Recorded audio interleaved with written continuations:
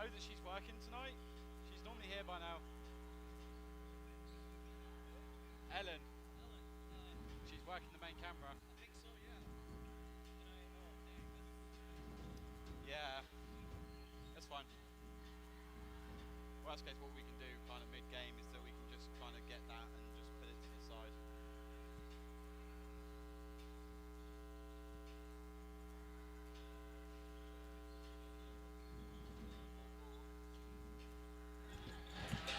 One, two, one, two, one, two, one, two. Yeah.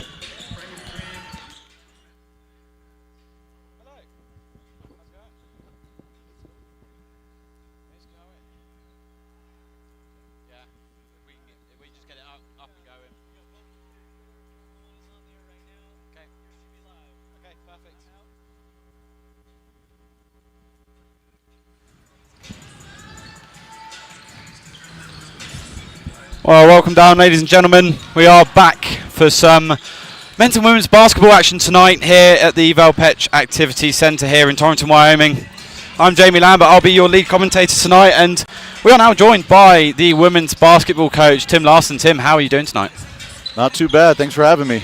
No, of course. So just kind of run me through so far. Like, your girls have had a very good start to the season. Obviously, you're 2-2, which it's been very good kind of looking at it, and your girls have looked very much in flow and really working as a team. So kind of just give me your take on the first 4 games of the season. Yeah, you know, we've done some really nice things. I think the most consistent thing that we can kind of hang our hat on is the defensive end. You know, I think we've played 16 quarters in the 4 games, and only 2 of those we've allowed more than 15 points in a quarter. So, you know, we're doing the job defensively, and it's just, you know, start to a season with a young team, that learning that offensive side doesn't always travel, and it can always be that fickle thing that comes and goes. And so if you're able to hang your hat on the defensive end, you always give yourself a shot.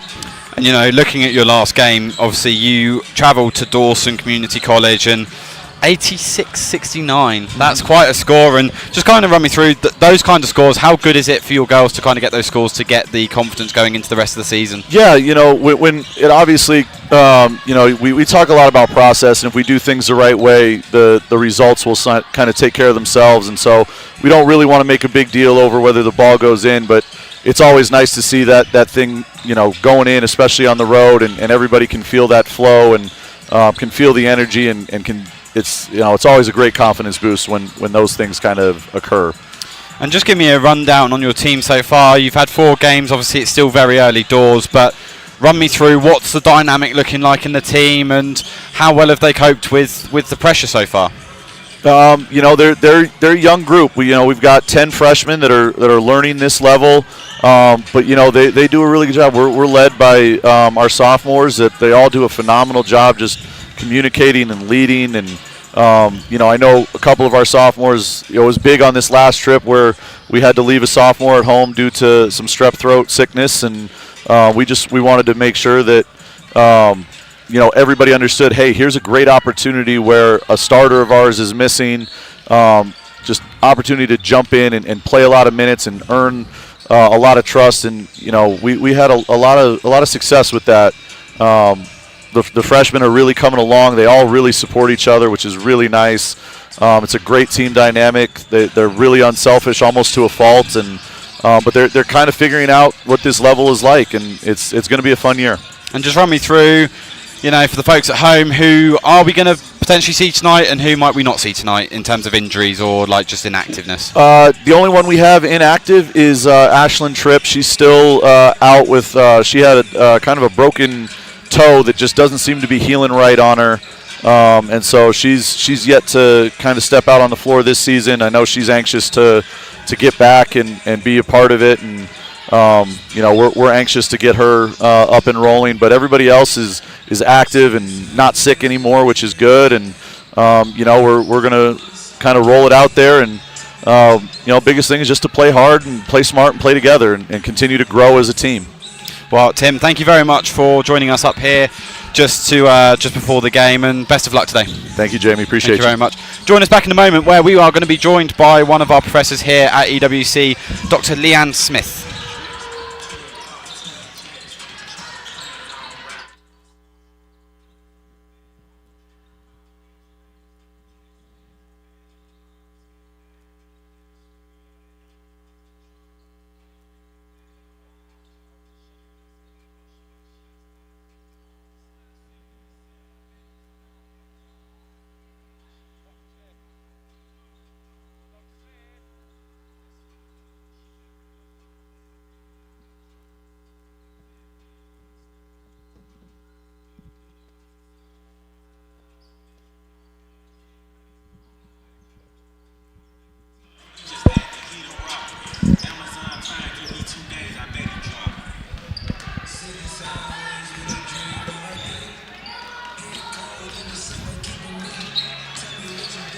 And welcome back, ladies and gentlemen. We've just heard from Coach Tim Larson here just before the game. We're now joined by Dr. Leanne Smith of the EWC faculty. Dr. Smith, how are you doing? I'm well. Good. So just kind of run me through, how many years have you been here at EWC? This is my 4th year. Your 4th year. So in your 4 years here, just run me through, how's it been kind of teaching here, and how have you found the community here? It's been great teaching here. First of all, I think the students are amazing. I've really enjoyed them. They've been very welcoming. I can't ask for better students. And as far as the community, I also feel very welcomed by the community. I've been accepted into the community, and it's a great place to be. And just kind of run me through, what for those that maybe are looking to enroll in some classes for next year, or even looking at, even further than that into the fall of 26, what kind of classes do you offer here as an education program here at EWC? Okay, so in the upcoming semester, we have some classes about special education, and we have a Foundations of Education class. The Foundations of Education class is a great opportunity for if you're perhaps a high school student and you want to see if education is something for you. That's a great place to start. And for even if you're a college student, you think, oh, I'm taking some other classes, maybe an ag major, but you might want to be an ag ed major, or maybe you're someone who loves math and you might want to look into teaching math. You might want to take a Foundations of Education class to see if you could combine those interests. We have a practicum and teaching class, and that's a wonderful class because that's one of the last classes that teachers or teacher candidates take, and they get to start being in the classroom more. So they get to start maybe teaching some more lessons and spending about 50 hours in the classroom. So that's a great achievement for students who have been here for a couple of semesters or a couple of years. And just kind of run me through, I know that obviously you are a teacher that likes to work really closely with her students, and one of them in particular is due to be playing tonight in Ariadna from Spain. Just kind of run me through how important is it for you to create those relationships with your students? Sure. Ari is one of my work studies, and it's been really fun to get to know her. It's so wonderful to get to meet people from different countries. You come to Torrington and you don't realize that you're going to get, like yourself, for instance, you're going to get to build those relationships with people from all over the world. When I became a teacher, I wanted to make a difference in my classroom. When I became a principal, I wanted to make a difference in my school and my community. And now, as a professor at EWC, I get to have an impact literally across the world. And that's not something that, when I was a kid growing up in rural Colorado, that I thought I would be able to do, is to cast a net quite that wide. So by meeting people like you and meeting people like Ari, I get to do that. Now, when Ari works with me, she gets to help me set up some of my courses. And one of the jobs that she has is she gets to help with the gamification of my courses. So she's been working a lot on making bookets. And you get to play some of those in our classes together.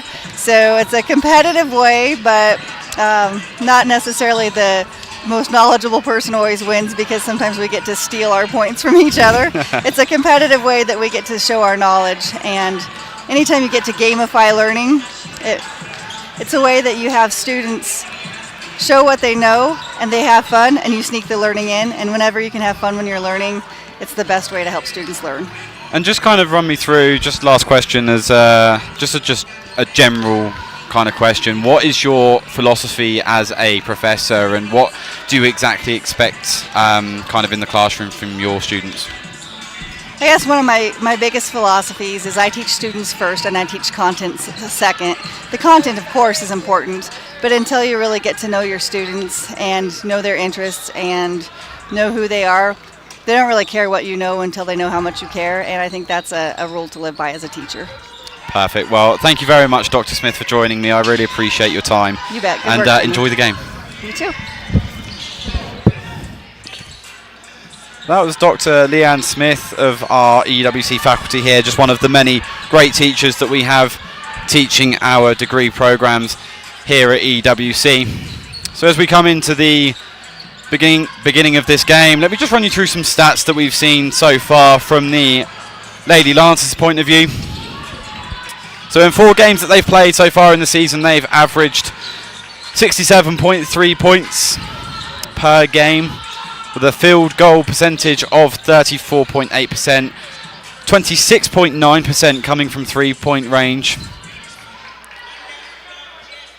66.7% from free throw range, and averaging a grand total of 45 rebounds per game, as well as 12.5 assists.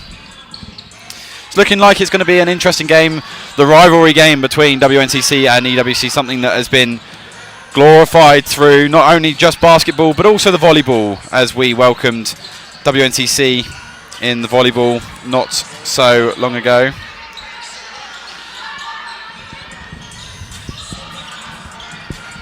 We're now going to be joined in a second by our head rodeo coach, Whit Peterson. He's sorting out the headset. Whit, how are you doing? Good. How about you, Jamie? Yeah, not bad, thank you. Just give me a bit of a lowdown about how your season's gone so far, and really how have your athletes been doing? Well, we had a good fall. Halfway through the season right now, we have 5 rodeos in the fall and 5 in the spring. So we had some success in the early going. Had a few really good rodeos, and then a couple of disappointing rodeos. But that's part of rodeo. And just kind of run me through, like, when you have those disappointing rodeos and ones that maybe just didn't quite go your way, how do you kind of pick your team up? How do they then respond to that? Oh, just go back to the drawing board at practice each week. College rodeo's a unique sport when it comes to athletics, because you've got all sorts of variables going on. You've got your horse, the horse that you're competing on, or the animal that you're competing on. The weather, it could be a nice day one day, the wind could be blowing 50 miles an hour the next day at an outdoor rodeo. Kind of similar to golf, you never know what's going to happen, and so, you got to do what you can do and prepare the best of your abilities, and know that some things are just out of your hands, and that you've done everything you can at the end of the day to prepare yourself. So that's what we do as a team, just practice as much as we can, and also make sure these kids are excelling in the classroom. So we've kind of moved to that stage of the season. We're getting all of our grades, make sure that all our grades are caught up, and we're working on our fundraiser for the rodeo team. The Black Jeans and Gold Buckle Gala, that's our 4th annual one coming up in 2 weeks. So that's what we're geared towards right now, grades and the fundraiser. And just talk to me a little bit about that fundraiser and how maybe the community that might be watching at home might be able to get involved with that fundraiser. So it's our fundraiser for the team. It's a dinner, a dance, a live auction, and a silent auction. Make sure this isn't Coach Smith calling to say that we're doing something bad online. So we sell tickets to the public. As of tonight, we only have 5 tickets left out of 400. So if you're listening and wanting to get a ticket, you could be one of those last 4 or 5 people to get a ticket. Like I said, we sold 395 now. It's an opportunity for the kids to come out and meet some of the public. We do, like I said, the kids donate items. There's people in the community that donate items. We have everywhere from hunts, rodeo tickets, Shine Frontier Days tickets, night show tickets, to rodeo memorabilia, a lot of Western art, jewelry, purses. So there's everything from tools to about anything a person can need or want. So holidays are coming up. It's a great opportunity to buy presents for somebody in your family. But yeah, it's a good opportunity. All the money that we use from the fundraiser goes towards to buy hay or feed for the livestock, for practice animals. We've bought practice equipment like a new side-by-side to pull our rope and dummy, our Smarty, our horse saver, our steer saver. This year we bought a brand new bucket machine for the rough stock team. We also put on a bronc riding, bareback riding school in the fall, or in the spring, in January. And then we also do have some professionals, some NFR qualifiers come in and help the kids, and I can subsidize some of that with some of our fundraising money. And just kind of run me through now, looking towards the spring, what is that going to look like for you, and what is it going to look like for your rodeo team? So we'll start practice the 1st of February. Kids come back in January, and then we'll get in the swing of things in February. And then our first rodeo starts in it's the 3rd week of March, and then our rodeo is the 4th week of March, last weekend of March, and then we'll go to Casper, CSU, and in the year at Laramie. Perfect. Well, Whit, thank you very much for your time, and I hope I wish you the best for the rest of the season and the spring season coming up ahead. Thank you, Jamie. Have a good one. Thank you very much. That was Coach Whit Peterson there of the EWC rodeo team. We're going to come back in a little bit where I'm going to take you through the rosters that you might be able to see tonight in tonight's game between the EWC Lady Lancers and the WNCC Lady Cougars.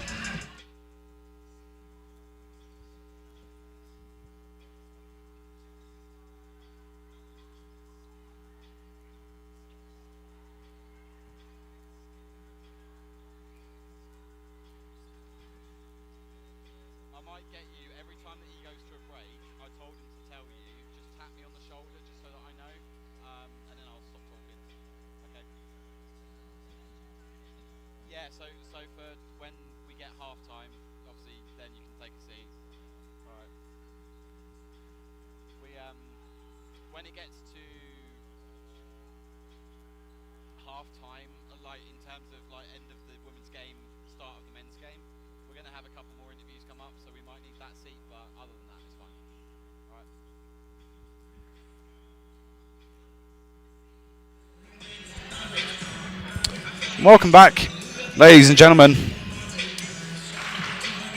As we look here, we are getting ready to go. We are T-minus 3 minutes till the start of the announcement. So this will be a perfect time for me to take you through the rosters for your Lady Lancers and the Lady Cougars. We will start with the visiting Lady Cougars. Number 3, Dunja Stankovic. Number 4, Gisenna Ray Del Torre. Number 5, Ruth Lively. Number 13, Anaya Burton Hernandez. Number 21, Selena Donio. Number 22, Verilyn Aviles. Number 23, Charisma Johnson. Number 24, Josephine Zippolina. Number 32, Ella Chestacati. And number 33, Bryn Sybrant. And for your hometown Lady Lancers, number 0 from Torrington, Wyoming, Olive Osmera. Number 1 from Aurora, Colorado, Eliza Davies. Number 2 from London, England, Ria Saga. Number 4 from Levin, New Zealand, Taisha Tanira. Number 5 from Houston, Texas, Madison Bush Lewis. Number 10 from Denver, Colorado, Morgan Williams. Number 11 from Limerick, Ireland, Lucy Devoy. Number 12 from Taronga, Spain, Ariadna Martinez. Number 13 from Les Cruces, New Mexico, Lorena Villarreal. Number 14 from Denver, Colorado, Alexandria Mims. Number 15 from Bridgetown, Australia, Tessa Kilchenman. Number 21 from Madrid, Spain, Yaitha Paredes. Number 22 from Casper, Wyoming, Casey Parks. Number 24 from Salt Lake, Utah, Ashlyn Tripp. And rounding off your Lady Lancers, number 25 from League City, Texas, Shamari Smith. We are T-minus 40 seconds from getting the game started. We're going to start off with the announcements, and obviously we're going to honour our veterans here. It is Remembrance Day across the world as we remember the sacrifice given by those who gave up there today for our tomorrow, fighting in conflicts all over the world. I believe we're going to have a special performance as well of the national anthem as I tune out so we can listen in to the announcements before the game.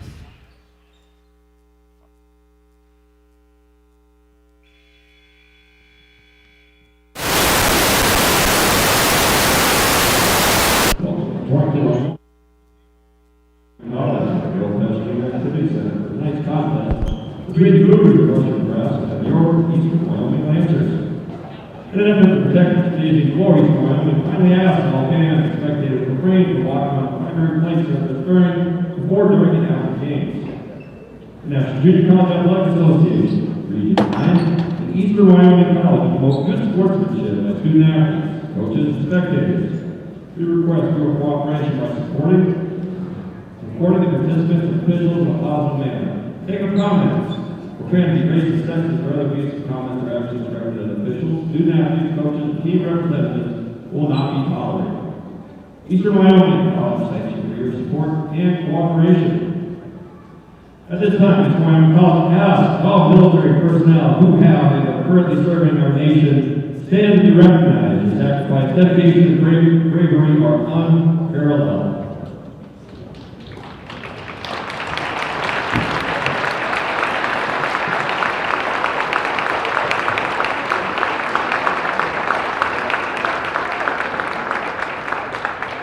Now, if you would please join us in a moment of silence in remembrance of all military personnel who are no longer with us, but whose spirit continues to embody the greatness of our nation.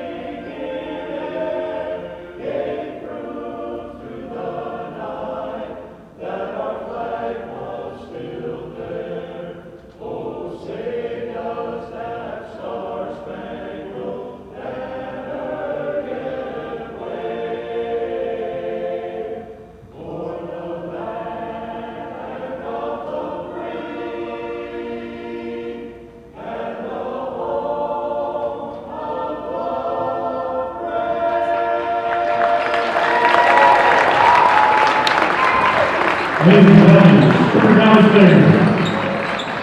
Welcome to the downstairs for veterans and represent both The national anthem there being performed by the veterans in the local area, and all veterans watching at home, we are thankful for your service.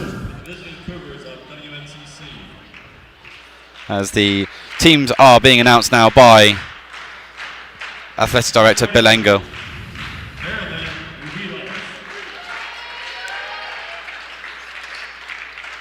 Number 23, Charisma Johnson.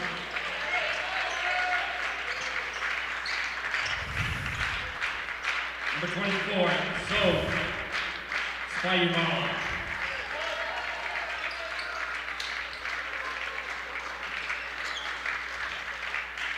Number 32, Ella Chestativo.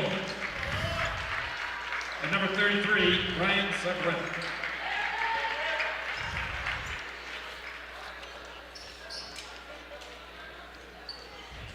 And now for your hometown Lancers, starting at the guard, number 2, Rick Sink. Starting at the middle guard, number 5, Madison Lewis. Starting at the middle guard, number 1, Lucy Boy. Starting at the forward, number 21, Nigel.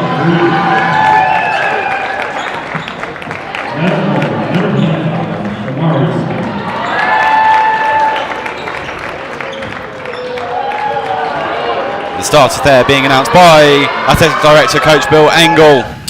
We are going to reiterate over those for you. So for the Lady Cougars, it's going to be number 22, Verilyn Aviles, number 23, Charisma Johnson, number 24, Josephine Zipolina, number 32, Ella Chestacati, and number 33, Bryn Cybrant. And for the hometown Lady Lancers, it's going to be number 2, Ria Sager, number 5, Madison Bush Lewis, number 11, Lucy Devoy, number 21, Yaita Paredes, and number 25, Shamari Smith. We're going to get ready to tip off here. Shamari Smith fighting for the Lady Lancers there, and she gets the ball. Filter back to Madison Bush-Lewis. So Lady Lancers are going to want to try and get this first quarter off to a very quick start. There's Bush-Lewis there. Going inside to Lucy Devoy from the beyond the arc. Just catching the rim. It's going to be a chance for the Lady Cougars to come forward for the first time in this game. It's going to be ruled as a tip-off of Ria Saga there.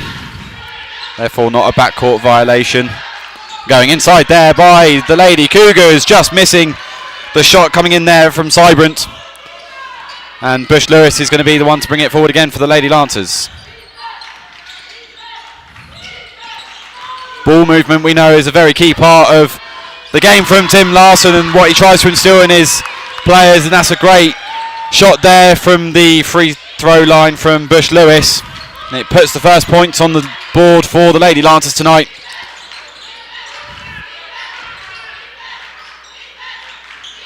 And the coverage by Shamari Smith. The three-pointer then coming in from the Lady Cougars.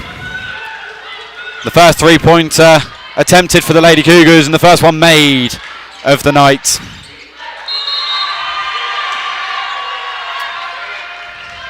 It's going to be a fair ball there, contested between number 5 of Bush-Lewis and number 22 of Verilyn Avilés. It's been a very vibrant start to the beginning of this game. And one nice thing about this rivalry game here today is we have quite a few people in the bleachers supporting on either team, and that's going to be a turnover there by Western Nebraska, and it's going to be a reception there by number 21, Yaita Paredes, who goes for the two, just misses the rebound there from Shamari Smith, and the attempt's just missing there, just hitting the rim. A quick break on for Western Nebraska.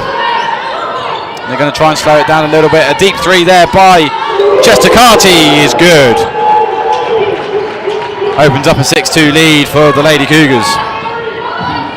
Yaita Paredes coming forwards quickly from around about the free throw line and not quite having the effectiveness. Now the Western Nebraska Cougars will come forwards. And number 23 there is going to be judged out of bounds by the official. It's going to be a turnover for Chester Carty.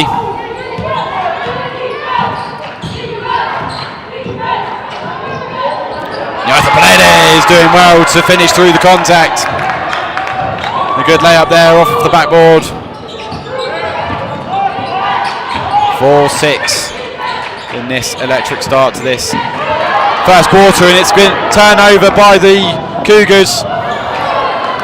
Equally subsequently turned over by Yaita Paredes after stealing the ball.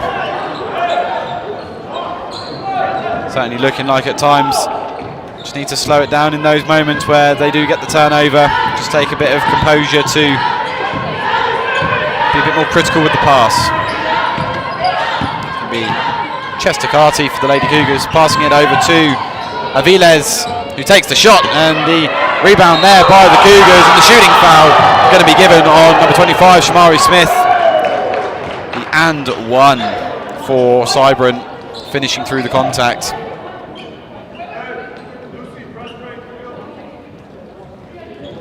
First free throw of the game, and it's going to go the way of the Lady Cougars.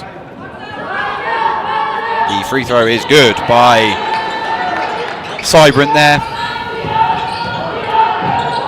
Bush-Lewis immediately getting the ball over to Lucy Devoy.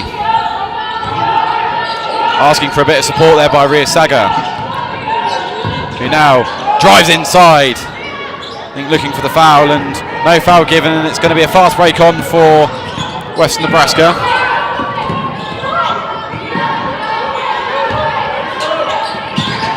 Over to Chester Carty.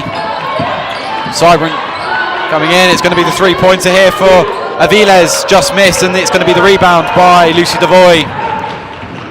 Coming forward for the Lancers and just wanting to slow down the play, getting into the attacking half. Paredes faking and attracting the foul there off of number 22, Verolyn Aviles. The blocking foul.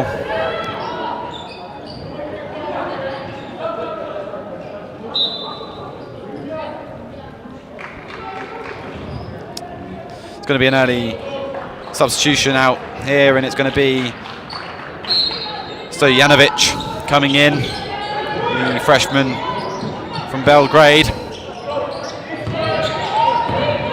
Lucy Devoy going out to Ria Sago, who then flicks it to Yaita Paredes for the three, just falling short.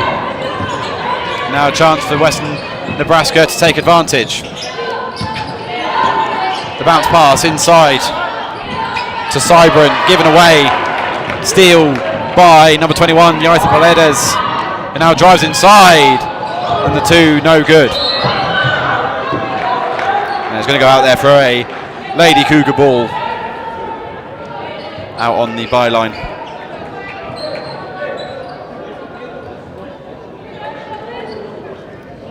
So we are nearly halfway through this first quarter.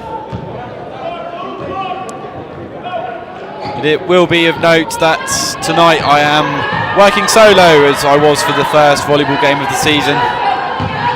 Naturally, my colour commentator of past, Bill Engel, obviously will be coaching his team tonight, so he is naturally occupied with other priorities.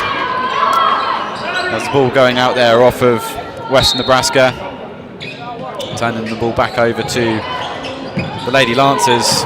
Lucy Devoy with a chance to go forwards here.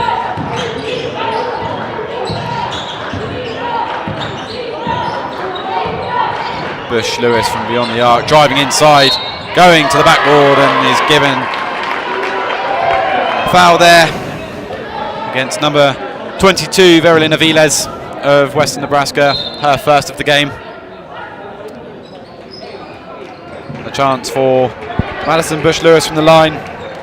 Shamari Smith there being subbed out for number 12, Ariadna Martinez, sophomore from Spain. Bush Lewis will have 2 attempts from the free throw line here. The first one is good.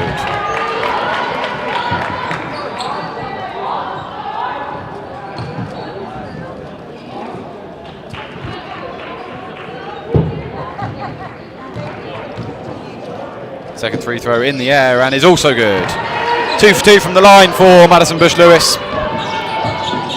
It's one thing I touched on before the game from the free throw line. We were at 66.7% for the season, and one that I think that, having spoke to Coach Tim Larson before, it's one thing that he's really focused on with his girls, about making sure that when they have the opportunity to get some, as some might regard it, 3 points, that they take as much advantage of that as possible. The nice spin move there from Bush Lewis, handing it off to Lucy Devoy, and that's a fantastic move by the Lady Lancers. The assist there coming in from Madison Bush Lewis. Just everything about that move, smooth in transition. And nearly an unforced turnover there by Western Nebraska, but doing well to put themselves back into their system. Now the three-pointer from beyond the arc is short by Aviles.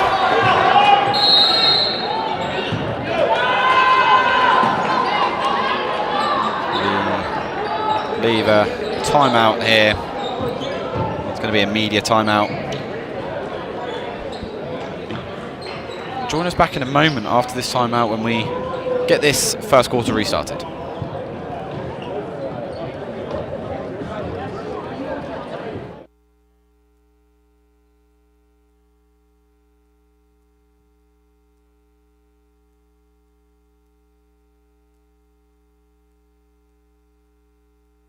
Wyoming, where hard-working hands build incredible things. Built this thing from the ground up out of nothing.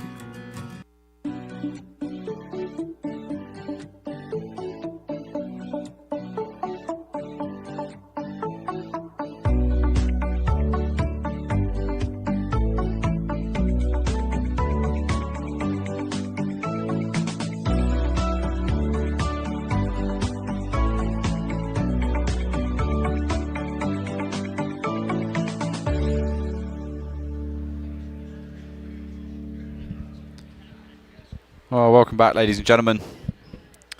We are just about halfway through this timeout.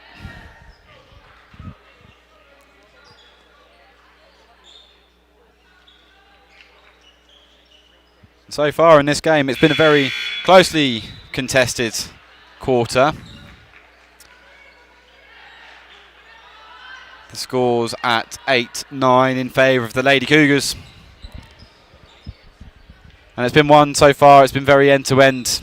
It's been one that there's been a few turnovers on both sides of the ball, and so far the Lady Lancers in transition have looked very good, and it's a turnover there by Lucy Devoy, stolen by Stojanovic. And the foul there forced by the Lady Lancers by Ria Saga. It's going to be a chance from the line for Dunya Stojanovic. There's good presence of mind there to steal the ball away, and one that I think maybe Lucy Devoy wasn't entirely aware of. And the first free throw is good for the Lady Cougars.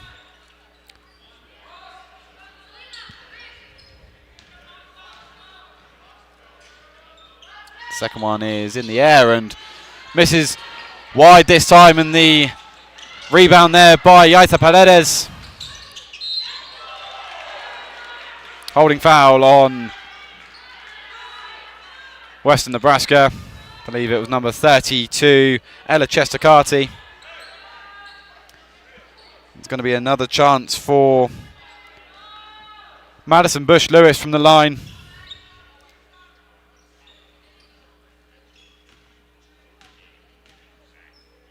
First free throw is in the air and is good.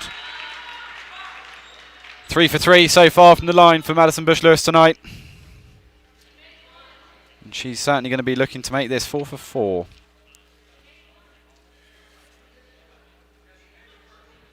There's a bit of deliberation here going on at the scorers table.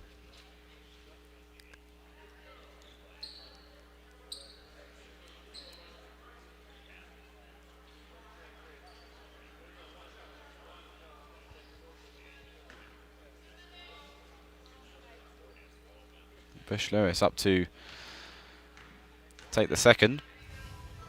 In the air and is good again, and it's 4 for 4 for Madison Bush-Lewis from the line.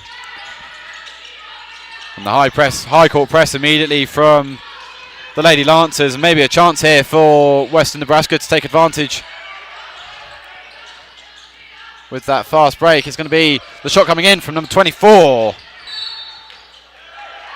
Missed and turned over by Western Nebraska. It's going to be a Lady Lancer ball here. Zippolina just not quite being able to get a hold of it. And it's going to be a substitution here. Zippolina actually coming out now for Della Torre.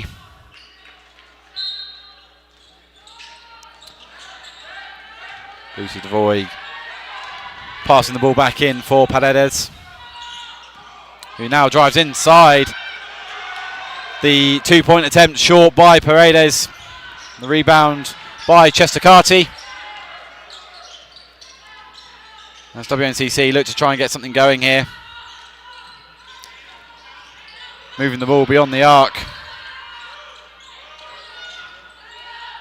And talking to Tim Larson before the game, one of the things that he was really proud of his team on were the defensive performances, and certainly been applying a lot of pressure on the Lady Cougars so far tonight.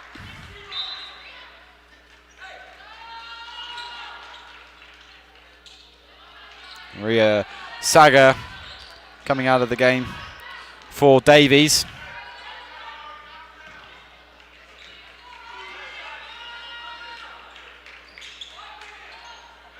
There's a bit of a confusion here. I think there's going to be 2 free throws for Ariadna Martinez now.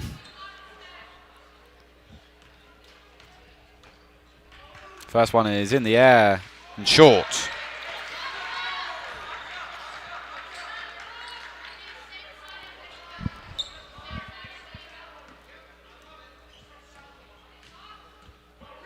Ariadna Martinez for the second. Swishes that down and makes sure that she doesn't go 0 for 2 from the line. Makes it an 11-10 game in favour of the Lady Lancers with 3 minutes left on the clock here in the first quarter. The stretch there from Bush Lewis, trying to steal the ball away from the Lady Cougars. Not quite enough on it though.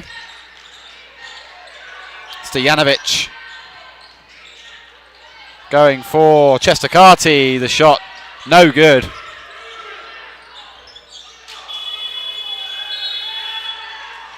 And shot clock violation there, not hitting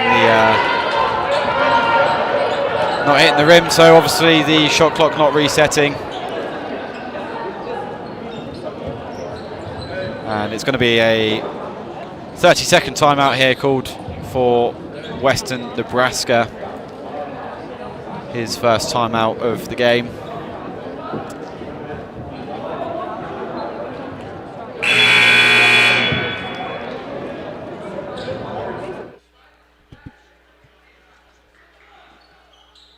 Wyoming.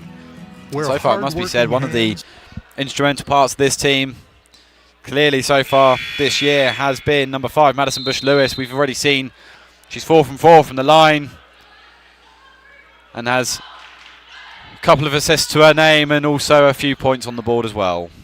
Should be up to about 6 points by now, 4 from the line, and made the first 2 points of the games for the Lady Lancers. As Bush Lewis is going to be driving the ball forward again. Yaitha Paredes doing well to snatch that away from WNCC. Bush Lewis for the 3 and just hits the rim. Paredes doing well to rebound the ball. And that there was swatted by Ariadna Martinez, and it's going to go out for a Western Nebraska Lady Cougars ball.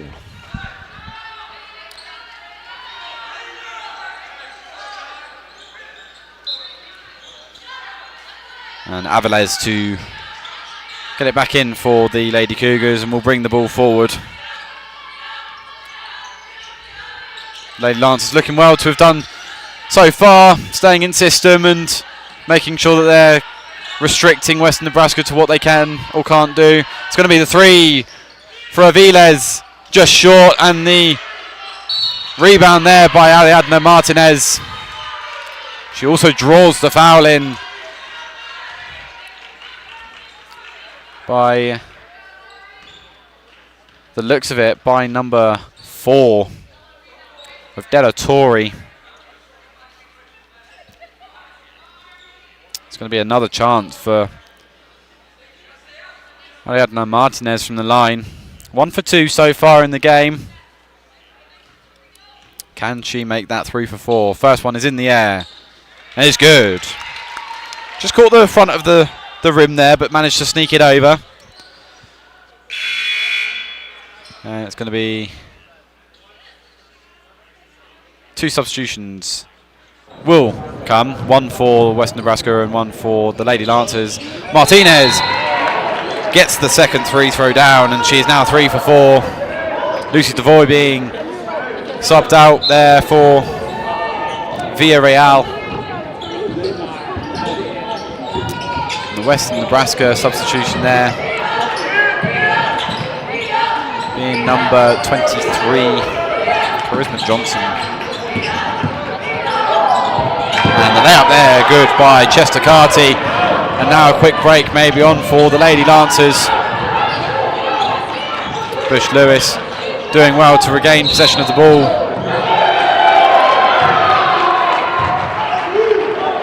And the foul there being called number 21, Yaitha Paredes. In fact, that might have been on Ariadna Martinez, which will be her first of the game. Who's now also subbed out for number 1, Davis.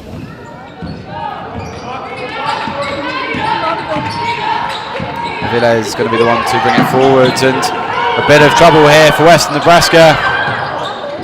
Had to get it out and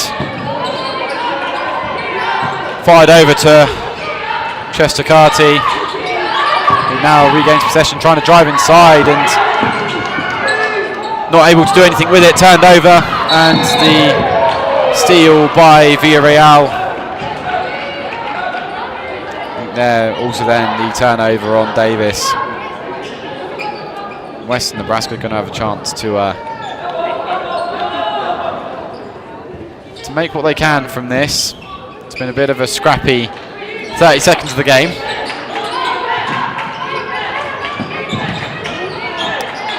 Over to De La Torre, now Johnson. And the tip there from Paredes.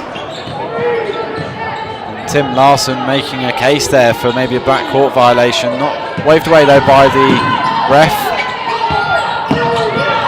Now Chester Carty driving inside, flicking it back out to De La Torre, which is good off the backboard. Makes it a 15-13 game in favour of the Lady Cougars. Davis looking for an avenue forward. She goes to Paredes, who drives inside, trying to get it across court. Just swatted out by the Lady Cougars. 17 seconds left on the shot clock, 18 left on the game clock for the remainder of this first quarter. It's going to go over to Villarreal, just wide of the mark. And now Chester Carty to come forward for the Lady Cougars, laying it up. The shooting foul given, finishing through the contact, and she's going to get the and one.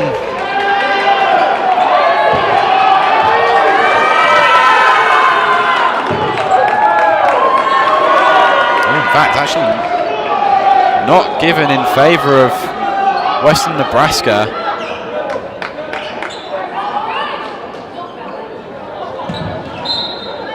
I wish I could tell you what that was for, but unfortunately I couldn't see the call from the referee.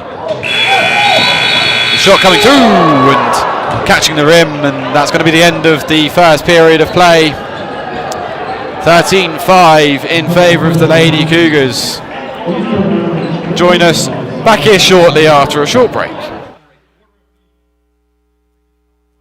Wyoming, where hard-working hands build incredible things. Built this thing from the ground up out of nothing. Gave it everything. Now look at what it's given back. We know you put your heart into your business because that's what Wyomingites do. As a local bank, we put our hearts into helping you because we're not just a bank in Wyoming. We're Wyoming in a bank. Pinnacle Bank, the way banking should be.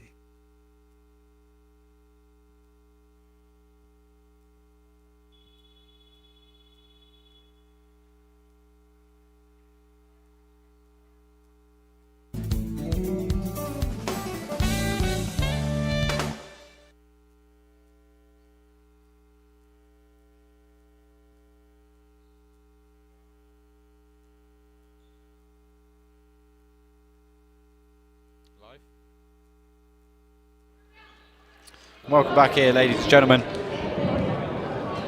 A very eventful first quarter there by both teams. Closely contested, and the Lady Lancers there just falling to a 2-point deficit after the first quarter. A lot going on there with the scoring table. But nevertheless, the Lady Lancers coming out of this quarter need to find something in this second quarter, just not quite being able to have the freedom around the bucket as I think that they would have hoped. Nevertheless, we are ready and set to get this second period underway. Very quickly out of that break, only taking about a minute and a half at best.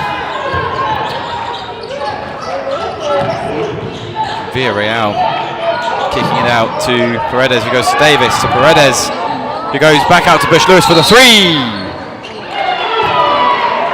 And the foul being given against Bush Lewis, and it's going to be a turnover for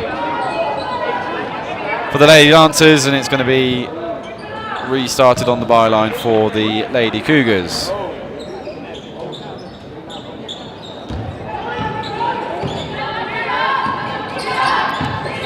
Aviez coming forward for the Lady Cougars.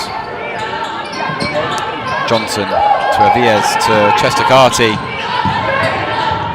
And the layup there is good by Cybrant to make it a 17-13 lead for the Lady Cougars. Davis coming forward for the Lady Lancers though. Here is Bush Lewis, who kicks out to Paredes, who drives inside, looking for the layup, which is good, but the foul being given before the shot was away. Foul given on number 22, veteran Aviez, her second of the game. It's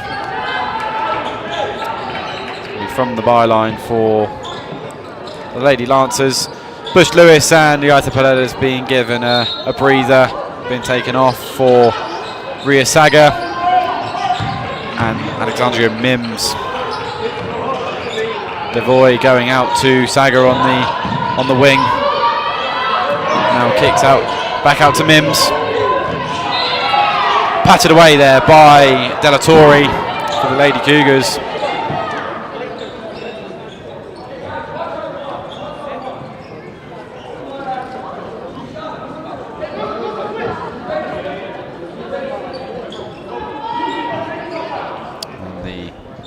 Shot clock there being accidentally restarted back at 30 seconds. And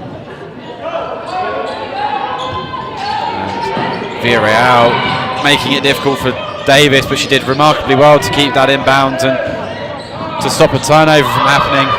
Patted away by Charisma Johnson, and it's going to leave 7 seconds on the shot clock for the Lady Lancers. Coach Larson making that very well known to his team. Lucy Devoy going to be the one to get it back inbounds. Villarreal picks it up. Got 5 seconds left on the clock for the Lady Lancers. Kicks it out to Ria Saga off the backboard. It's going to be a shot clock violation. And the chance there for the fast break for the Lady Cougars. Not being allowed because of the shot clock there.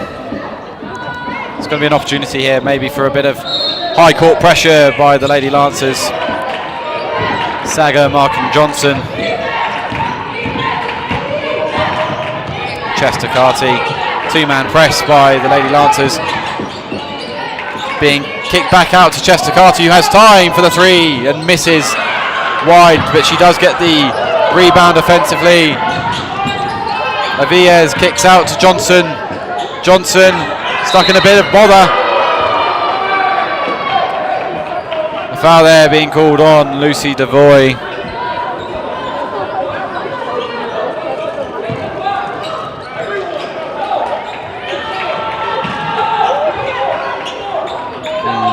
Called on, I believe, handling.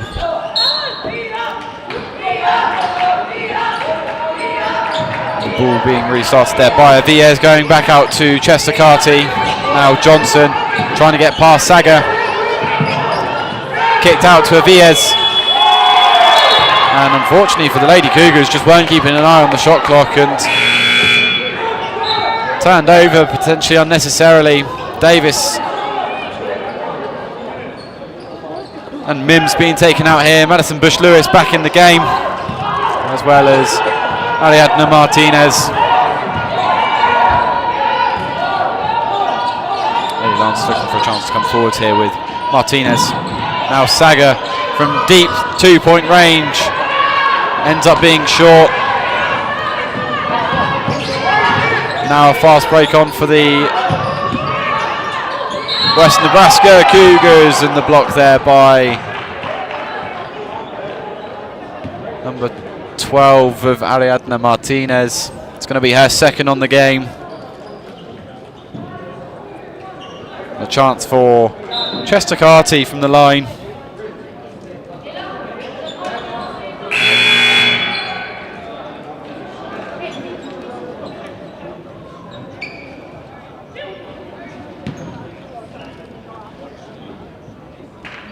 First one in the air by Chester-Carty is good. Made that ever satisfying sound off of the back of the rim. Second is good as well. Substitution coming in here for the Lady Cougars. Chester Carty being subbed out for Stojanovic. Bush Lewis doing really well there to get that back to Lucy Devoy. Bush Lewis going to be joining the attack a bit later on. Devoy as an option for Bush Lewis. Devoy there turned over. The steal by Charisma Johnson. Navies.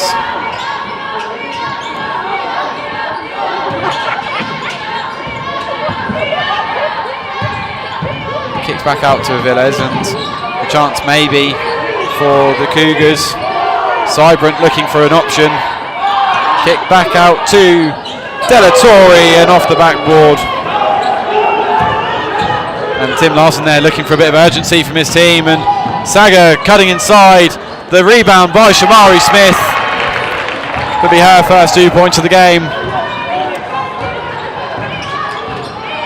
These are the first points of the Lady Lancers of this second quarter, and it's a 15-22 game in favour of the Lady Cougars.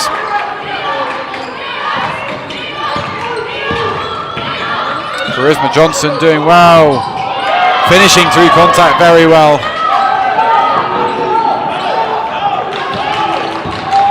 Again, Tim Larson looking for a bit of urgency from his Lady Lance team. Lucy Devoy to Saga, going to Smith, now Villarreal. To Bush Lewis for three, is good! First made three for the Lady Lancers tonight. So it makes the score 18-24, and the Lady Lancers maybe making way and getting a way back into this game. Aviles.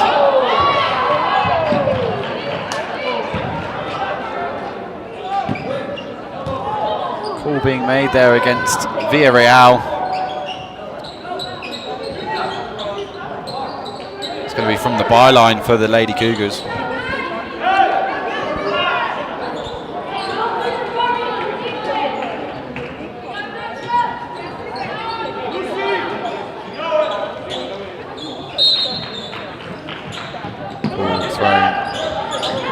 Inbounds to Stojanovic, to Johnson. Kicked out to Della Torre. Hits the rim, but the rebound there by Cybrant.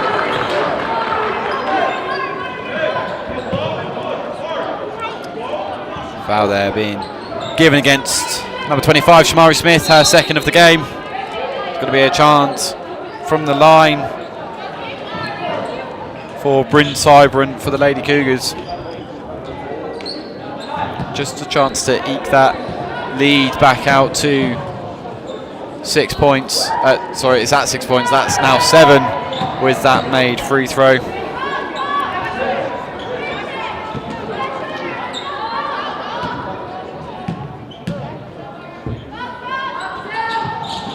And it's a good set of free throws there by Cybrant, 2 for 2. And Bush Lewis trying to get this restarted quickly for the Lady Lancers. Paredes going back towards the middle, and the pass there being turned over. The steal being given there to Charisma Johnson. Now kick back out to Chester Carty. Driven forwards by Stojanovic. Being judged not to have sufficient room, and it's going to be another call against Shamari Smith, as she is now subbed out of the game in favour of Mims, number 14. Must be said, so far in this second quarter, it's been a bit of a slower start to this second quarter for the Lady Lancers, as the first free throw by Stojanovic is good. Chance for the Lady Cougars to get a 10-point lead here with 5 minutes left in this second quarter, and it is 2 for 2 from the line for Stojanovic, who is now subsequently subbed out of the game in favour of Selena Donio and Burton Hernandez. And here comes Paredes for Lucy Devoy. Kicked out to Lewis. Bush Lewis going back in field for Devoy, and that's a really good move. A link up that they've been working on evidently in training between Bush Lewis and Devoy. It's worked well for them so far, the pairing. The 3 there from Della Torre, no good. Ball given in favour of the Lady Lancers. Looks like it would have been off of number 21, Selena Donio. There's going to be a timeout here, and maybe one that was necessary for the Lady Lancers just to regain their footing in this game. There's going to be a chance for teams to talk over things, to get some things ironed out from the Lady Lancers' point of view, not having a lot of success around the bucket.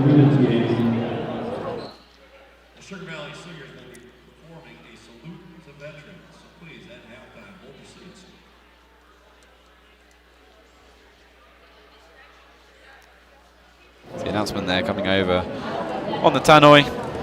There will be a salute to veterans at half time.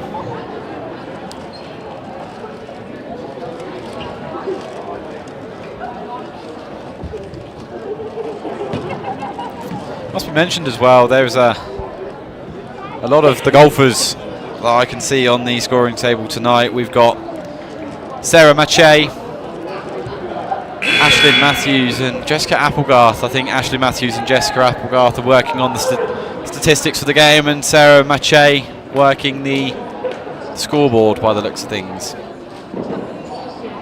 With volleyball star of the team, number 16, Annika Cantrell there. She definitely had a time in the spotlight whilst we were commentating on the volleyball games this season, providing a lot of good moments and recently putting pen to paper to move on to her 4-year institution. So we wish Annika Cantrell the best of luck with that. And Lucy Devoy draws in the foul there by, I believe, Chester Carty. In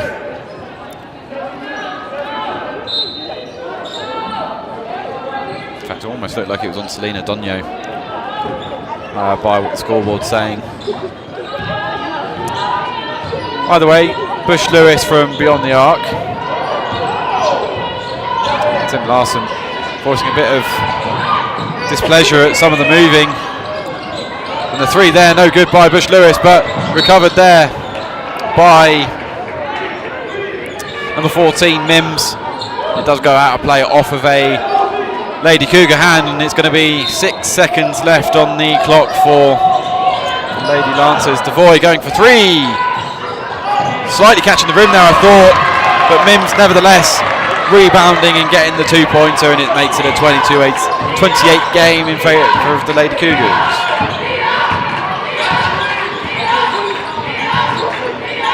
Certainly feels like in this second quarter both teams have slowed down a little bit. The Lady Cougars really signing off where they finished off at the end of the first quarter, making some important buckets. But ever since then, just both teams slowing down. The 3 for Chester Carty is no good, but the rebound by Western Nebraska. Players having to ignore the shot clock. Chester Carty getting some instructions to her players. Travel being called on Chester Carty, and I think there was just a hand up to her coach apologising for the turnover.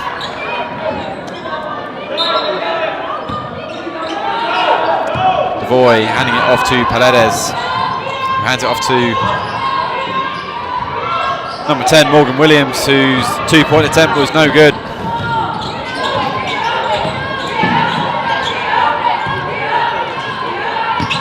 Out to Chester Carty for the Lady Cougars, back inside for Cybran, and a fair ball being given in favour of Western Nebraska. So it's going to be a sideline ball.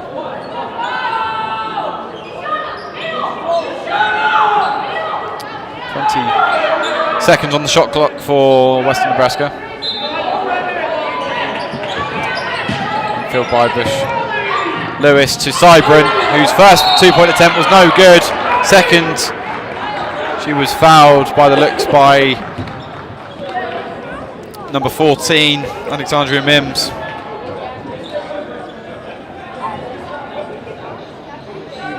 It'll be another 2-point or 2 attempts, from the free throw line for Western Nebraska. For Cybran, the first one in the air is good. Can she make it 4 for 4 on the free throw so far for her? Cybran, second one is in the air and is good, in the back of the rim, and so far being very clinical from the free throw line have the Lady Cougars.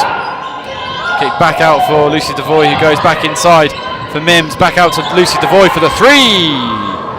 Just catching a bit too much of the rim.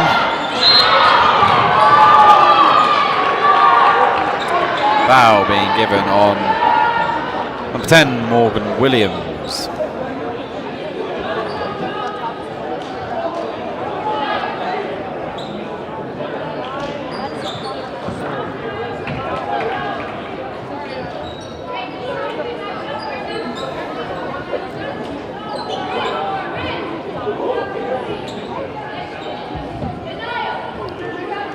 Well, the first trip to the line for Burton Hernandez tonight for the Lady Cougars, and this is for the chance to again open it back out to a 10-point game. First attempt is no good.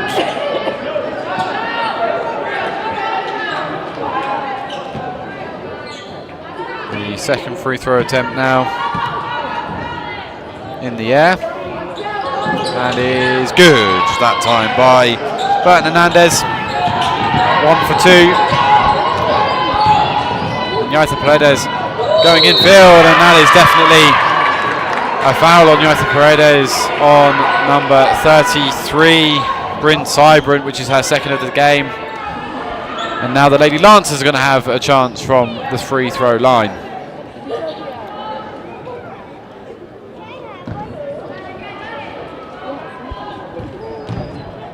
Paredes doing a good job there of faking her moves, and the first free throw is good for Yaita Paredes. The second one just catching a bit of the rim on the right and staying out with a Western Nebraska rebound. Stellatori coming forwards. So they're going to be Burton Hernandez to pick it up. Chester-Carty to Johnson. Stellatori looking for a way through. Burton Hernandez turned over by Burton Hernandez and stolen by Mims. Yaita Paredes going forwards for the 2 is no good. The ball is going to be off of, look like Bryn Cybran, and it's going to be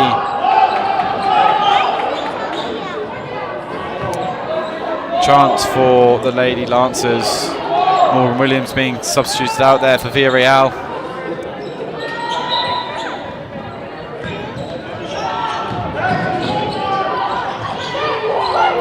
Going to Bush Lewis for 3, he's just short, and staying on top of the backboard, and is going to be given to Western Nebraska.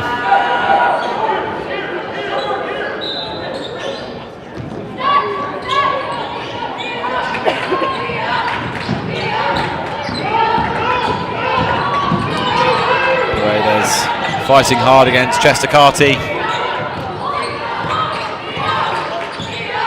wants a little bit more out of her players.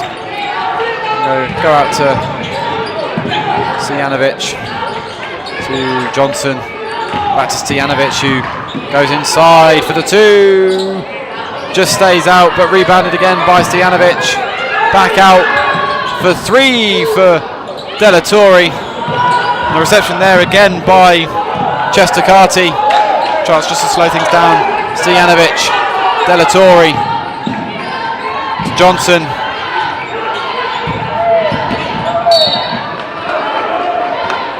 And the foul there being given against number 21, Yaitha Paredes, which is going to be her first of the night. Chant for Stojanovic, 2 for 2 at the moment from the line. And again, the chance to open it up to a 10-point game. Stojanovic's first one is good.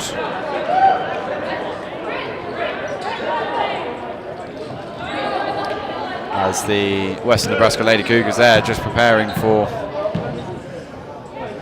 their defense.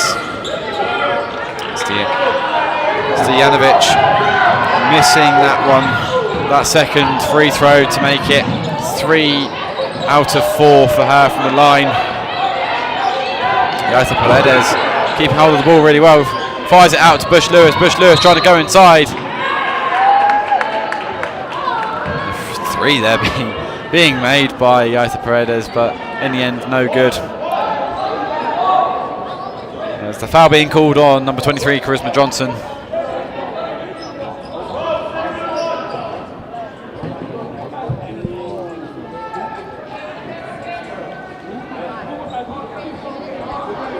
Shot clock being reset there to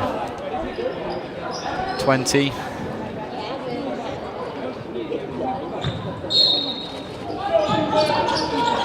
Bush Lewis, he fires out to Lucy Devoy. That was very close, but out to Villarreal in 3-point range. Going out to Yaitha Paredes, who tries to go inside. Now back out to Mims. And out, ruled out off of number 33, Bryn Cybrant, which is going to leave 5 seconds on the clock for the Lady Lancers to get something.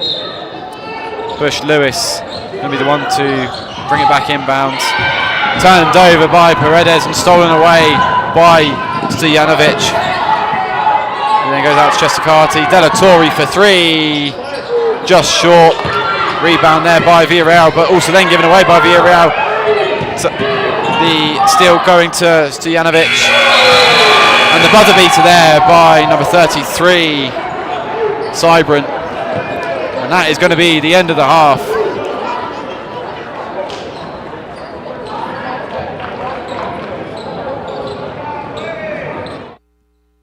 Wyoming, where hard-working hands build incredible things. Built this thing from the ground up out of nothing.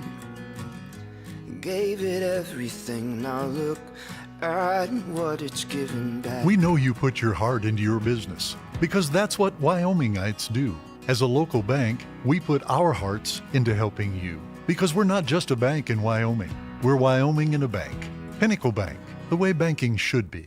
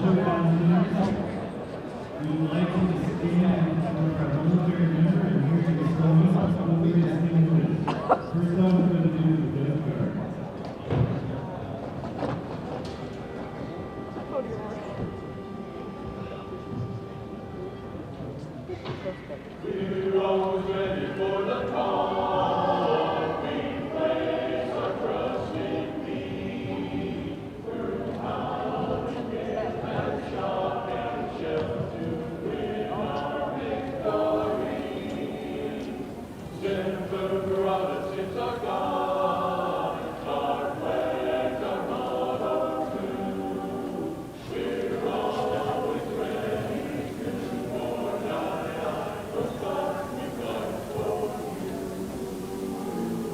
U.S. Marine Corps.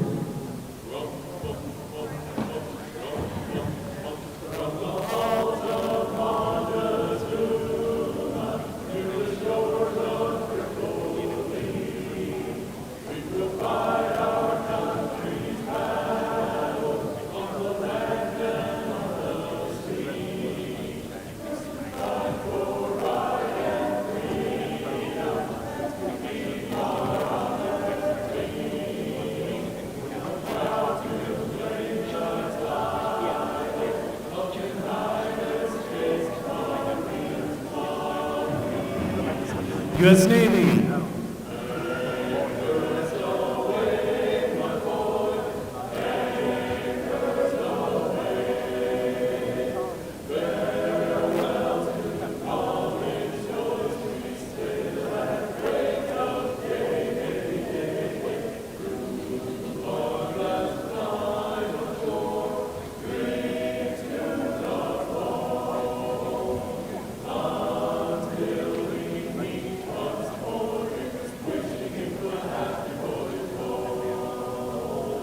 U.S. Army.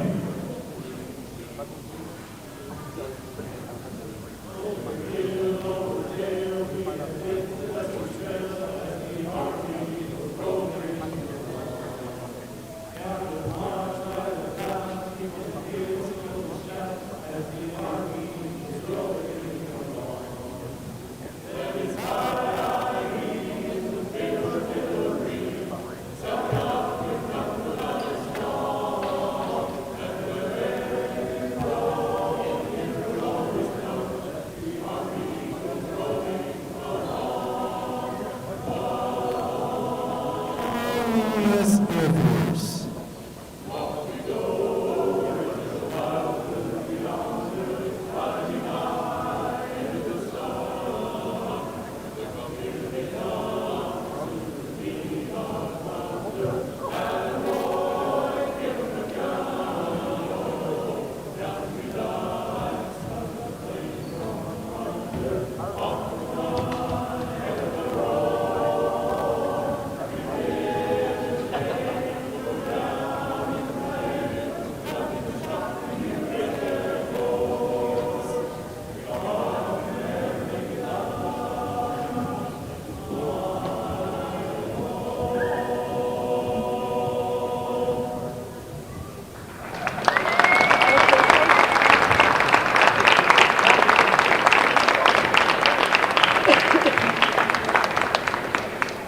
Well, I certainly hope that you enjoyed that, because I think everyone in this gymnasium did.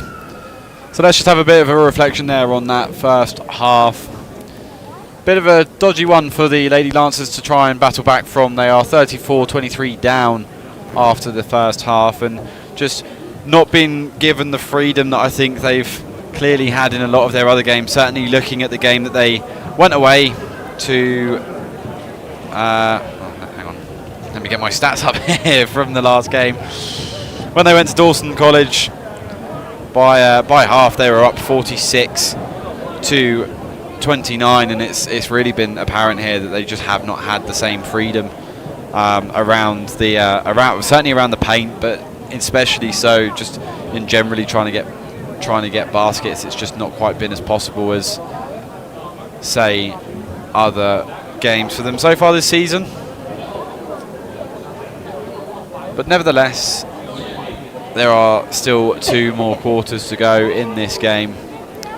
And looking back at that Dawson Community College game when they won 86-69 in that third quarter, after being up, as I say, 46-29 after the first half, they then actually lost that third quarter 22-25. Gave up quite a few more buckets in regards to Dawson. And certainly in this game so far, they've probably given up a few more buckets around the paint than I think they probably would have anticipated. And I've already started my list. They've also been giving away a lot of fouls too. and giving away a lot of free throw opportunities, which I think is something that Tim Larson's probably going to be looking at and is going to be talking to his team about thoroughly.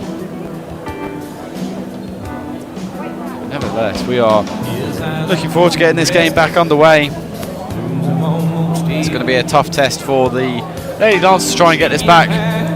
Be sure to stay tuned after this Lady Lancers game as we, first and foremost, get ready for the men's basketball game against the Western Nebraskan Cougars. But we're also going to have some more interviews.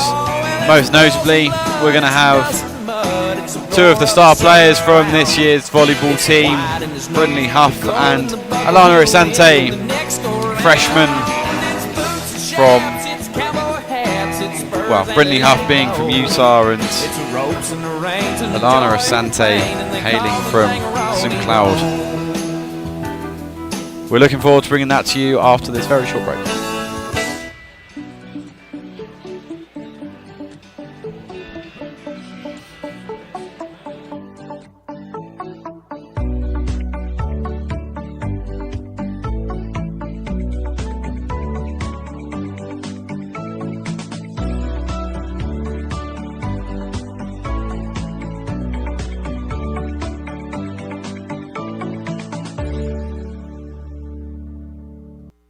Hi, my name is Bowden Leodal. I'm a sophomore at Eastern Wyoming College, majoring in pre-health sciences.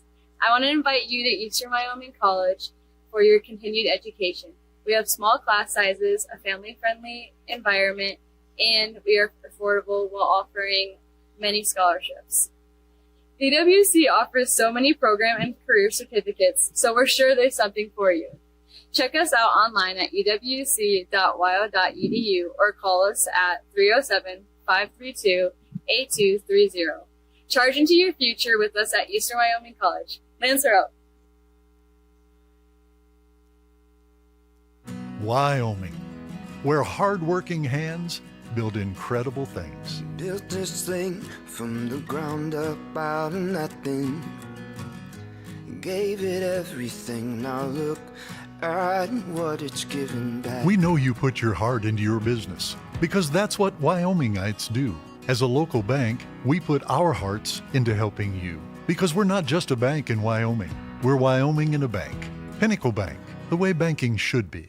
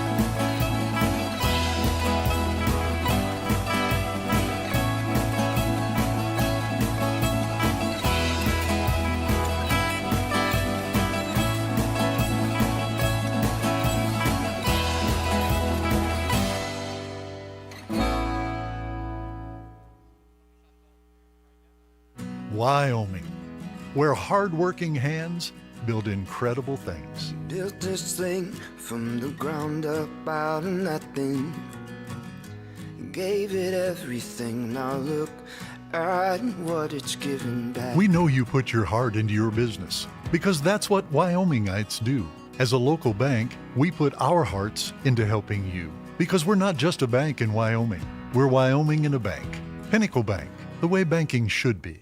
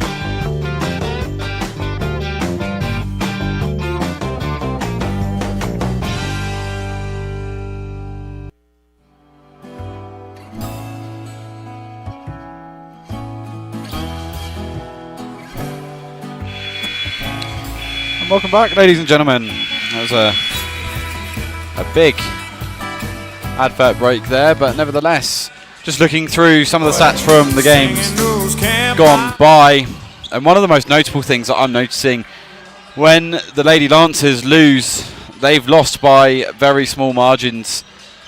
Their 2 losses at the moment having come on the first day of the season at McCook. They lost 49-44. And their second loss of the season coming at Miles Community College, losing 58-50. It's been a very noticeable note that actually, you know, in those 2 games they've only lost by 5 points and then 8 points apiece. And when they win big. I mean, when they travelled to North Platte, which was their first win of the season, they won 89-52. So quite a comprehensive victory there. And then equally at Dawson Community College, another comprehensive victory of 86-69. So it's one of those things with the Lady Lancers at the moment, it seems as though they just are making a job of, when they're winning by a big margin, and when they're losing, they're making sure that they're keeping themselves in the fight. And to be fair, a lot of those games I've been watching from the comfort of my own room, and the one thing I could notice from certainly my standpoint was the fact that they never really give up on it. They always stay committed as much as they possibly can. Must be said, we have had a massive influx of people into this gymnasium, which is a fantastic thing to see. We are about a minute away from getting restarted here, and we can see the Lady Lancers there just doing some work on some 3-point range efforts.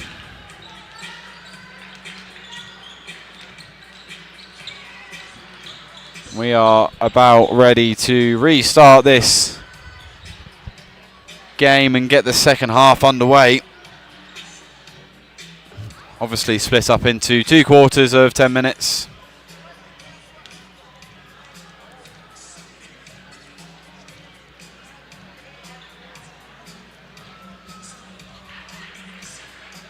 And just the final preparations there coming in from Coach Larson, giving his team the debrief before sending his girls back out into battle against the Lady Cougars.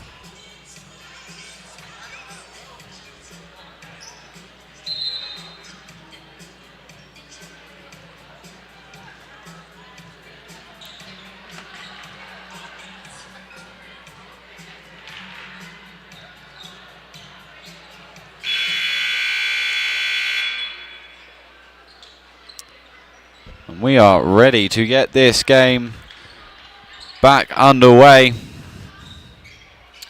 It's going to start out with a line out by EWC.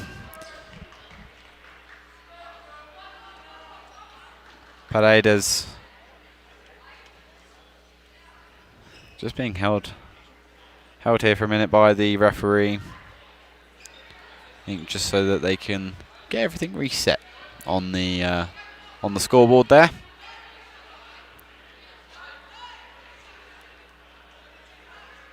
Just making sure that the timeouts are correct, making sure that the score is correct.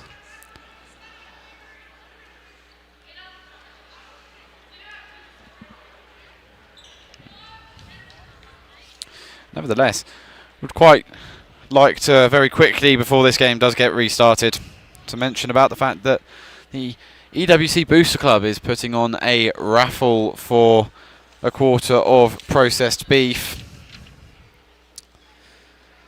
And just for $25 per ticket, it is your chance to get a quarter of processed beef, which is going to be able to be specified to the winner as to how they want their processing preferences. And anyway, we are going to get this game restarted again. We will cover over that announcement a bit later on, as Bush Lewis, fresh out of the half, looking to make an impact going infield, and Yaith Paredes not quite on the same wavelength as Bush Lewis there, and it's going to go out on as a turnover on Bush Lewis. And the chance for Western Nebraska to come forward for the first time this half.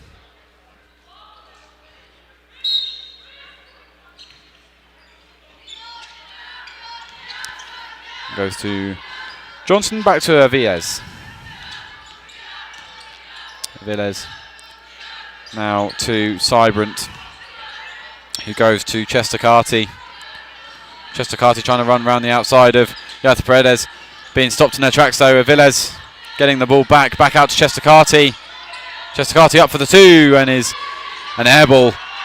And Bush Lewis is going to bring the ball forward here. Lucy Devoy to Bush Lewis, handed off really well. Bush Lewis trying to go to the basket.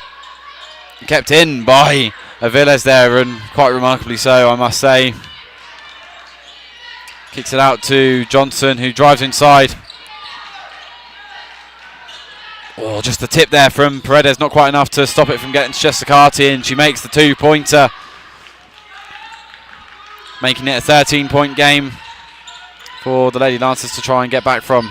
Yaita Paredes going infield, going back out to Saga, who takes the 3, hits the rim, just a bit long, and it's going to be an easy 2 for Yaita Paredes. Really well switched on there by Lucy Devoy to get the pass off to Paredes. 36-25 in favour of the Lady Cougars. Villes, the bounce pass to Cybrant. Now to Delatorre. Villes kicking it out to Chestercarty, who goes inside for Cybrant, who makes the 2-pointer. Back and forth game right now. Bush Lewis, not quite aware by the looks of it of Bush Lewis on her tail. And the 2-pointer there by Paredes, just long, but the rebound and the putback by Shamari Smith. Both teams coming out and scoring in the third quarter so far. That is a mistake on the scoreboard. It is definitely the third quarter.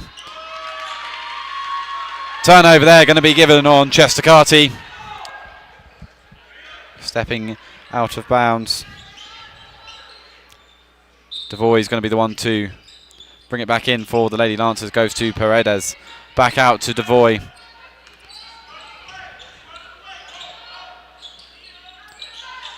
Paredes going, bouncing to Devoy, who takes the 2. Lips out. Oh, and a bit of a mess there for the Lady Cougars. The 3-pointer for Paredes is good. Vital that the Lady Lancers got that 3-pointer made, just to try and generate some momentum going into the second part of this game. And there, really an unforced error by the Lady Cougars as Chestercarty rather, sorry, going for the 3 but missing. And it's now Johnson going towards the bucket. Flicked out to Chestercarty. Delatorre to Zipolina. Turned over by Zipolina to Bush Lewis. Bush Lewis trying to get the fast break now for Yaita Paredes for 2. And the Lady Lancers, as I said, generating some momentum here, and now it's a 6-point game. Western Nebraska, I imagine, are going to try and do everything they can to try and slow this game down. Well, the Lady Lancers wanting to do everything they can, but a timeout called there by Western Nebraska's coach. It's going to be a 30-second timeout, extended to a media by the referee.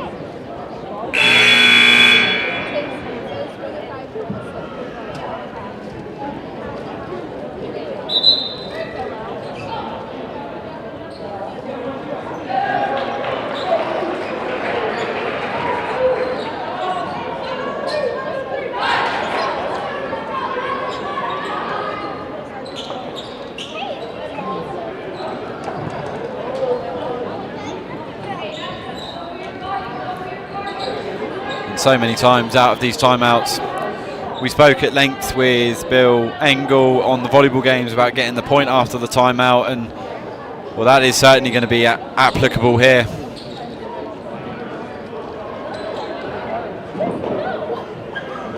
The Lady Lancers are going to want to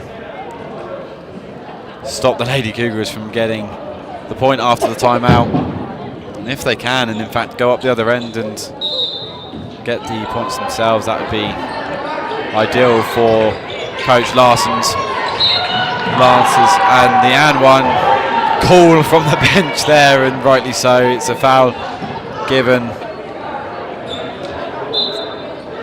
Shooting foul is given on Shamari Smith, who is now going to be subbed out of the game for Ariadna Martinez.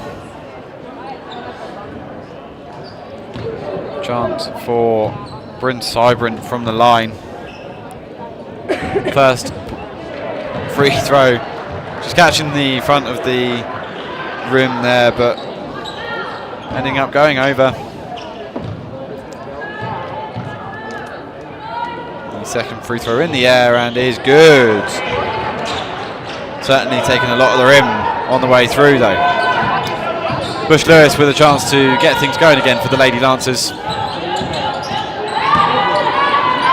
I think that foul on Cybrant is going to be given as a good foul by Larson, but that's not going to be a good violation for the Lady Lancers.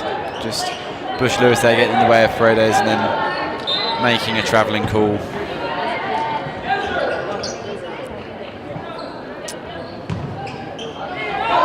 Chestakati then to get this going for the Lady Cougars. Chestakati firing out to Johnson, going back to Chestakati. Zipolina getting it to Stojanovic. Johnson. Chestakati for three is good. And the ball movement there by Western Nebraska was something to be admired. Bush Lewis there is going to fire for a three of her own, and it's a fantastic response. It's exactly what I think Coach Larson would have wanted to see.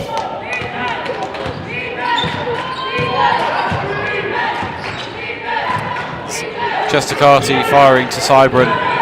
Now Johnson going to Stojanovic, who drives inside to Johnson. Zipolina. Chestakati for three, airballs it, and Judge not able to keep it in bounds with Zipolina, so it's going to be a turnover on Chestakati. Lucy Devoy is going to throw this into Bush Lewis, and a chance for the Lady Lancers to try and get something back from this game.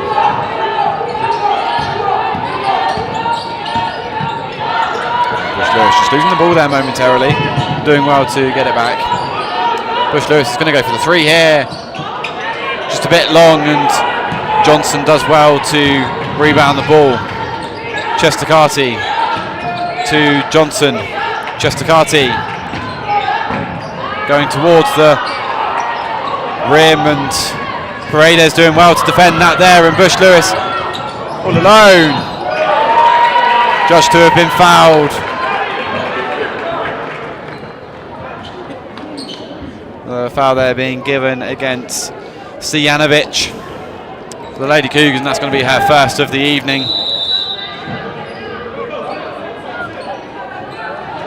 Timeout, which I believe is going to be a media timeout by the referees.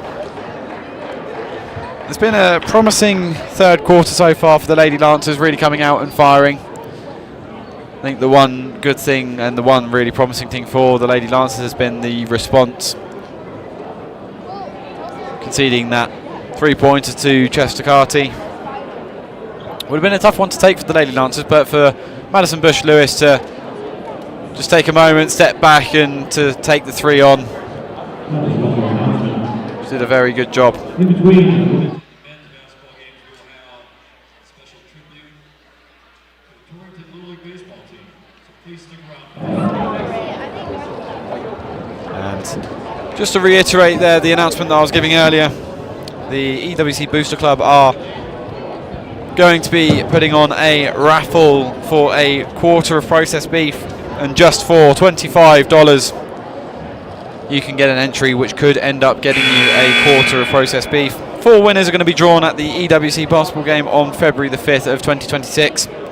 Winners are not required to be present when the draw is happening. And just to give you a little bit of information about the processing, steer are finished for 200 days. They are fed and donated by the Dinklage feedlot just outside of Torrington.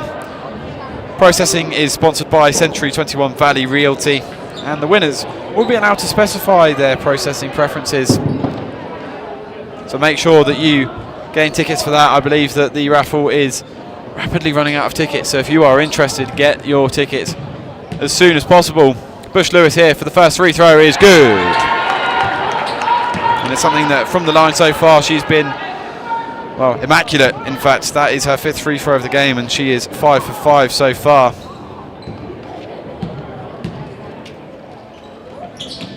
And her second one is also good, making her 6 for 6 on the game from the free throw line.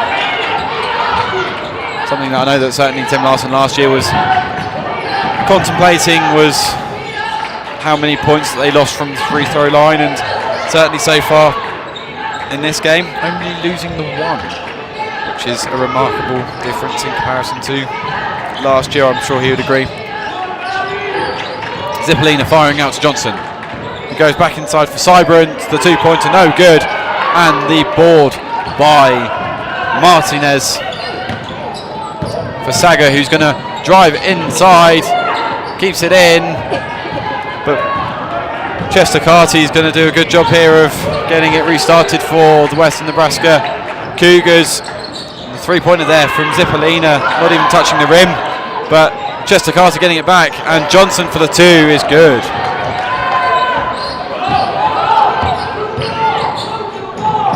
Inside Martinez.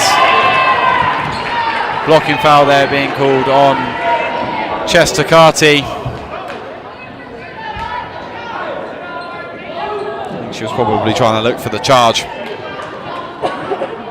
Was not going to get it. It's going to be a byline ball for the Lady Lancers.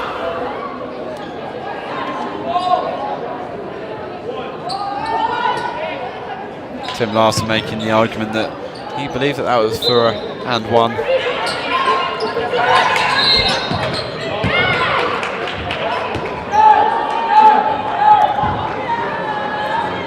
Foul there being given against Ariana Martinez.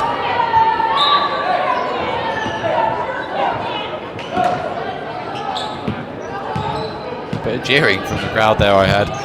Nevertheless, Chester Carty is going to bring it forward here for the Lady Lancers, for the Lady Cougars rather, not for the Lady Lancers.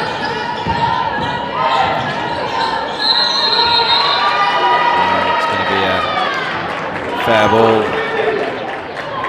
in favour of the Lady Cougars.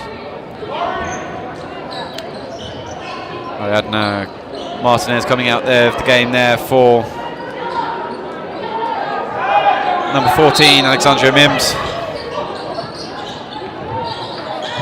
Chester Carty here with the ball for the Lady Cougars, put under some pressure and doing well to get rid of it. Johnson to Stojanovic for 2, and is given for the and 1. Given against number 21, Yaita Paredes.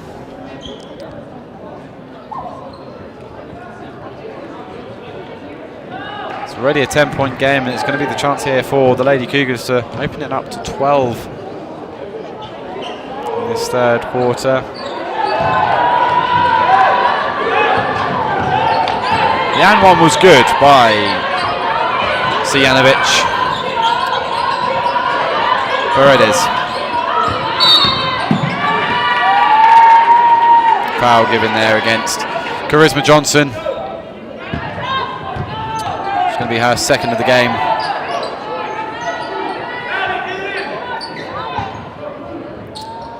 Paredes. For Bush Lewis for a moment. Looked like she might have turned the ball over.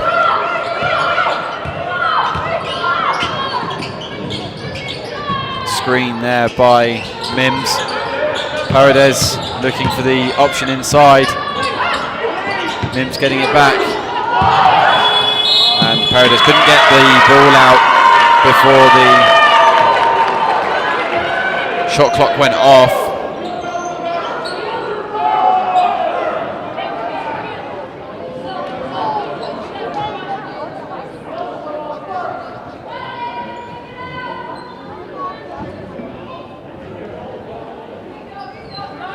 There's going to be a review here, I think, by the officials just to check on the call. The call was originally actually given against Western Nebraska, much to the disapproval of the coach and the fans in the far section, giving the umpires a little bit of stick for that decision. Nevertheless, they're going to go to the screen here and double check the angles to make sure that they are making the right call.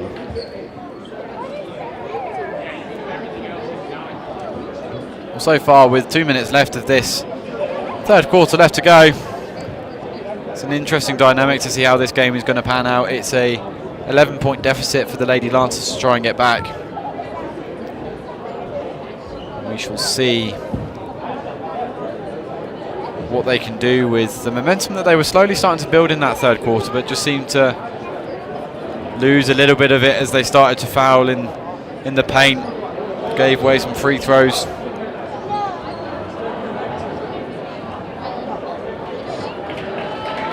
Decision has been made here by the officials.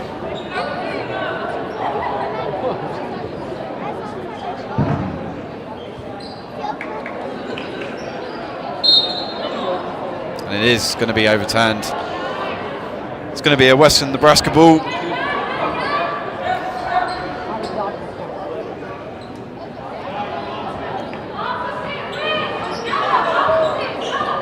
Certainly the objections from the crowd and coach evidently not unwarranted. A very high court press there being played by the Lady Lancers to try and get the backcourt violation, but not quite being able to get it to work.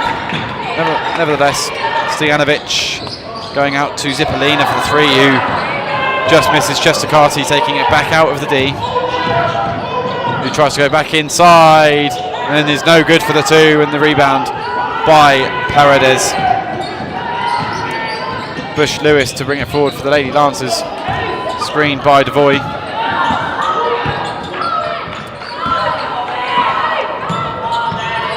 Bush Lewis passing it off to Mims, who then hands it off to Saga. Now going for Paredes, goes inside, and that's a really well worked move by the Lady Lancers. And it's good for the two, and it takes it to a 9-point game. The Lady Lancers try and get back. Mims doing really well to steal that, and the fast break on for the Lady Lancers. Paredes fakes the pass and just missing the two. Rebounded by Saga. Paredes for three, hits the rim. And now maybe a fast break on for the Lady Cougars. Johnson going to the rim and finished. And the advantage well taken by the Western Nebraska Cougars. The handoff to Mims. Mims attracting the foul off of Stojanovic.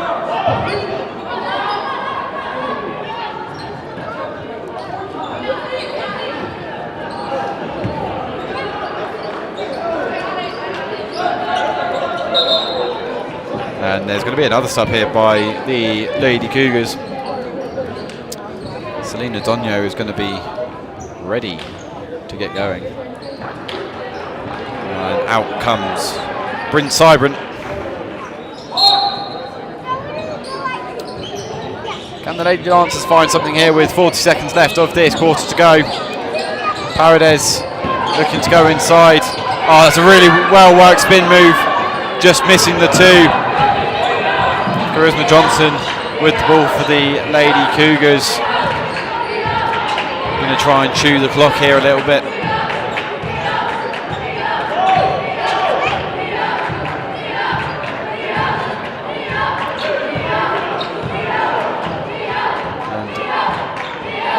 be allowed to let them do their own thing here. Johnson going inside and goes for the 2.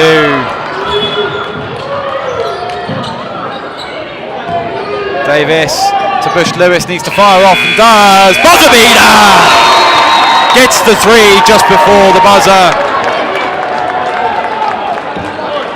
And that's going to be a 42-52 advantage for the Lady Cougars, but that buzzer beater just at the end from Bush Lewis for 3.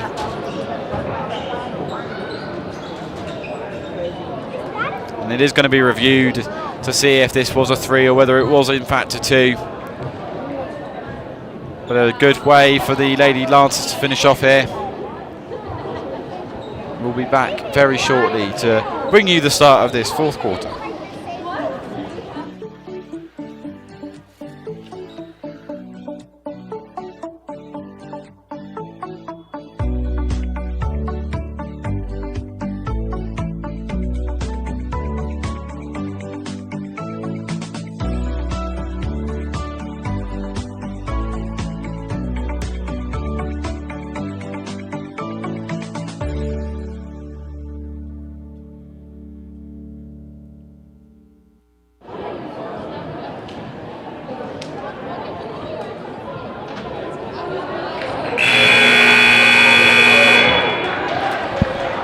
Welcome back, ladies and gentlemen, to our coverage of this game here tonight for your hometown Lady Lancers versus the Western Nebraska Lady Cougars. So far it's been a night of very much back and forth basketball, but really well worked moves, and so far Western Nebraska slightly getting the edge over the Lady Lancers. We get this 4th quarter restarted. Bush Lewis handing it off to Paredes. Goes to Mims. Davis nearly losing the ball there, but doing well to keep it within her grasp. Bush Lewis to Mims. Mims goes to Villarreal. Back to Mims. Goes towards the rim. Doing well really to get that back out to Paredes. Stuck in a sticky situation though. Paredes into Mims. Getting it out just before the buzzer.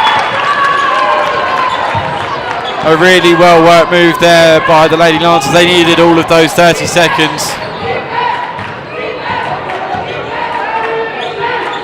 Here come Western Nebraska. Zippolina going inside for Donio. Foul is going to be given against Alexandria Mims. Going to be a chance for Selena Donio to shoot from the line. Freshman centre out of Sweden, coming in at 6'2". It's going to be her first trip to the line tonight. First one is in the air and first one misses.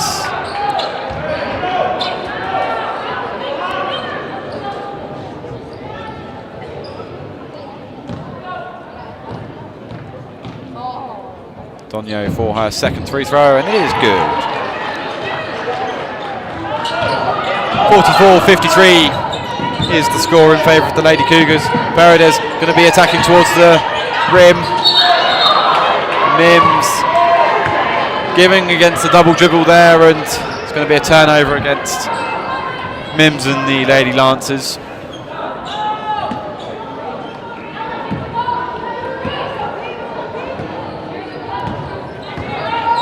Chestakati coming forward for the Lady Cougars. Been a thorn in the side of the Lady Lancers all night is Chestakati. Zippolina, a really good move there to get free. Pass not brilliant. Paredes getting it back, but then also giving it back away to Johnson. Johnson flicking it out to Zippolina for 3 is good for the Lady Cougars. And the pass there from Davis, just slightly long of Mims. Turned over by the Lady Lancers again. 44-56 is the score. And that 3-pointer from Zippolina, taking some of the juice out of the Lady Lancer momentum. Zippolina handing it off to Chestakati.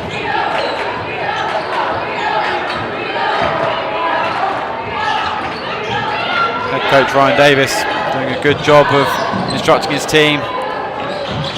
Donio really doing everything she can, and turned over there by Carter. Chester Carty. Bush Lewis coming forwards for the Lady Lancers. Really good move there to Villarreal. Denied by Donio. There has been a foul given against Donio there, and much to the opposition of the coach. I think originally they thought it was going to be a shooting foul. It's not, it's a blocking foul given on Selena Donio.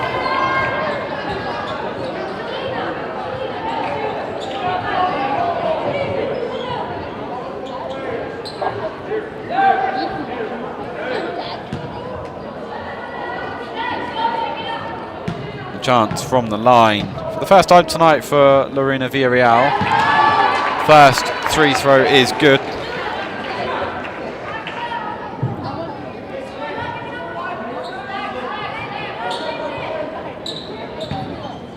Chance to get it back to a 10-point game for the Lady Lancers, and something that I think could change the tide of the game if she makes it, and she does.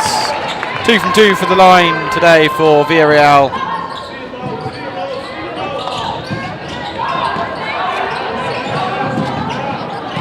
Johnson is going to be the one to bring it forward here for the Lady Cougars. Chester Carty is going to sling it out to Zipolina. Now, I mean, that was given a foul there, I think, even before Donio had hit the floor, but it was a good move there by the Lady Cougars, and I believe for Shamari Smith, that is going to be her 5th of the night, and she's going to be fouled out.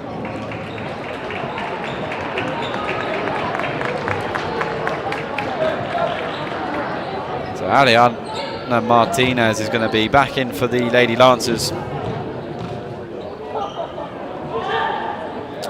Donio's first free throw is good.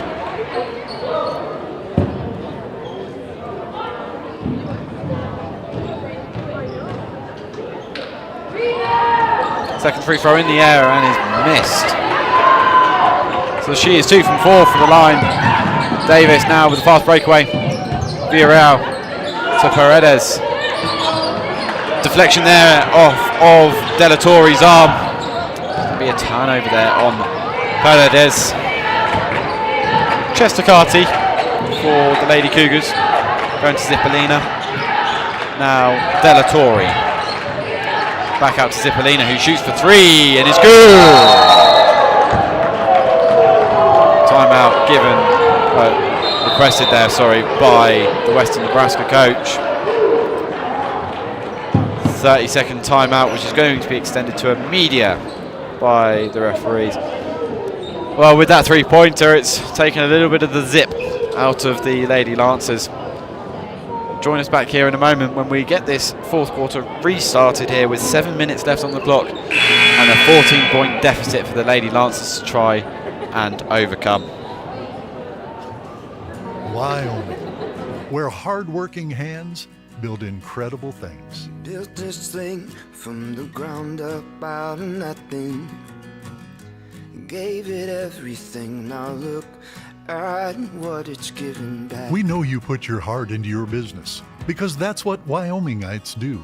As a local bank, we put our hearts into helping you because we're not just a bank in Wyoming. We're Wyoming in a bank. Pinnacle Bank, the way banking should be.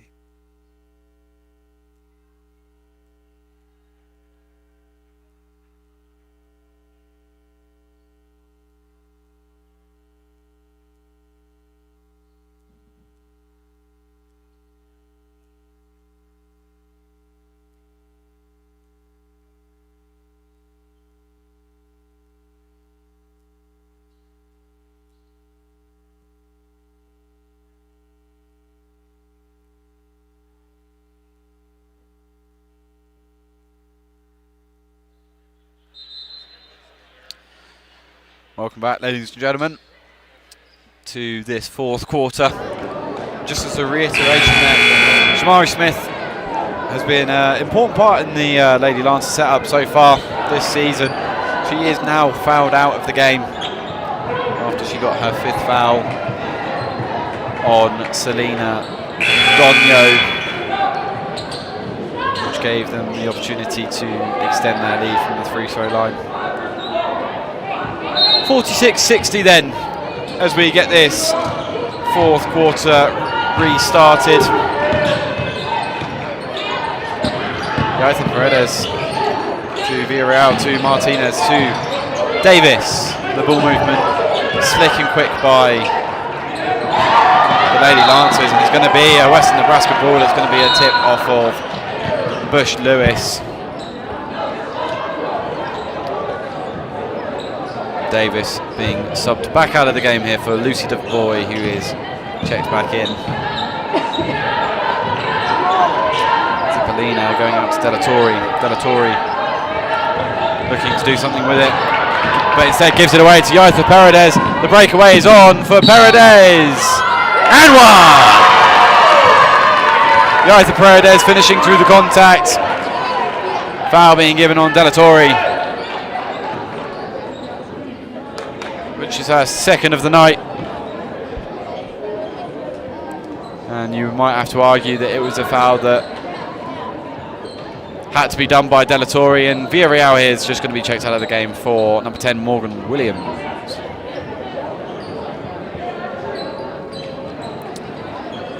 Necessary to try and stop that shot, but Yaitha Paredes doing really well in the paint there. Paredes for the and one, and successfully converts it. Makes it 49-60 in favour of the Lady Cougars. Back to an 11-point game. Zipolina here for Carter Chestacati.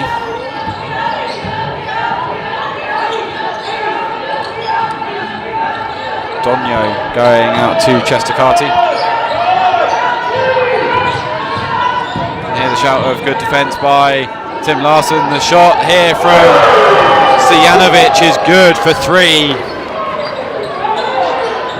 And just another puncture into the hopes of the Lady Lancers. Paredes being attacking towards the basket. Martinez for 2.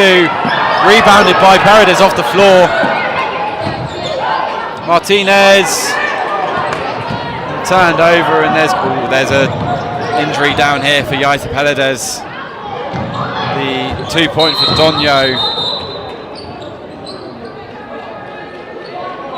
And Paredes is going to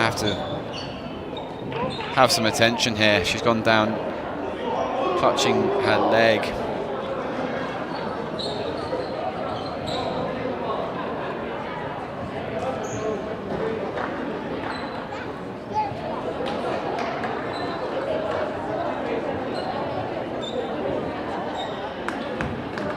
So she just landed awkwardly on her knee there. A ripple of applause just coming out from the fans.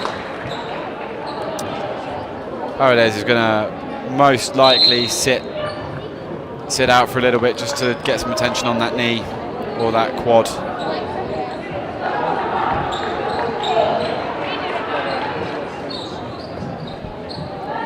It's going to be restarted with a Western Nebraska ball, as it was when it went out of bounds.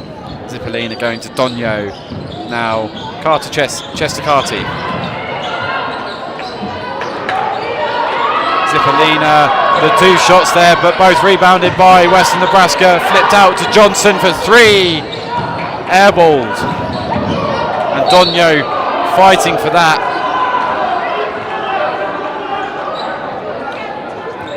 It's going to be given the way of the Lady Lancers regardless.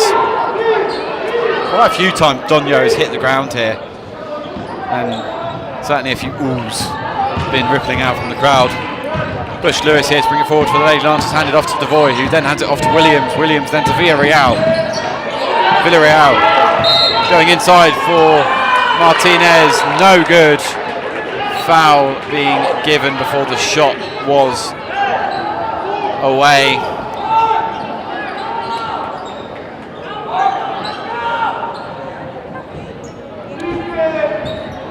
Foul there being given on number 23, Charisma Johnson, which is her 3rd of the night. Martinez. Villarreal Lucy Devoy from the free throw line is no good, and board by Selena Donio. Chester Carty to bring it forward again for the Lady Cougars. West Nebraska now will just be wanting to try and see this game out. Donio heading towards the rim, and the and one is given. 2-point attempt, good by Selena Donio. She's going to take another trip to the line.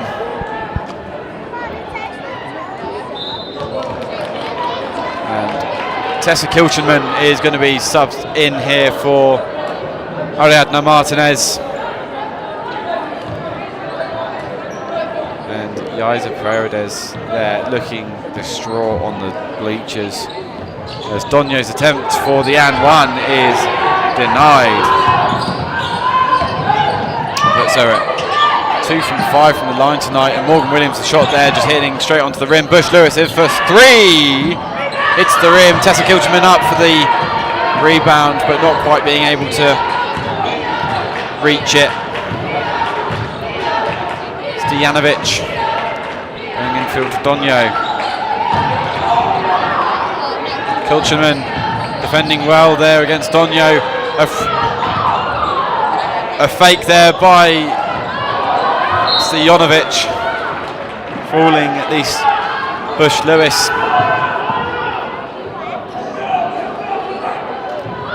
Messy ending to this game here for the Lady Lancers. 4 minutes left of this 4th period.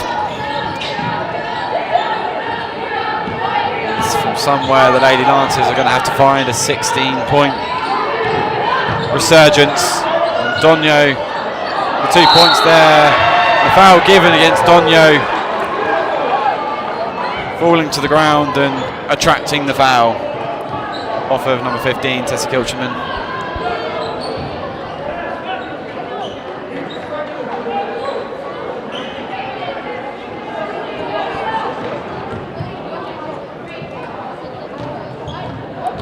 From the line, he's going to have 2 attempts at it. And he's good on first attempt to take her to 3 and 6.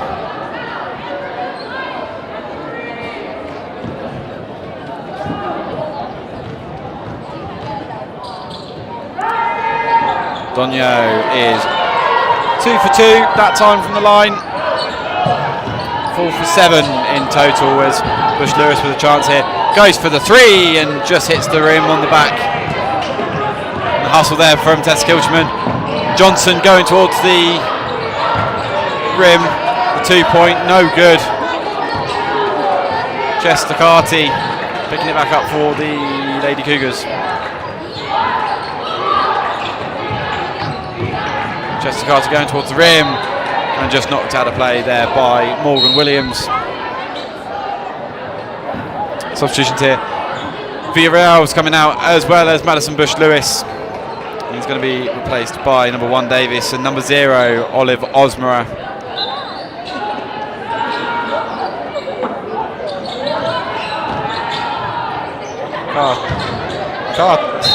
Chester Carty there with the audacious 3-point attempt, and is no good. Boy, back into the play. Now Davis coming forward for the Lady Lancers. Firing off to Lucy Devoy. Tessa Kilchenman from beyond the arc. Hands off to Olive Osmera. Kilchenman trying to hustle her way through. Devoy for 3. Slightly long. And the rebound there obtained by Cipollina.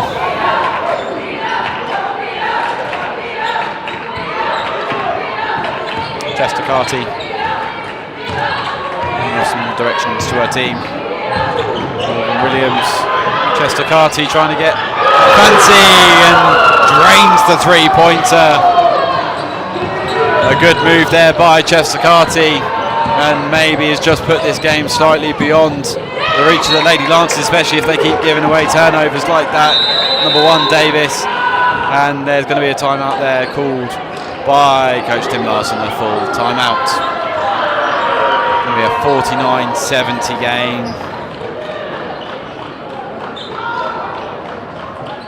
21 points the deficit for the Lady Lancers to try and find in 2.5 minutes, probably slightly beyond the Lady Lancers' reach, unless all of a sudden they manage to get 7 3-pointers. But join us as we see out the rest of this game and eventually get on to starting to get prepared for the men's game.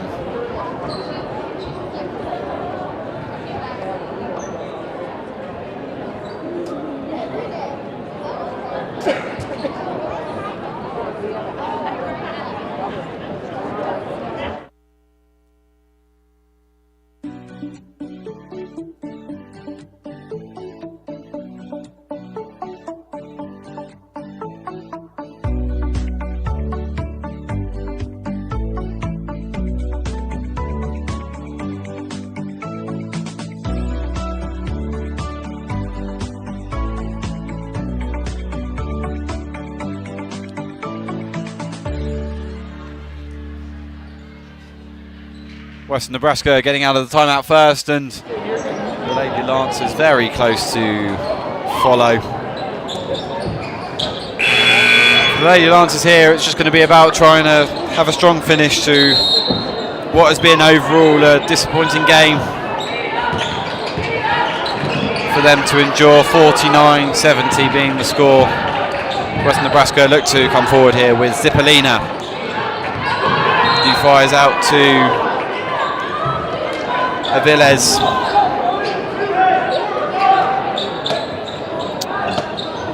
Given as a tip off of Morgan Williams.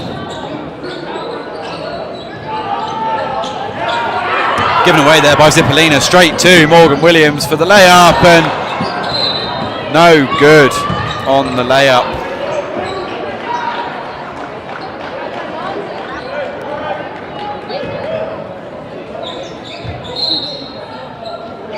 Foul is by Morgan Williams on Aviles. So she's going to have a chance at the line to extend out this Lady Cougar lead.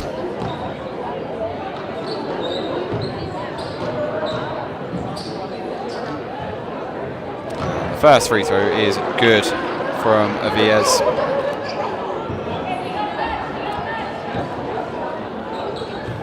Second free throw to now is in the air and is good by Aviles, and that's 2 for 2 for her from the line. Davis coming forwards for the Lady Lancers, going straight towards the bucket, and the shooting foul being given against number 13, but Hernandez on that one. So Davis with her first trip to the line. The first free throw is no good.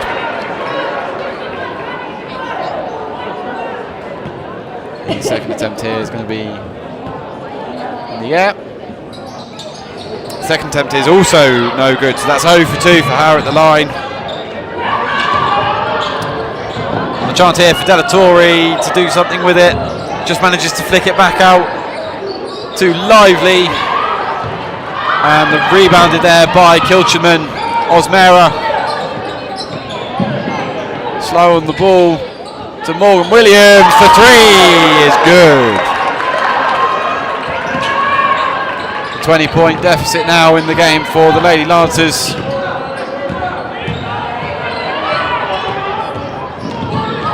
Aviles doing well to keep the ball. Going to be a lot of game management here, try and run down the clock and fire it out at the last minute. Delatorre going towards the bucket, and again the and one is good. Given against number 15, Tessa Kilcherman.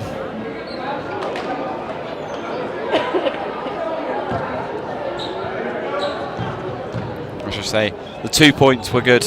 And one is in the air now and is also good on Delatorre.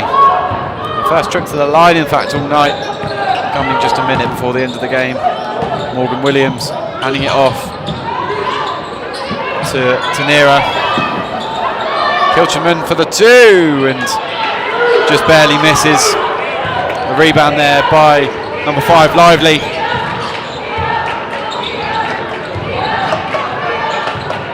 Viez. He's going to be running down the clock here. Trying to get away from Morgan Williams. And the push there given against Williams.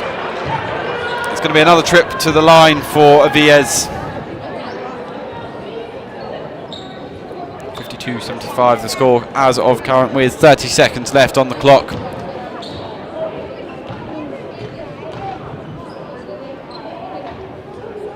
First three throw is good. And Viez here with the second opportunity, which is also good. Very efficient with these free throws. Western Nebraska. The chance for Olive Osmer for a three. Airballed and hits the backboard, and that, I think, is going to be the game. Viez is just going to keep hold of it and see the game clock out. Well, as I mentioned earlier, it's going to be excruciating loss for the Lady Lancers. Not only the scoreline, it's going to be their biggest defeat of the season so far. Normally we've seen those kinds of scorelines if they've been in favour of the Lady Lancers so far this year.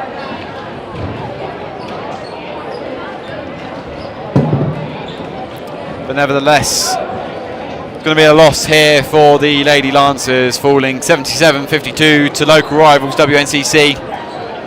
And join us back here as we start the preparations ready for the men's basketball game. Your EWC Lancers versus the WNCC Cougars.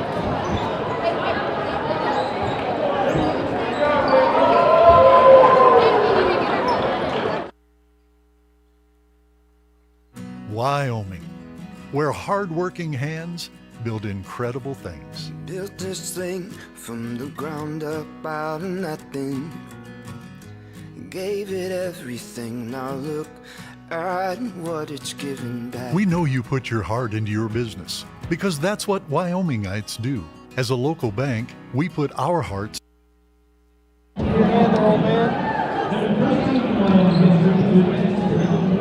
Semi-final game. Congratulations, Torrington Tigers coaches, players, and parents.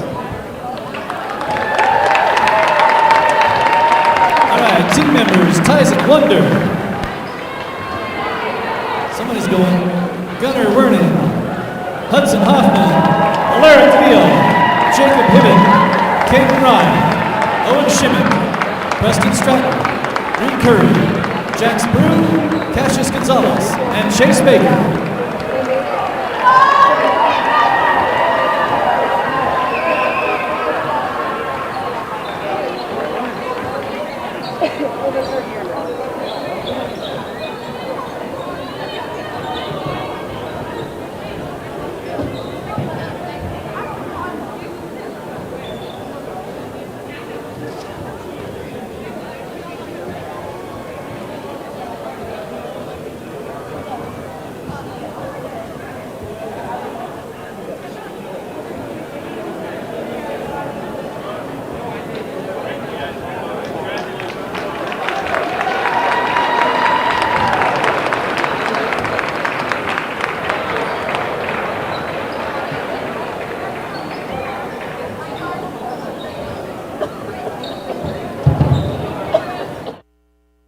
Wyoming, where hard-working hands build incredible things. Built this thing from the ground up out of nothing.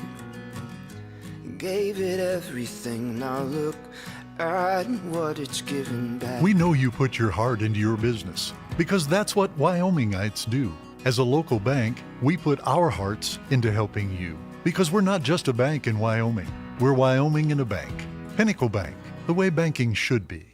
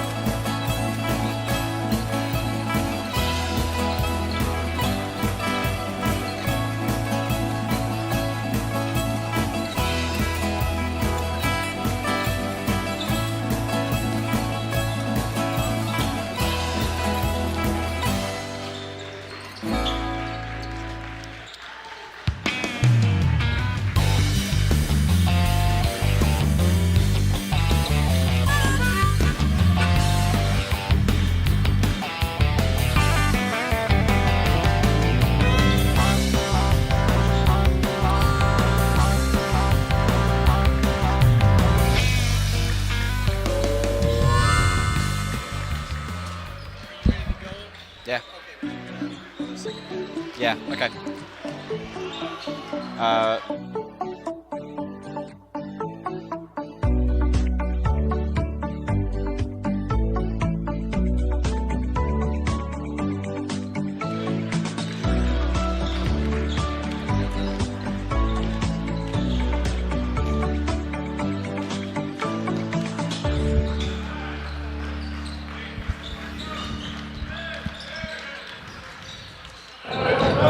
And welcome back here, ladies and gentlemen. It's great to have you here with us tonight. I'm Jamie Lambert. I'm going to be your solo commentator for tonight. Normally we do have a co-commentator with us. Unfortunately we can't find one for today, which is absolutely fine. So I have the absolute pleasure of bringing you this solo today. If you just joined us, welcome, and we are going to be now covering the men's basketball game here at the Velpetch Activity Centre here in Torrington, Wyoming. We've just come off the back of the bitter loss of the Lady Lancers to the Lady Cougars in our rivalry game, one that resulted in the strongest loss of the season for the Lady Lancers, but one I know that Coach Larson will be very keen to get his ladies back from, and will come back at the next game when they travel on the road later this week.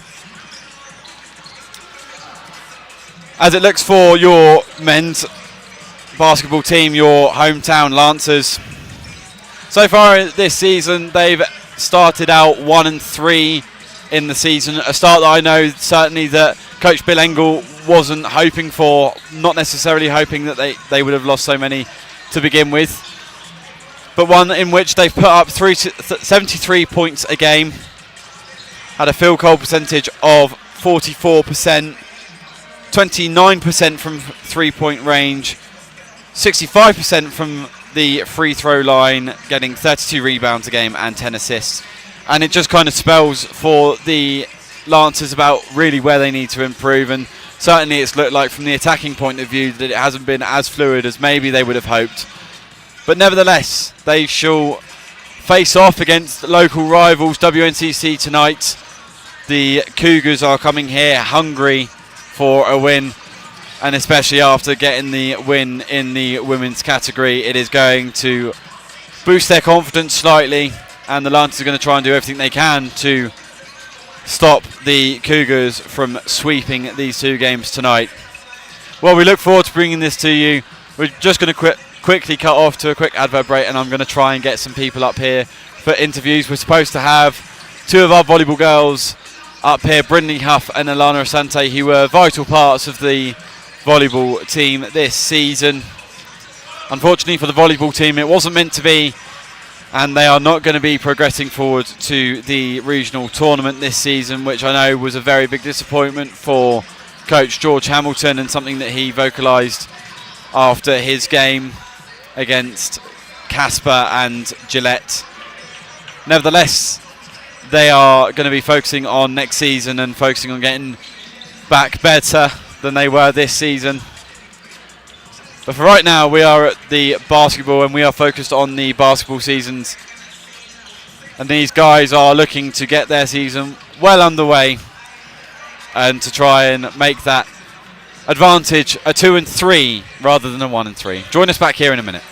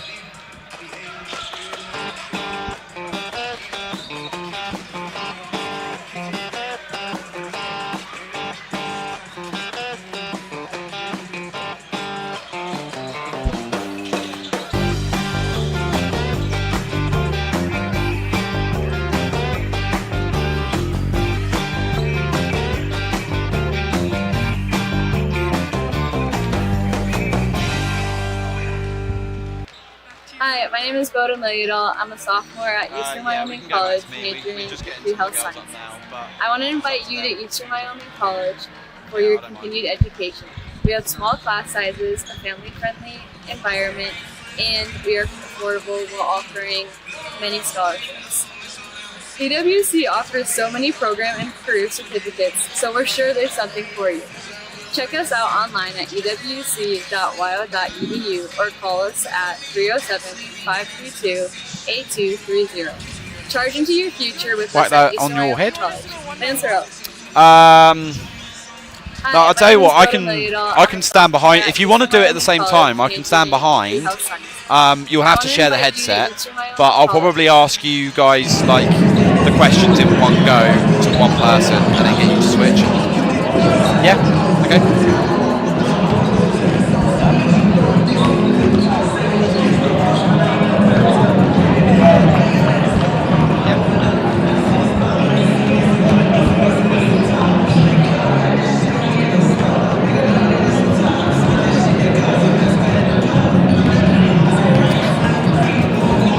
Be facing that camera. Okay.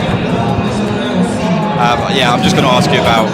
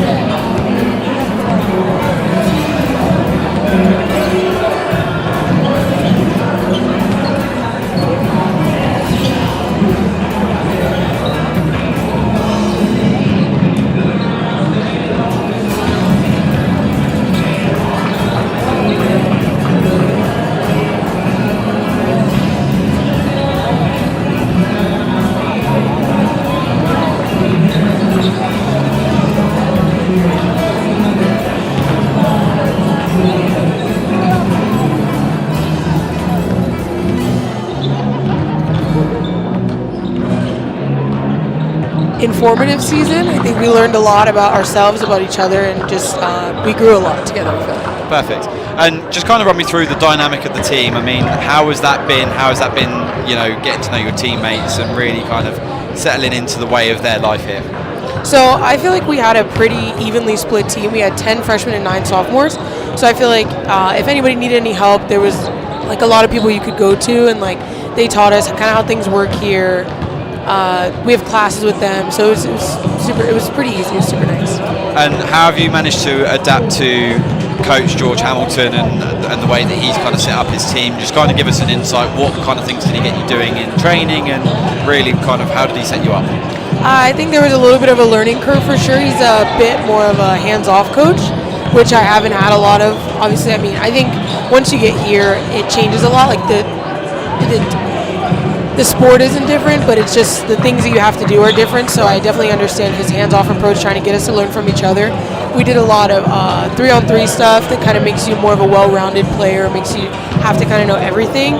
So I feel like it was just a different approach than what I was used to, but I definitely still think it was effective. And just kind of run me through your own, you know, your analysis of how you performed this season. I know that there was many a time where I was chanting your name from up here and saying that you were blocking at the net, and just kind of run us through for the folks at home, what kind of a player are you? You're clearly quite a presence at the net. Is that kind of everything that you base yourself off of, or are you more of a leader, say? I definitely try to focus myself on defense.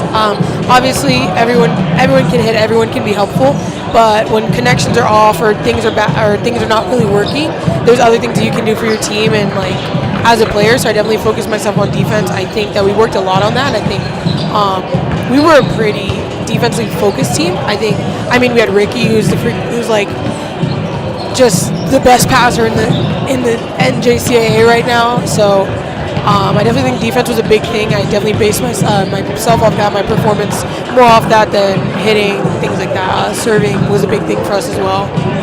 Yeah. And just finally, just kind of run us through, obviously not the season I think that the volleyball team would have hoped for, obviously not being able to make the region tournament, but how are you looking forward to next year and trying to bounce back? So starting next week, we're going back into workouts and things like that. We're gonna work hard at home. We're gonna work hard when we come back in the spring, and just definitely try to get back in the swing of things when we get back in the spring and be ready for the fall. With the new girls coming in, just be ready to help them when they get here and focus on us instead of outside things, so that we can get better and we can get where we actually want to be next year. Perfect. Well, Alana, thank you so much for your time. Of course, thank you. And we're going to have Brittany Huff that's just about to join us as well. It's just sat on the bleachers there. But yeah, thank you very much for your time. Of course, And thank you best so of much. luck next season.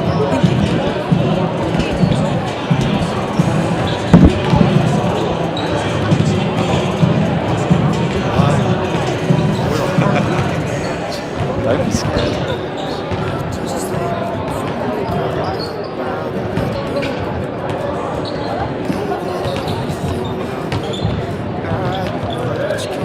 We know you put your heart into your business because that's what Wyomingites do. As a local bank, we put our hearts into helping you because we're not just a bank in Wyoming. We're Wyoming in a bank. Hi, my name is Bowden Leadle. I'm a sophomore at Eastern Wyoming College, majoring in health sciences. I want to invite you to Eastern Wyoming College for your continuing education. We have small class sizes, family-friendly environment, and we are affordable, offering many scholarships. EWC offers so many program and career certificates, so we're sure there's something for you. Check us out online at ewc.wyo.edu or call us at 307-532-8230. Charge into your future with us at Eastern Wyoming College. Answer up. And welcome back, ladies and gentlemen. We've just talked to Alana Asante, and we've now got her compatriot here, Brynley Huff, outside hitter. Brynley, how are you doing? Good, how are you today? Not bad, thank you. So, just as much as I said to Alana, just kind of run me through, she's freshman year here. Just talk to me, how has it been settling in here and how has it been kind of being a part of this team? I would say there's been a lot of, what's the word? Adapting? Yeah, adapting for sure. We've had a lot of issues with the bus and traveling and everything, but I think it's brought us all together. We ended up coming together more at the end of the season, and I think it's been fun. It's been a fun season. And just kind of take me through your experience of kind of being a student here at the college, kind of take outside of the athletics from it for a second. How have the educational stuff been? How's the academics gone? I've had a lot of support from my teachers and everything with the time, with traveling and everything. I've had a lot of support. It's been fun. We've had lots of good classes offered. Perfect. And just kind of run me through the season. I mean, I was saying to Alana, maybe not the season that I think the volleyball team probably hoped for, not making the region tournament, but just talk me through what are your plans kind of going forward? What are your ambitions coming into next season? Next season, I'm looking forward to playing a lot more of what I know, and I think we have a lot of good potential coming in next year. We have some recruits, one of them I played with, and I just think that there's a lot of hope for next season, and I'm looking forward to it. And just kind of take me through your analysis of how you played this season. I was saying to Alana much of the time I was shouting out that Asante had blocked the ball at the net. There was a lot of times where I said Huff had hit the ball over the net. So just kind of run me through, from a personal perspective, how did you think that this season went for you? What kind of points did you take away from it, and what do you think you can improve on? I think it went decent for me, learning a new position. I did the best that I could. I worked hard enough to be able to get more playing time, so I think I took away a lot of good qualities from learning or being able to play both positions is going to be really helpful for me in the future, so it ended up being a good thing. And excuse my naivety, because obviously I'm a golfer, I don't know anything really other than golf, but just talk me through kind of when you have to go through that positional change and when you have to kind of be forced outside of a position that you normally play, how difficult is that to then adapt to that position and kind of end up being like, oh, actually I'm playing in a completely new spot here? Yeah, I would say it's pretty difficult.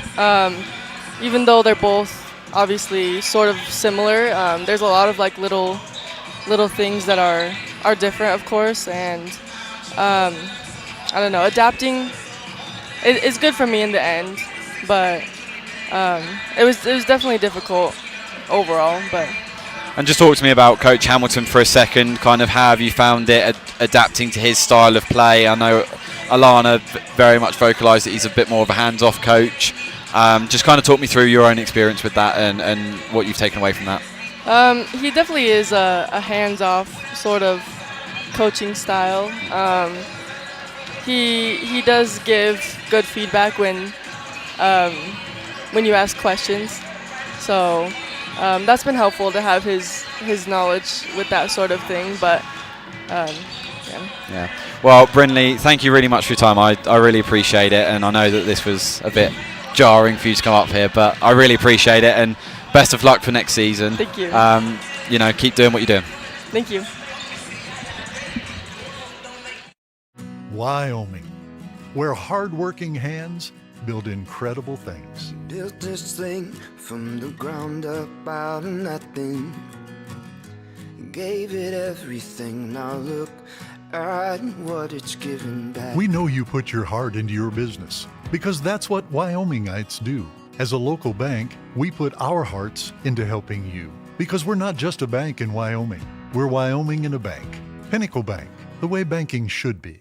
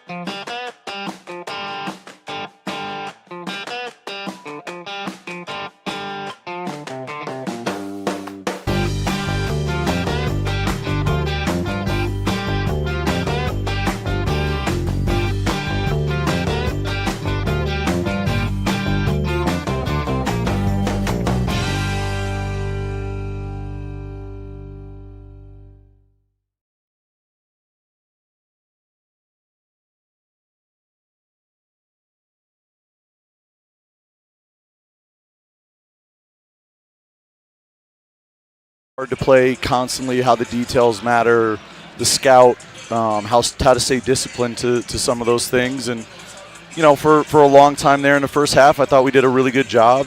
In the second half, I actually thought our fight was better in the second half than it was in the first half. But, at that point they had hit, they banked in a couple of threes. They had kind of spread us out a little bit. And so then, part of it was we just got a little bit undisciplined in terms of how hard we were going at them defensively, and when they got by us, we ended up fouling a little too much, sending them to the free throw line where they got a lot of good looks. And just kind of run me through. Obviously, you mentioning about the fact that you felt like the fight was a little bit better in that second half, and I think I kind of thought that as much. Kind of just up from here. What are you going to kind of take away from this game and really work on with your girls?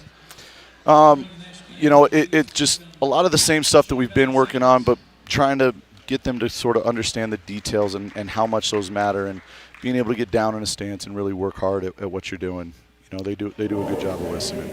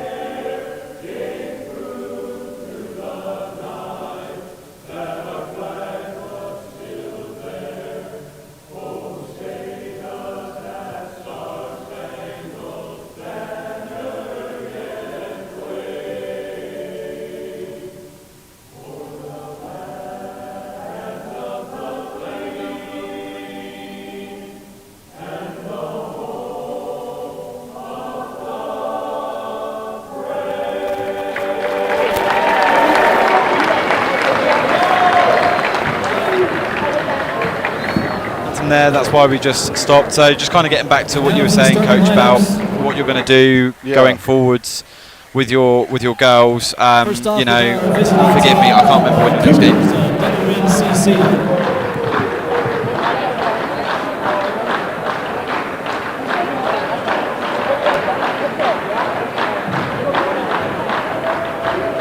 Xavier Kirkpatrick, Victor Lukic Gravit, Amare Jackson, Dorian Bema, and Tom Salinas.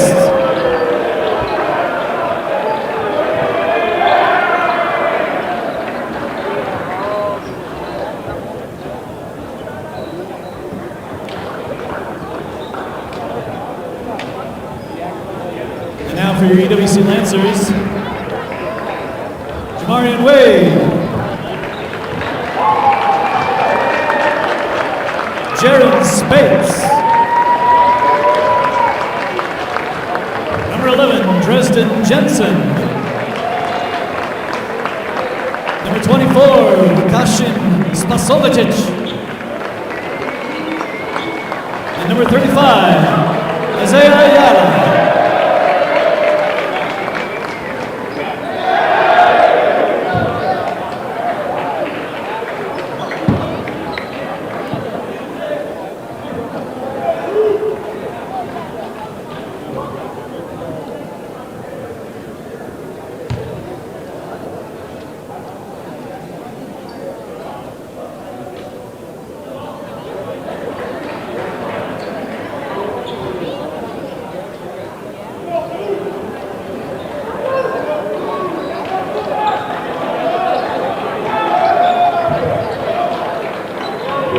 Very little amounts on the whole, and then coming back at the next game and then all of a sudden winning by 20. So, you know, it's very clear that that's the case. So kind of going forward to this, you know, this run now of traveling to Utah, what is the real expectation from your girls?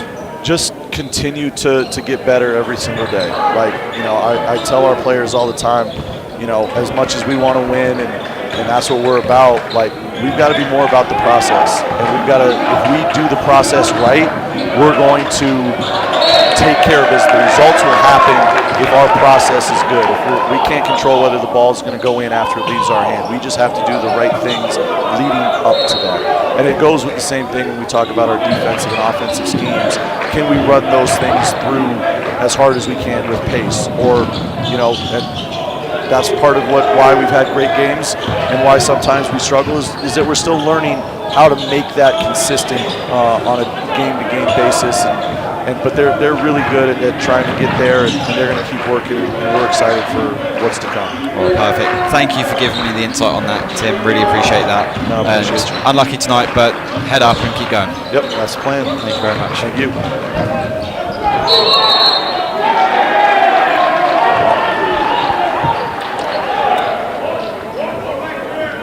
So we are here back, looking forward to this game. The EWC Lancers versus the WNCC Cougars. And already an electric start to this game as Alea goes for the 2 and is unsuccessful in doing so.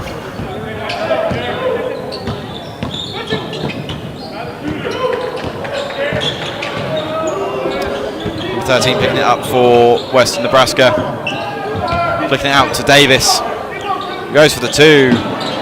Bad attempt in the end, and Vukashin Spazjevic picking the ball up well and rebounding. Spates going back out to Alea, who goes to Way, who goes for the 2, and the 2 is good by Jamarian Way. And for the first points of the game, about a minute and a half into start of this game. Poet Davis with the ball being pressured there by, oh, my apologies, I was looking at the wrong roster, how silly of me. No, it is Victor Luke Gaverick for WNCC, number 5. And a good put back there by number 22, Dorin Nguema. As Spates looks to drive forward.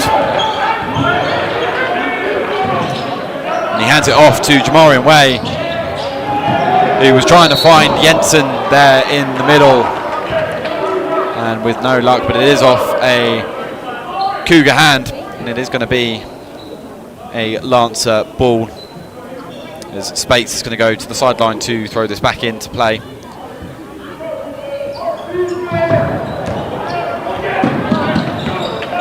Alea picking that up after a bit of a mishap there between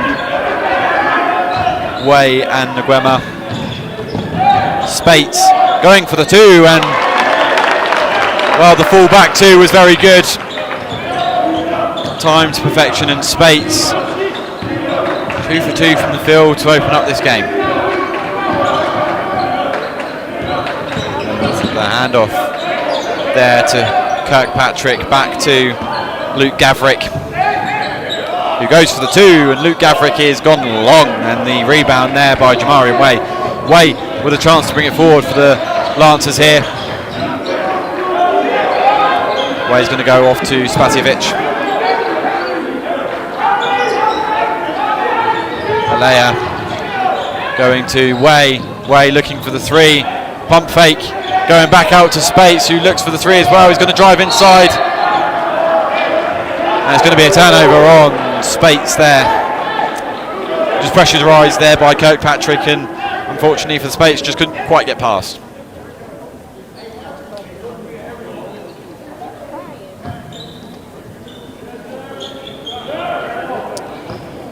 Luke Gavrick to bring it forward for the Cougars. Luke Gavrick going outside for 3 is good to open up the 3-point can of the game, and the turnover there by Jamarian Way, but also a very good steal there by Spasijevic to avoid any problems. And it's going to be Spates for 3, and the answer back 3 is good by Jaron Spates.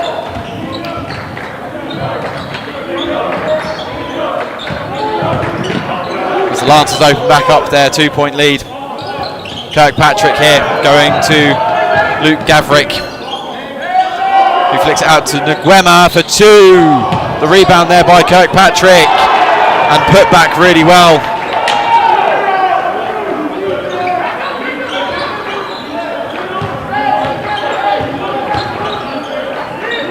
To Jamarian Way, who goes back over to Dresden Jensen, who goes for 2, lipped out. Yeah. Oh, and that's a fantastic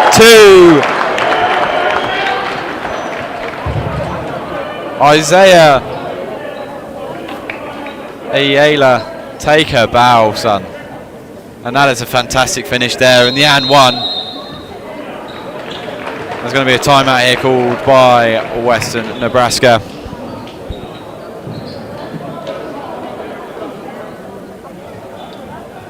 Ayala there doing really well to put back the 2 and even attract the foul at the same time. It's going to restart with the and 1 attempt for Ayala.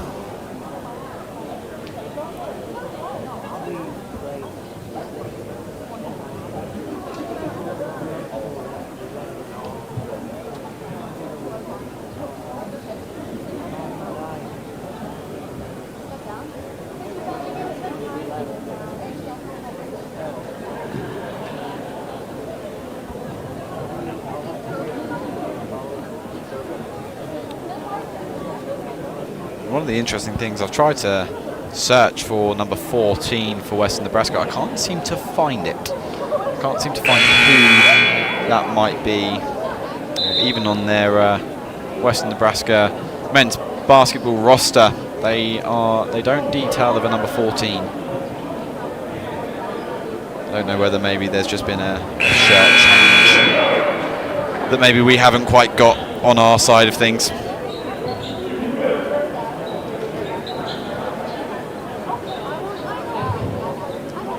Nevertheless, we are about set to get this game back underway, and obviously it's going to start with the and 1 attempt from Ayala.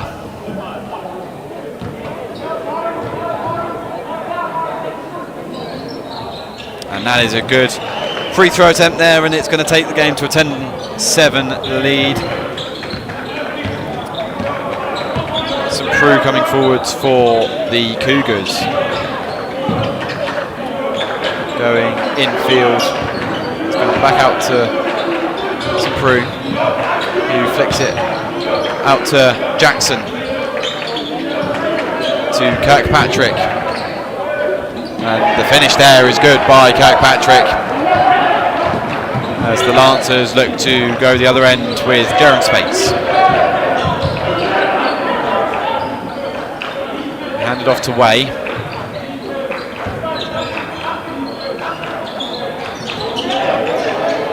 Marin Way being put under some serious pressure. Ayala going inside for Spazjevic, and finished well over the head of number 10 for Western Nebraska. And the three there from Kirkpatrick is short and airballed, and it's going to be Jamarian Way to bring it forwards for the Lancers. Jamarian Way fakes the two. Ayala bring it back out to Jaron Spates.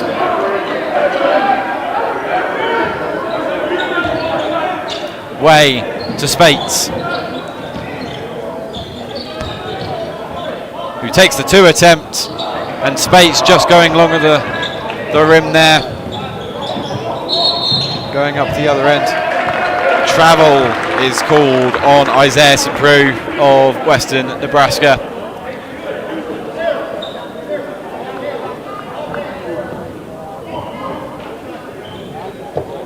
Seeming to be a bit of displeasure shown by assistant coach at East Sheldon Lee there with, I think, Jaron Spates not taking a shot. Jaron Spates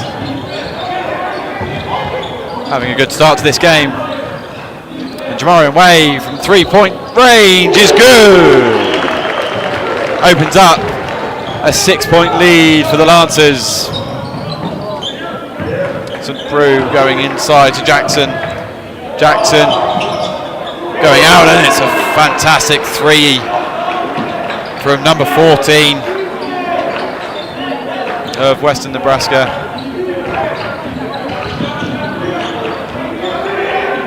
I think, in fact, I've just found out who number 14 is. It is Toms Linnis, who we've got actually down as number 24. So I'll make sure I make a note of that so I don't make that mistake.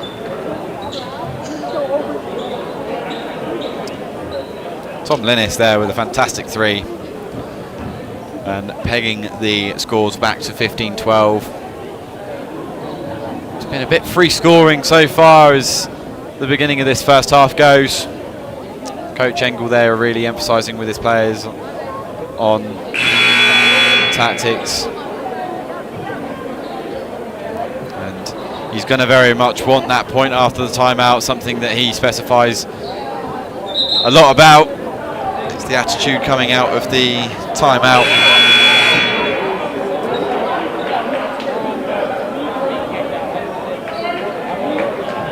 It's important to note as well, for anyone watching, obviously got the red shirt players of Finn Rulseth, red shirt Nathan Hinkle, and red shirt Charlie Schauengert, who are all sat with the team but aren't in uniform today. Jamarian Way heading towards the bucket, and is good for the two. Coach Baz is giving his opinion on that call to the official. I think on that he wasn't very happy with it. Nevertheless, it's a good block there by Dresden Jensen, and now a chance for them to come forwards. Ayala drops it into the net to open that lead back up. 19-12. The foul there being given on Jaron Spates. And Adam Coxon, number 23, is getting ready to check into the game, as well as number 31, Tony Collins. Dresden Jensen and Vukashin Spaziovic being checked out.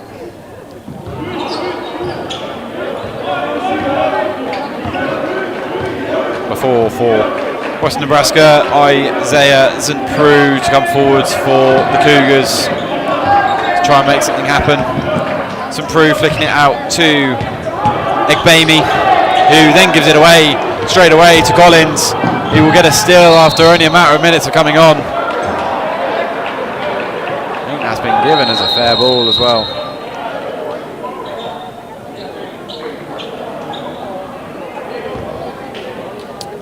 Well, number 32, Scott Noel, is still out injured as well. It is important to note, as well as number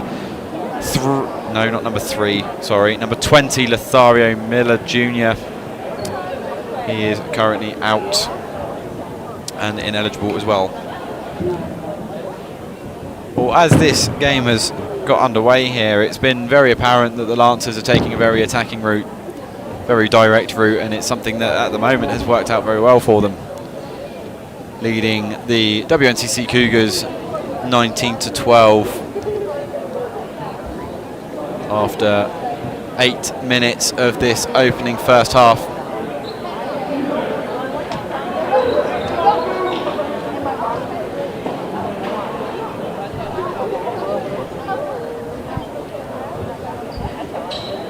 And the WNCC Cougars out of that timeout very quickly.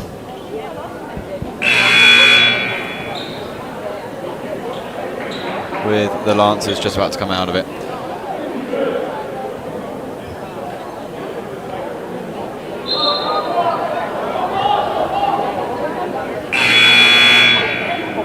And Thomas Linnis is going to be the one to throw this back in for Western Nebraska.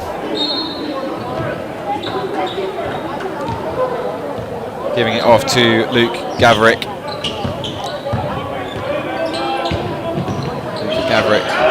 Handing it off to Egbami. Going back inside there for Zentpru for the 2, and it's good. Good finish.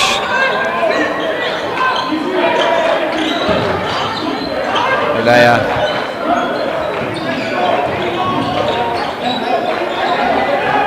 Going to go out to Adam Coxon here. A chance for Jensen for the 3 is good, and it's a 22-14 lead for the Lancers. All made by some good play there by Ayala. Then obviously handing it off to Coxon. Finish off lovely. Finish by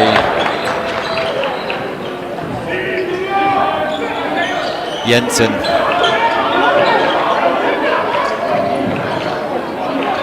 Tony Collins here to come forward for the Lancers, handing it off to Jamarian Way. Going to Jensen. Jensen for 3, and it's good again.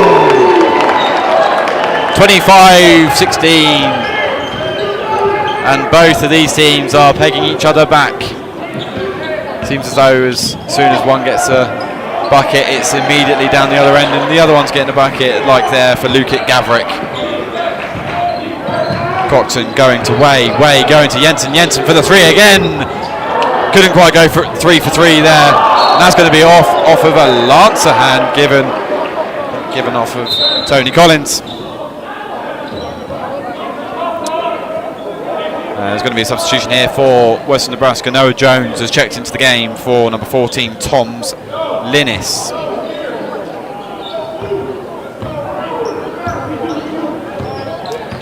Lukic Gaverick bringing it forward for the Cougars. Egbami going to Jackson. Jackson handing it off to... The shot there coming in from Jones is no good. The rebound though coming in from Zentpru. Then going to Egbami. Jackson for 3. No good. And off of a Western Nebraskan hand. Isaiah Zentpru in particular.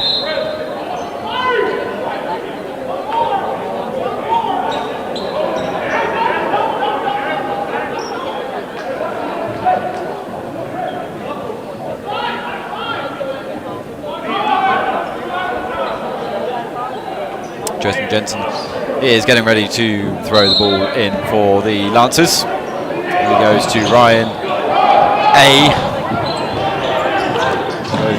And Adam Coxon here for 3 is short. It's going to be a drive forward here. Hand off to St. Preux, going to Egbami. Foul there given against Dresden Jensen. Byline ball for the Cougars. Isaiah St. Preux looking like he's going to be the one to throw it back in. He goes to Jackson. Jackson driving forwards towards Coxon. Does well to finish.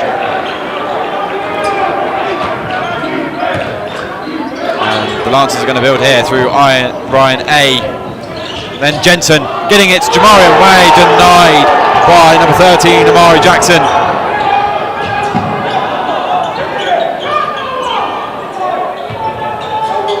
And a bit of a messy game going on here, and Ryan A getting the ball back for the Lancers. Adam Coxon just about getting it in. 27-20 for the Lancers. That one just about finding its way in. Coxon punching it out, but going to be committing the foul there against Lukic Gavrik.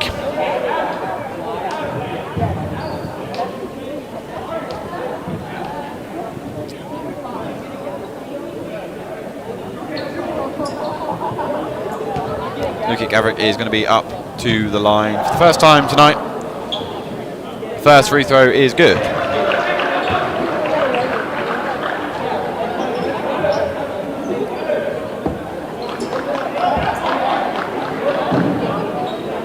As the referee throws him the ball, he gets his routine started again. Lukic Gavrik goes for the second free throw and is good again. He's 2 for 2 for the line. Collins goes to Lorenzo Major Jr. Collins goes for the 3 and is good. Gets down for the 3, his first attempt. 30-22 in favour of the Lancers, and looking as though they are in complete control. The handoff there to number 2, Egbami, is no good, and the rebound there by Ryan A. Ryan A looking to bring it forwards for the Lancers. Adam Coxon getting the ball. Major Jr. driving it inside. It is stolen off him by Jackson, who then slams down. And the quick break here for the Lancers. Collins for the 2 is no good. Egbami going to St. Preux for the 3 is also no good. Jackson. And Lukic Gavrik gets down for the 3.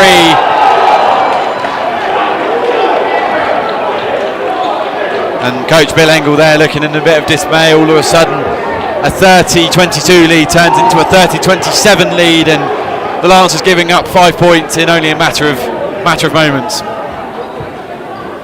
But nevertheless, for the Lancers so far, it's looked promising. It's looked in sync, and it's looked very cohesive between the players.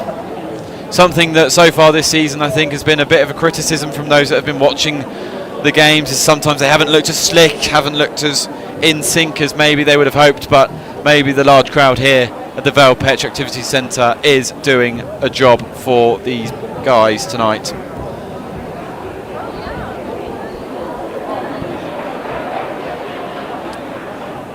Well, Coach Engel giving his players the debrief, and for the Western Nebraska team to get those 5 points within that small amount of a time might be enough to knock the Lancers off their pedestal. But for the Lancers, with the way that they've been looking going forwards, they've just looked like they are so confident going forwards and looking like they're going to be a tough beat today. Certainly looks like whichever team does end up winning it, it's going to be fully deserved. Both teams are operating at a high level tonight so far. We can't wait to bring you the rest of this game. 7:40 left on the clock, and it is going to be a Eastern Wyoming ball to start things off. Jensen going infield to A, then Spates, who is checked back into the game. A goes over, or pumps fakes to Jensen, and he ends up going to Jensen. Jensen's trying to do something with the ball. A gives him a route out. Mage Jr. going to Spates. Spates pump faking the 3. Spates doing really well to pivot around his foot and to get the 2-pointer off, opening up that lead back up to 5 points and getting that point after the timeout. If Coach Engel was here, I think he'd be very happy with the team about that. Something that he commented a lot on the volleyball players about. And Ryan A there stealing it away from the Cougars. Jensen to Ryan A for 3, no good, and recovered there by Lukic Gavrik. St. Preux looking just to slow pace down, just to get some tactics off to his team. St. Preux's going to look here to Lukic Gavrik, who goes for 3, no good, and off of Collins and out. And it's going to be number 22, Dorin Nguema, who checks back into the game, and Noah Jones is back out. I think there's a debate about the shot clock here.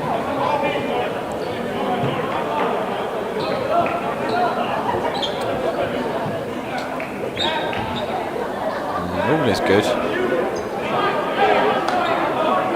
Keep going with this game.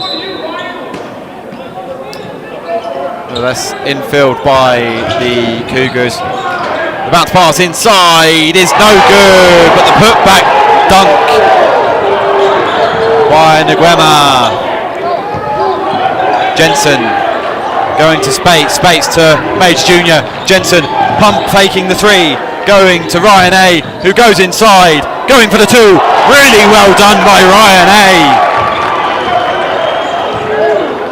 The spin move taking him away from the Western Nebraska players, and the finish was sublime. Lukic Gavrik now for the Cougars. Infield to Nguema. It's going to be off the Lancers. 15 left on the shot clock for the Western Nebraskan Cougars.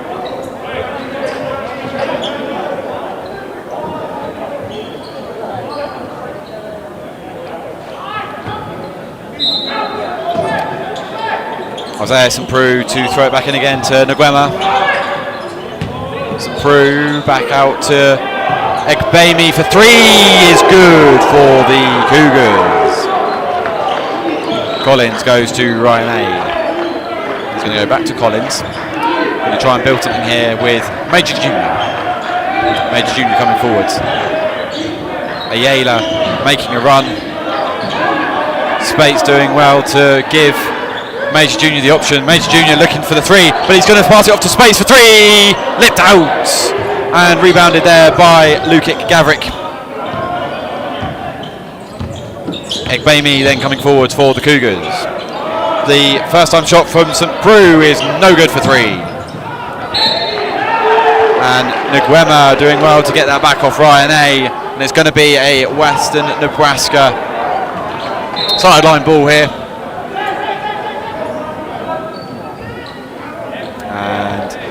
Number 11 for Western Nebraska, Max Orchard, is checking back into the game for Isaiah St. Preux, who so far has been a clear thorn in the side of the Lancers tonight. Kirkpatrick then coming forwards. Ekbemi to Lukic Gavrik, and that was blocked there by Ayala. There's going to be a chance here for the Lancers. Spates going infield. Spasiewicz, oh, the pump fake sends number 5 and number 0 for Western Nebraska to the confection stand to go and get a hot dog, I think, and that's a really good pump fake from Spasiewicz. And the rebound there after the missed 3. The bounce pass there for Mage Jr. and a chance here for the Lancers to get forwards to Collins going inside. And the charge given against. Tony Collins there. And you can see that the Western Nebraska player really managed to get his feet set and attracted the foul. It's going to be Max Orchard to get this back in play for the Cougars. Hand it off to Lukic Gavrik. 36-32 for the Lancers. Not as big of a lead as they had, but nevertheless they're sticking in very well, and the mindset here in the team being shown in its full capacity. St. Preux there is a good 2-point finish. Takes it within a 1-score game. Major Junior going long there for Spates, finding him. Ayala going to Spates. Spates going inside. Bad pass from Spates to get it to Major Junior, but a really good defensive effort there from Spates to get the ball back. 8 on the clock. Collins is going to go for the 3 in a highly contested area, and it is no good, and it's going to be the rebound from Kirkpatrick. Kirkpatrick going straight towards Major Junior. Kirkpatrick up for the 2, and it's given us the foul against Collins.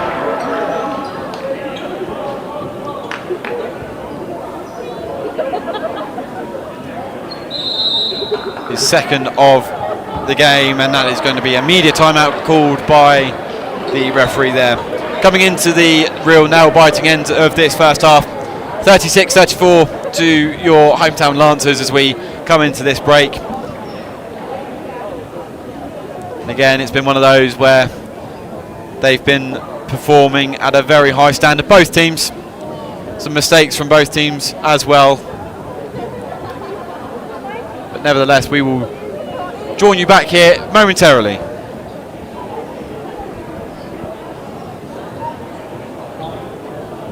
Hi, my name is Bowden Leidel. I'm a sophomore at Eastern Wyoming College, majoring in pre-health sciences. I want to invite you to Eastern Wyoming College for your continued education. We have small class sizes, a family-friendly environment, and we are affordable while offering many scholarships. The EWC offers so many program and career certificates, so we're sure there's something for you. Check us out online at ewc.wyo.edu or call us at 307-532-8230. Charge into your future with us at Eastern Wyoming College. Lancer up.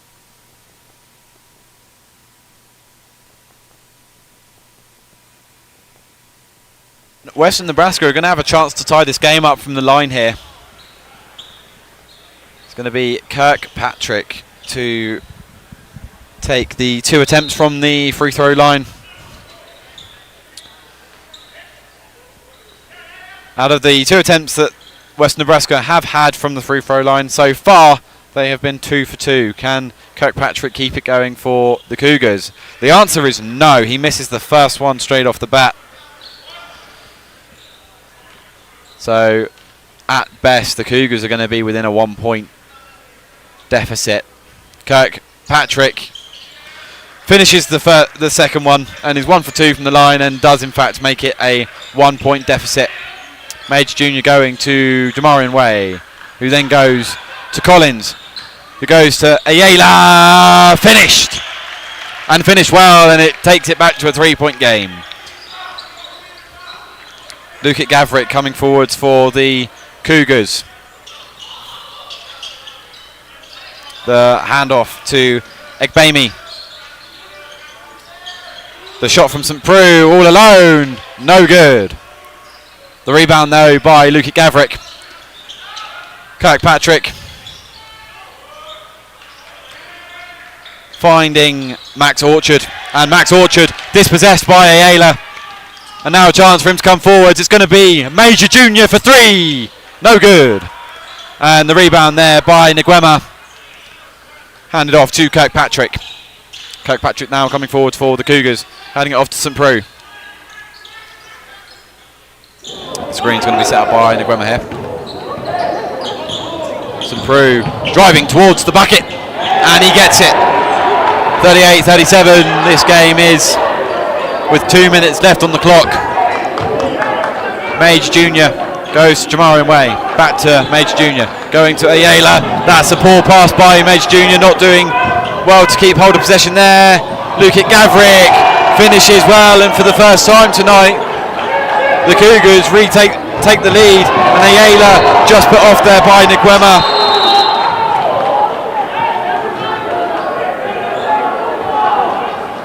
And there's going to be substitution there for Western Nebraska. Number 3, Keelan Harris is on for the Cougars, as well as Tom's Linnis is back on, and Willie Wilson for the Cougars. So a lot of changes there for Western Nebraska. Lukic Gavrik attracts the foul, and Jamarian Way trying to protest, but I think that was a clear foul in the eyes of the referee. Murray Jackson going to be the one to bring it back in here, and Lukic Gavrik to take it forward for the Cougars. Outside to Linnis, no good, and it's going to be out on number 13, Amari Jackson. Dresden Jensen getting the ball back forward for the Lancers.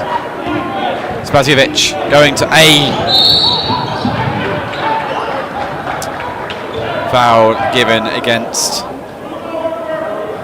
number 12 there, Willie Wilson. Ryan A is going to be the one to bring it back in. Jamarian Way getting things started for the Lancers. Spaziovic going off to Ayala. A for 2 is good.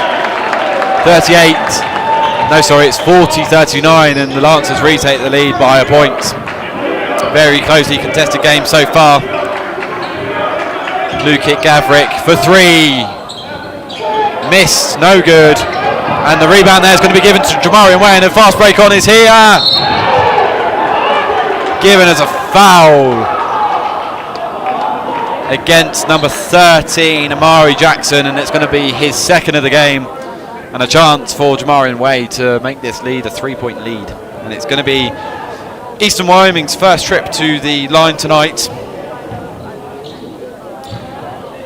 As Way with his first attempt is good.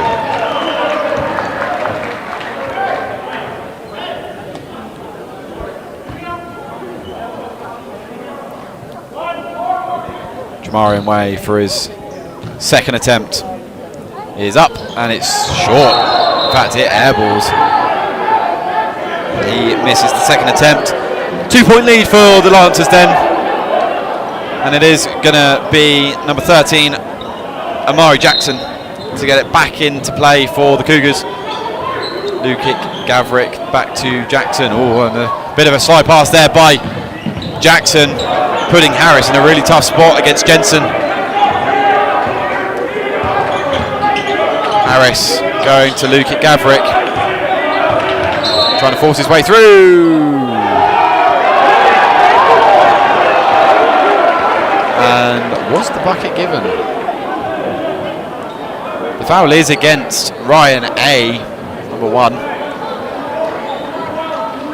And the bucket has been given. So it is a tied game, and with the opportunity for Lukic Gavrik to get the Cougars back into the lead. Number 4, St. Preux, is back into the game for Amari Jackson. It's going to be the and 1 attempt from Lukic Gavrik, and it is good, and the Cougars take the lead towards the tail end of this first half. Jamarian Way looking to go forwards with it. Spaziovic is called out on the near side. Pressured out by Western Nebraska's number 14, Tom's Linnis. And Harris to get things back on the way for the Cougars. St. Preux to bring it forwards. Lukic Gavrik. What are the Cougars going to do with it? Gavrik goes inside. No foul given. Jamarian Way sends it long for Jensen. No chance for Tom Linnis to try and shy that away. And the Lancers regain the lead just before the end of the half. Well, a very closely contested half there, and it is going to result with the Lancers taking the advantage into half-time. A very promising showing from the Lancers so far, and something that we've been looking for all season. With their 1-3 record, it's not ideal, but they've certainly showed why actually maybe that 1-3 isn't necessarily a fair representation of where this team is at. Because that first half there against Western Nebraska has really shown why this team is making strides this year. But join us after this quick break where I'll give you some more analysis on that half.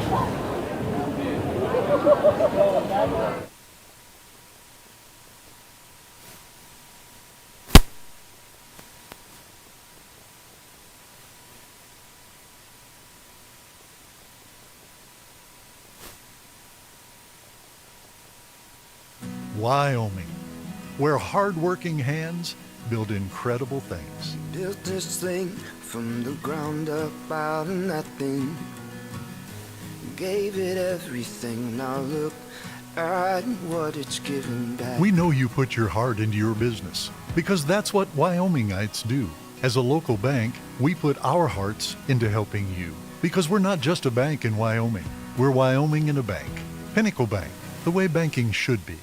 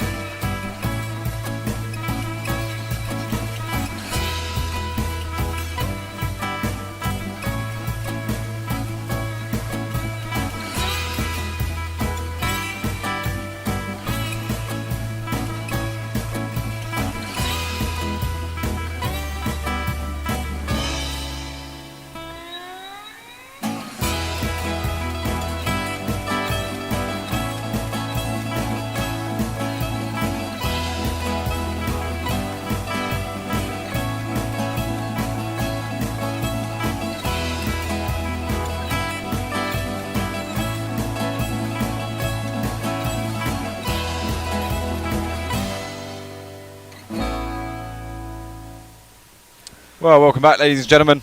After the first half, it's been a very tightly contested game, and I'm just going to take a quick moment to completely rat out the student producer up in the box, Shamari Smith, who apparently said that I'm not doing a terrible job, but yeah, I'm not too sure about that one, Shamari. I don't think I'm doing a very good job at all.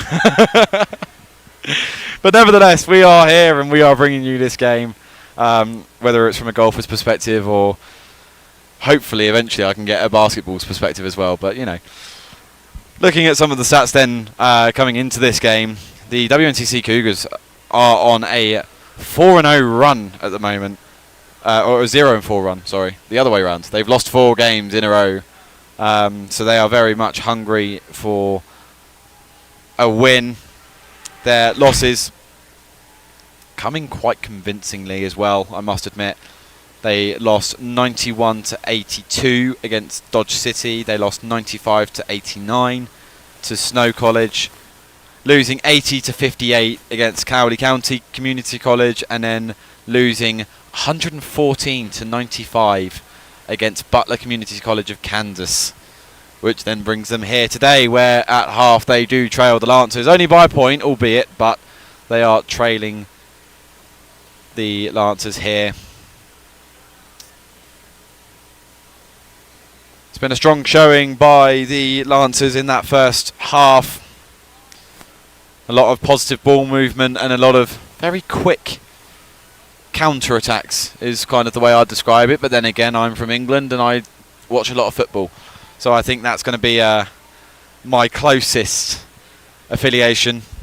But either way, fast breakaways for the Lancers has been a big part of this game for them, and they've actually capitalised on a lot of those for their points at the moment. Not many trips to the line so far in this game, and it's something that we saw a lot of in the ladies' game earlier, with both teams taking frequent trips to the line. But so far, there's only been 2 trips to the line for the Cougars, and only the 1 for Eastern Wyoming. The Lancers are currently 1 for 2 from the line, whereas the Cougars are 3 for 4. And if I had the stats from half-time, I would be able to bring that to you, but unfortunately I seem to not be able to get them, which is absolutely fine. So let's just kind of run through a little bit of the men's statistics, because it was amazing. We ran out of time very quickly in that kind of gap between the women and men's game. So just running through some statistics for the season for the Eastern Wyoming Lancers. And so far, from general consensus and from general watching the games, you would feel that maybe the Lancers haven't really deserved to be 1 and 3 through the season. They've had a lot of promising performances and looking like they've been pretty solid. Obviously losing very marginally to Dawson Community College, which was their last game. Kind of looking at that last game, 43% from the field, which is actually up on what it was last year. I know that for a fact. I think the percentage from the field last year was in the region of the 30s, which is a massive improvement for the Lancers, and something that I know that Coach Engel has been working really hard with them on. But 33% from 3-point range and 78%, and being very clinical from the line. Offensive rebounds, getting 5 offensive rebounds in that game as well. I remember talking to Coach Engel a little bit last year in some of the post-match interviews, and talking about sometimes he feels like some of the defensive play needs to be the best form of attack, and just keeping opposition teams from scoring points and getting baskets. And crucially, I mean, that's kind of what Coach Tim Larson was talking to us about post-game, was the ability to kind of stop their number 24 throughout the game, kind of dabbled in and out of success. But nevertheless, the Lancers so far, certainly from the perspective of up here in the gantry, it's been a very impressive defensive performance and an equally impressive attacking performance from both teams. Both teams making a considerable amount beyond the arc. And we can see that Western Nebraska is starting to emerge from their changing room, and I'm sure that we will see the Lancers very soon. Just got a little under 6 minutes now until we restart this game and get this second half underway.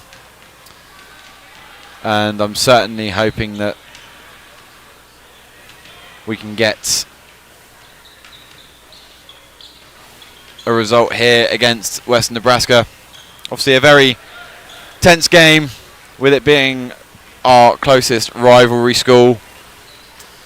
Western Nebraska getting the better of us in the volleyball season, sweeping the Lady Lancers here 3-0 at home, and then travelling to Western Nebraska, the Lady Lancers losing 3-1 in sets.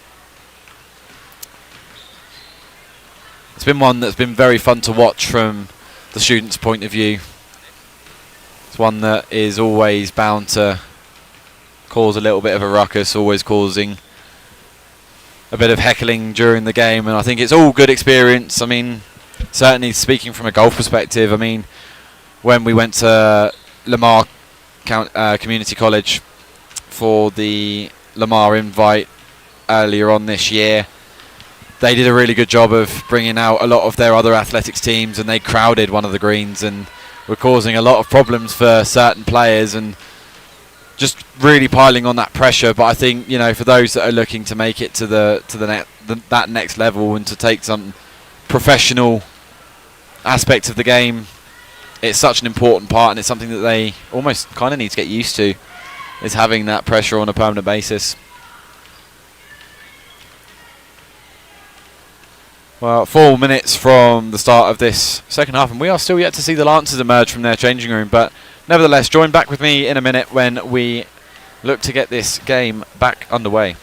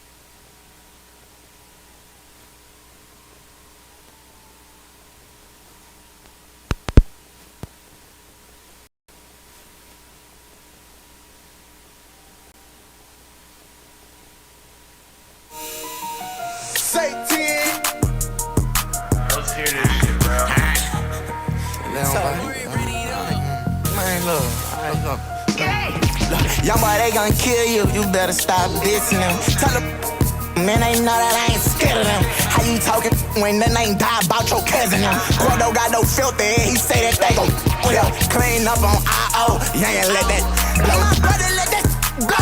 You know that's my smoke. He got me up this Indio. That be yo. Posted with that.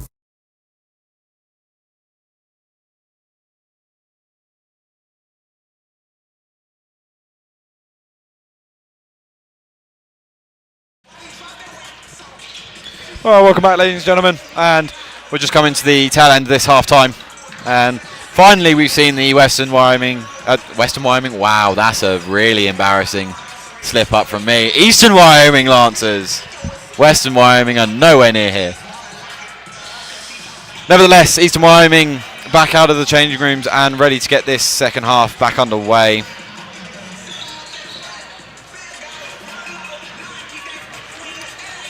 It's one thing that I think always amazes me, and you know, this is where maybe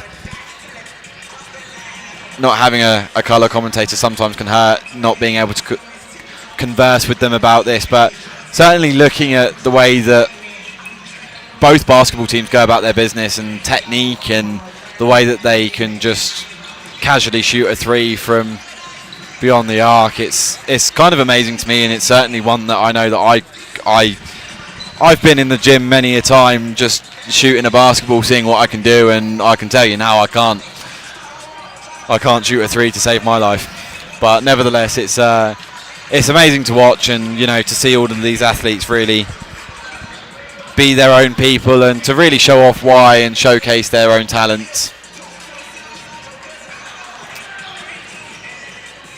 15 seconds then to the start of the second half.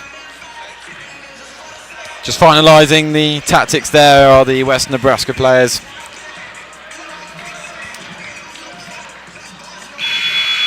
In this close rivalry game.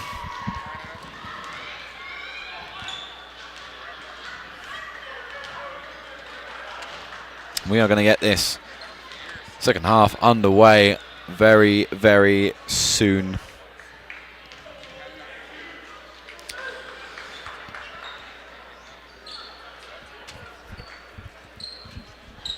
I want to give a quick shout out as well to the golfers on the scoring table. I think they've done a pretty good job so far tonight.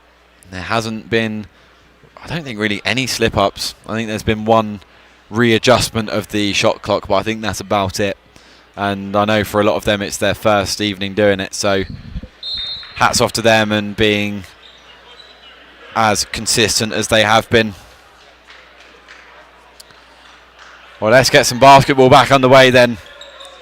It's going to be a Eastern Wyoming line out. And Jamarian Way is going to be the person to get this back underway for the Lancers. Be interesting to see what the Lancers can do coming out of half-time.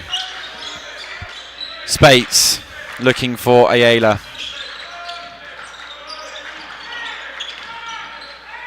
Going to Way, who goes back to Ayala for three. No good. And it's going to be a breakaway here for the Western Nebraska Cougars. And the putback layup is good by number 0, Kirkpatrick. And the Cougars take the lead early on in this second half. Spates going inside to Ayala, who gets it to Spaziovic. And that was a good play through contact there. Jackson trying to go in field and he loses the ball. Jamarian Way is going to be away here for the Lancers. And the shooting foul giving away, I believe, on number 13, Amari Jackson. I think that's going to be his third of the game. And it's going to be another chance for Jamarian Way from the line. It's going to be his second attempt from the line.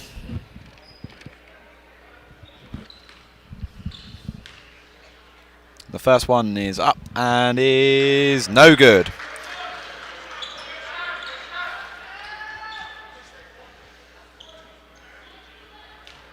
Just a chance to get it to a 2-point lead for the Lancers. And is no good again. So that puts him to 1 and 4 from the line for Jamarian Way. Amari Jackson outside to Kirkpatrick.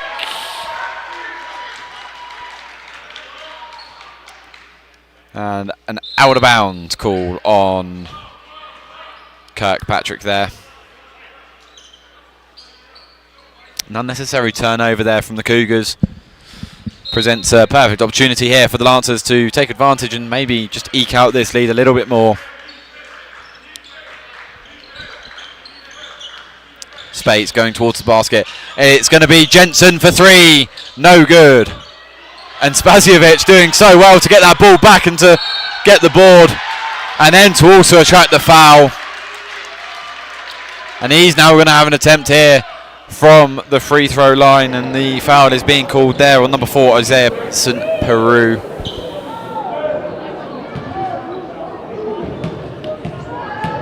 Spaziovic from the line. Is no good after the first attempt.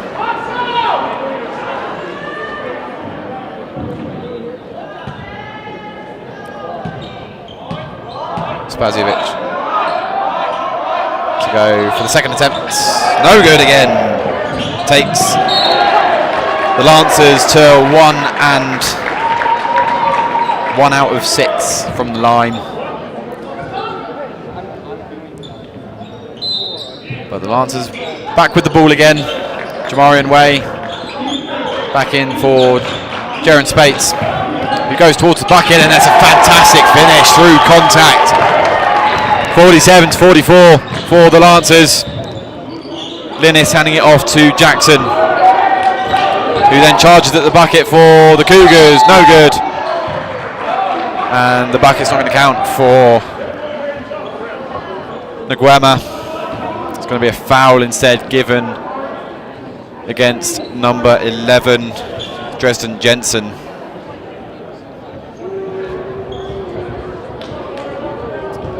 Mari Jackson to stand up to the line for the Cougars. And is no good on that first attempt.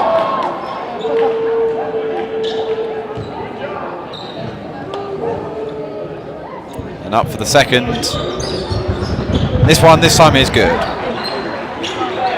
Which takes Western Nebraska to 2 and 4 from the line. Jamarian Way to bring it forward for the Lancers in the 2-point lead that the Lancers have. Way looking for an option.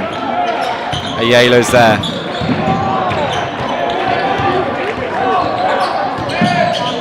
Ayala to Jensen, doing well to get past this man. Jensen, what a finish! Really well finished there through contact. 49 through 45. And the Lancers take it to within a 2-score game. And for 3 is good from Lukic Gavrik. All of a sudden again just takes it back to within a point. Ayala loses the ball out there to number 14, Toms Linnis.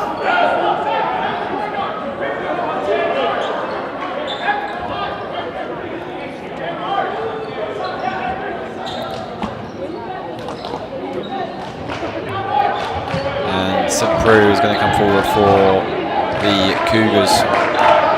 Challenged by Way. Lukic Gavrik going towards the bucket.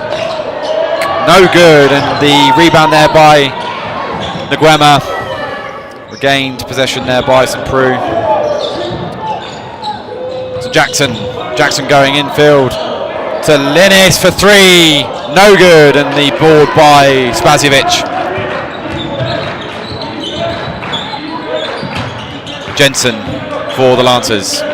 Jensen going towards the bucket, given away there to Nguema. Chance for Linnis to come forward. Nguema. Lukic Gavrik. Back to Linnis. He's going to go towards the bucket. No good on the 2 attempt. Nguema attracts the foul there. I believe by number 2, Jamarian Way. Be his second of the game. And Dorian Nguema is going to have a chance here to put the Cougars ahead. The first free throw is good for the Cougars. And the later on this game gets, the more tense I think it gets in the crowd. Trying to make more noise, and Nguema is no good for that second attempt. Means that it just stays as a tied game at 44 apiece, 49 apiece rather.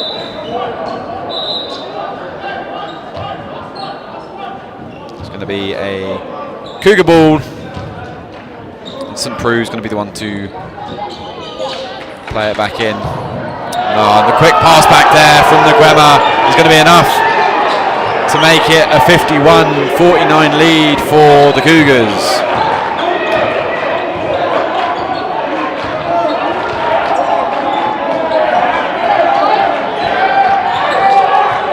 Spates to Way, back to Spates, goes to Jensen, who is out of bounds, called out of bounds there.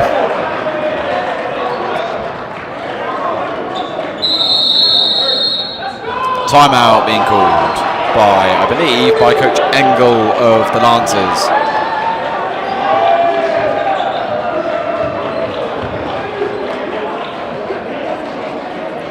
Going to be a 30-second timeout extended to a media by the referees. It's been a bit of a slower start here to this second half. Certainly slower than the start that we saw to the first half, at least. Both teams not being quite as prolific from the field as I think they probably would have hoped for. But nevertheless, both teams giving it everything.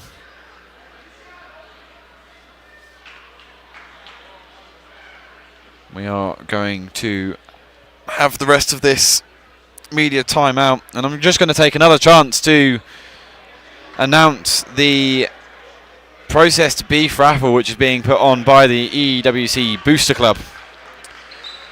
For just $25 an entry, you will have the chance to win a quarter of processed beef, which, if I believe correctly, when Coach Engel was up here commentating, he said it was about $800 worth of processed beef. So this is a great opportunity for you to really get some value for money. 4 winners are going to be drawn at the EWC basketball game on February the 5th, 2026. Winners do not need to be present to win, and the winners will be allowed to specify their processing preferences to Dinklage Feedlot.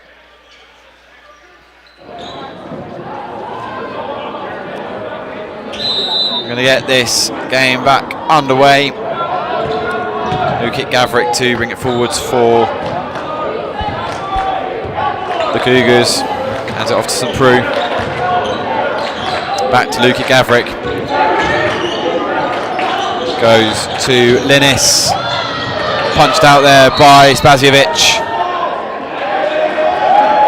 Western Nebraska ball on the touchline.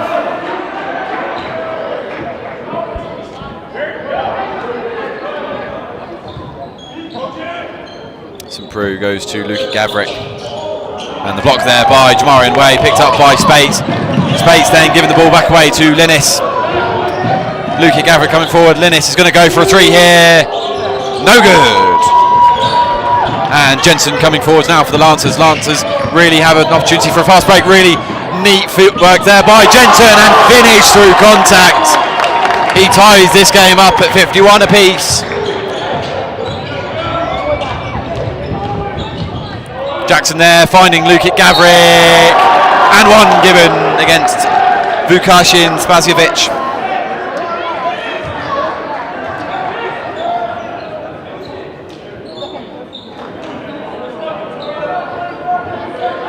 (53-51), and the Cougars are going to have a chance here to extend that lead out to a 3-point lead.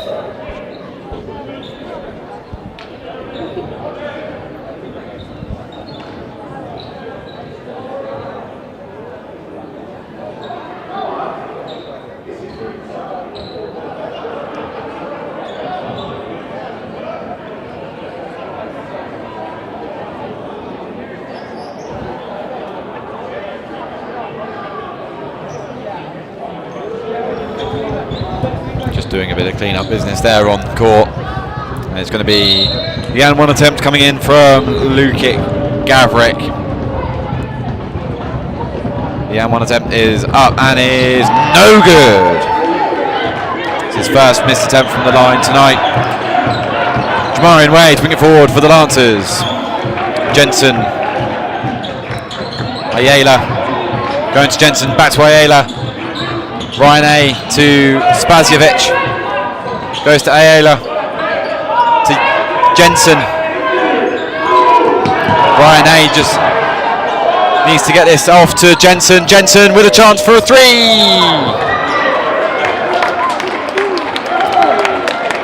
And is fouled on the 3.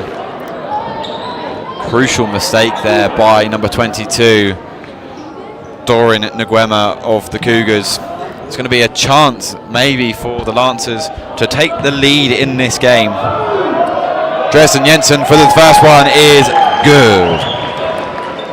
1 of 3 attempts.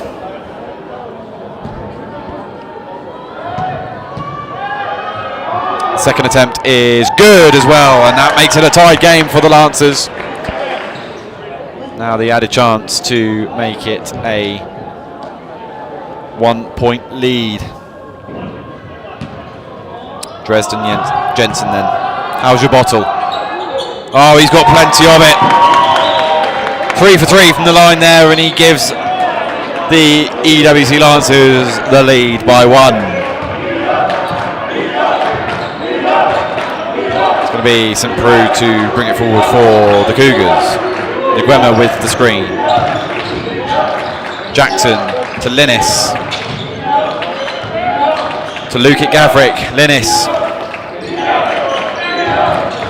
Looking to go towards the basket there. St. Preux. What can he do? He goes for 3. No good. The rebound there by Jamarian Way. Trying to be blocked off there by Lukic Gavrik. Now a chance for a fast break for the Lancers. Going inside for Spasijevic. Oh, that's enough. That's a dreadful foul there by St. Preux. And he has held Spasijevic and pulled him back.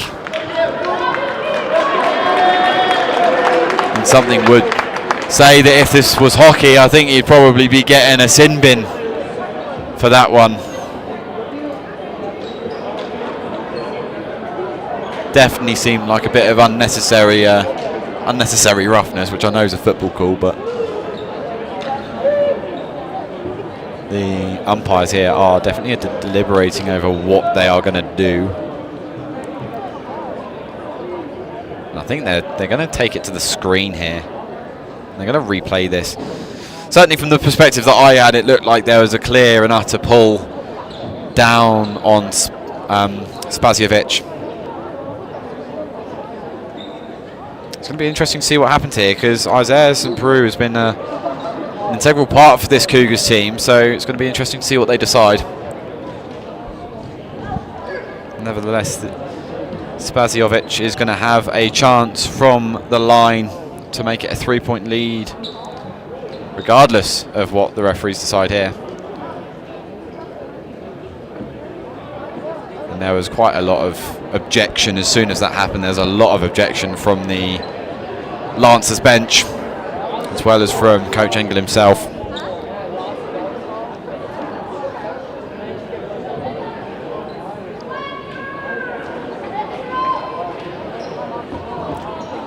To be fair, I think that was one that I think as soon as everyone saw it, they oohed and ahed, and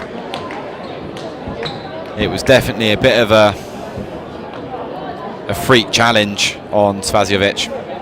He looked to land quite heavy on his back to begin with, but he got up straight away and just brushed it off.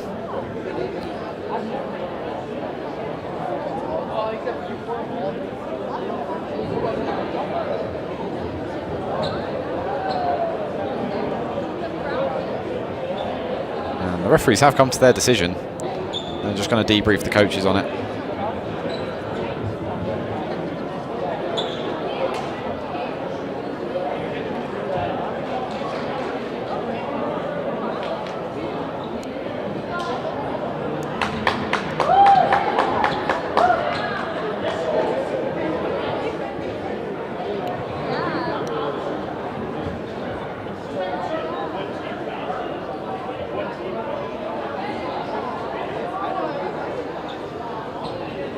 Not too sure what the referees have decided here, but nevertheless they are going to be coming out of this little interval.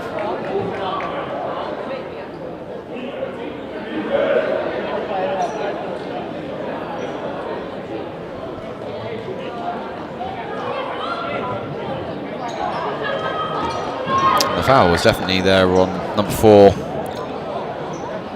St. Preux. Just currently on the scoreboard as number 14. I'm sure that will be adjusted. And it's going to be called as a technical foul, which I think is a fair decision. Spasijevic. The line, no good. Wildly unlucky from there. Spasijevic to go again. This time it is good. And it's going to be EWC possession still as we get this underway again. Now we're going to resume back to the normal proceedings. Jensen from the byline. Going to go to Ayala, who's in a bit of trouble. Number 13 there, Amari Jackson. Just getting a little bit too physical with it. And he's actually now going to be subbed out here by Coach Baz.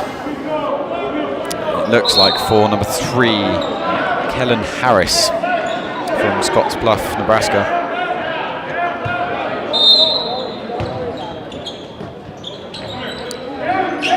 Ayala to Way to Jensen, to back to Ayala.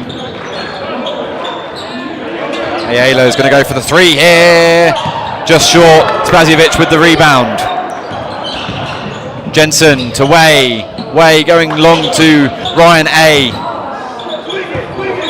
I think a fist just being left in there by number 2, Melchi Egbeme.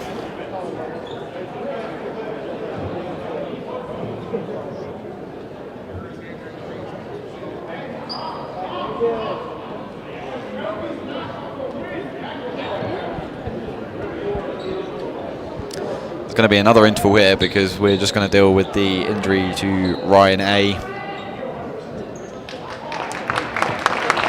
who is up quickly, and that's good to see.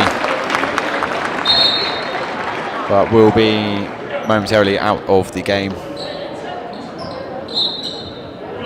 Just looked like he landed a bit awkward on his shoulder. I think that's what he is clutching at. So it is going to be Tony Collins back into the game for Ryan A whilst he gets checked up and make sure that he's still fit to play. Make sure that he's all okay. Way for the 2, and he gets the and 1. What a finish by Jamarian Way. 57-53 in this game for the Lancers, and they're going to have a chance to make that a 5-point lead instead of the 4-point lead. And Jamarian Way looks like he's clutching at his elbow there, just landing a little bit awkwardly. Nevertheless, is good for the and 1.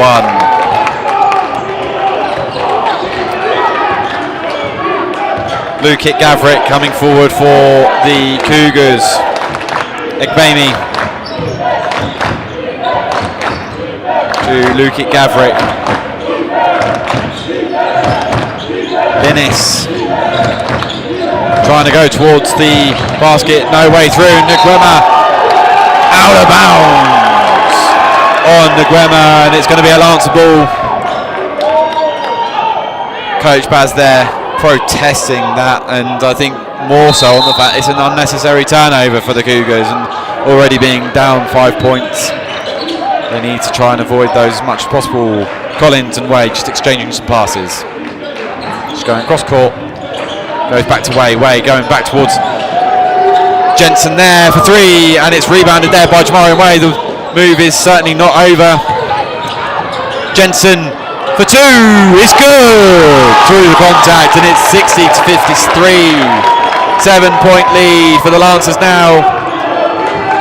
Certainly some momentum building for the EWC Lancers. Harris going to Linnis for the Cougars. Egbemi. Nguema. Foul given on Tony Collins. Going to be a media timeout here called by the referees. And a chance just for Coach Engel to give his insight on that little interval. I think there was a lot of disruption in that space of time, obviously with the injury to Ryan A, which as soon as I know anything more I'll let you know. He looks absolutely fine now, you know, just playing around with his shoulder, but at least he's not broken. But not only that, but also the questionable challenge on Spaziovic by St. Preux. And the Lancers did really well there to keep warm and to keep focus, not lose focus within those intervals, because both of those intervals were probably about 3, maybe 4 minutes long. So they did a really good job of sticking in with it.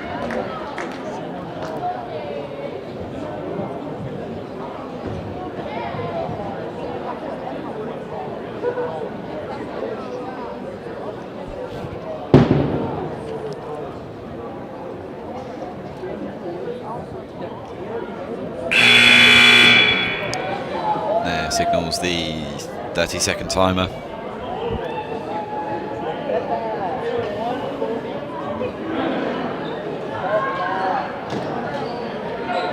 The Cougars first out of the timeout and closely follow the Lancers. Jensen, Way, Collins,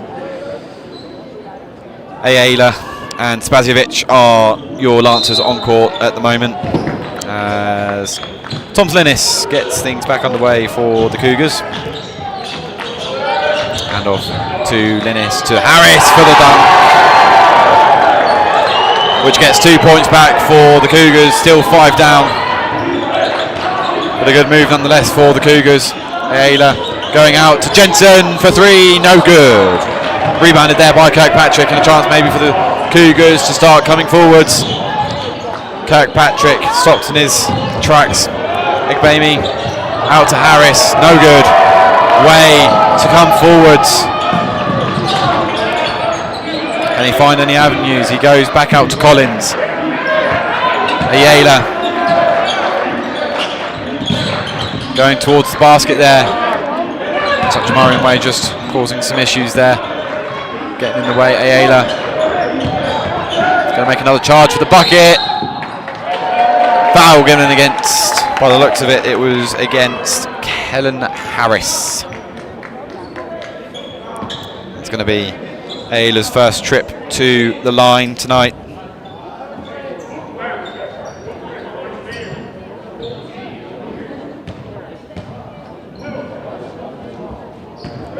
A chance just to get it back to a 7-point lead. First free throw is short of the rim.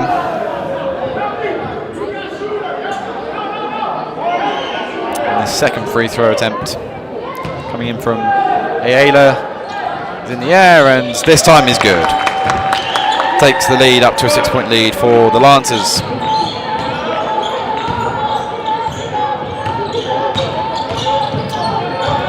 Nguema out to Kirkpatrick.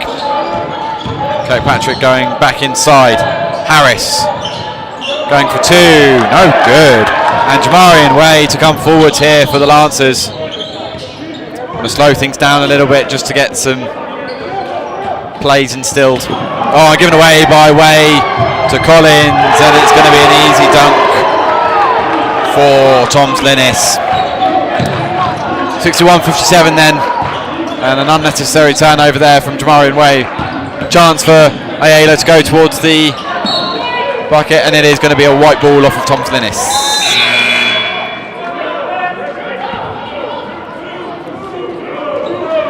Tristan Jensen up to get it back inbound, and Tom Slinis there being taken out of the game. Instead, number 2, Igbemi is back in. Jamarian Way to Ayala. Way back out to Ayala for the 3, no good. Jamarian Way with the rebound to Collins to Spaziovic. Given the foul against Nguema. I believe is going to be his second on the day. And another chance here for the Lancers just to eke out that lead a little bit more. Vukashin, Spaziovic. Is good, just about. Catches enough of the rim to eventually drop.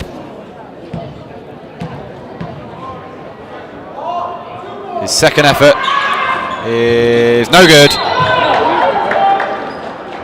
Looked to be rebounded for a minute by Ayala. Turned out not to be. It's going to be 2 out of 6 attempts there for Vukashin Spaziovic, who has been taken out of the game now in exchange for Lorenzo Major Jr. Kellen Harris to come forward here for the Cougars. Harris going infield, completely missing his man, and in fact I think catching Ayala in the face. Jamarian Way going to Major Jr. Major Jr. looking for an option. Drying way to Jensen. Jensen going towards the bucket. The charge being given there against Jensen.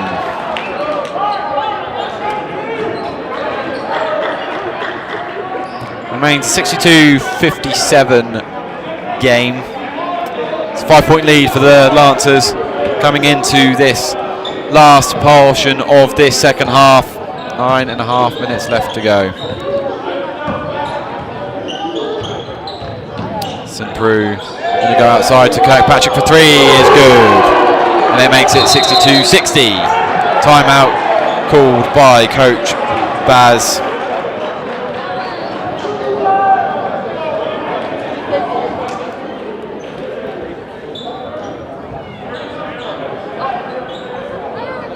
Second timeout called by Western Nebraska. And again, it's becoming a very nail-bitingly close game.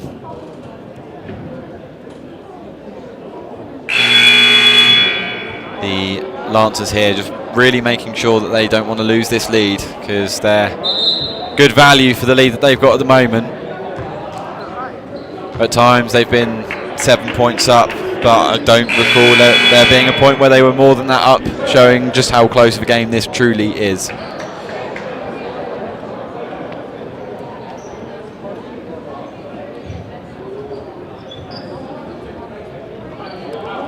Dresden Jensen is going to get it restarted here for the Lancers. Adam Coxon checking back into the game. Major Jr. going back to Jensen, who then goes to Ayala. And the second attempt is good by Ayala. He rebounded and put back. Takes it to a 4-point lead now for the Lancers. Harris for the Cougars. It's Jones. Jones to St. Preux. St. Preux looking for a way through. No options available for him. The three, no good, and Jamarian Way gets the rebound. Way going to Mage Jr., going to Jensen. Given us out on this near side by Jensen.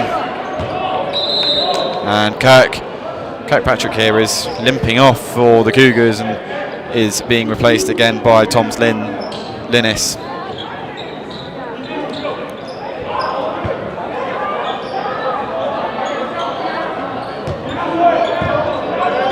St. Preux coming forward for the Cougars. He is paired up against Mage Jr. right now. Jones for the two attempt is no good. Harris gets the rebound, who flicks it out to Linnis for the three is no good. Air ball in fact, and Jaron Spates is going to go to Jensen here. Adam Coxon managing to keep that inbound. Ayala needs to do something with it, and he gets the 2 and 1.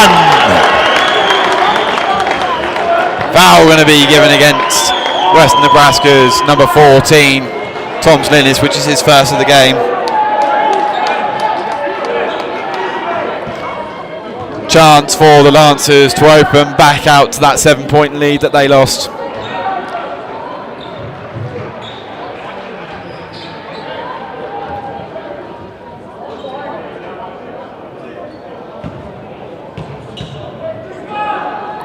Ayala, good for the and 1. 67-60 then, as we have just under 8 minutes left in this game. St. Preux coming forward for the Cougars, looking for something, looking for an option. Slight mishandling of the ball. Linnis walking past Coxon, scoring the 2 and making it a 5-point game. Spates in for Mage Jr. Mage Jr. going back out to Jaron Spates. Back out to Mage Jr. He's looking for an option. Spates is there. Spates looking for the 2 is good! Takes it back to the 7-point lead, 69-62. The fade away 2 from Jaron Spate, something that he made his almost his trademark move last year. And he's showing that he certainly hasn't lost any of that so far this year. Going to be 2 substitution here. Ryan A back into the frame of things, which is nice to see. But it is going to be a timeout.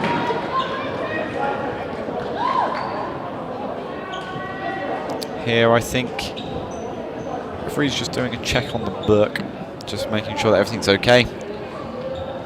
I believe this is going to be a media timeout. So I'm going to take a quick break and I'll join you back here in a minute.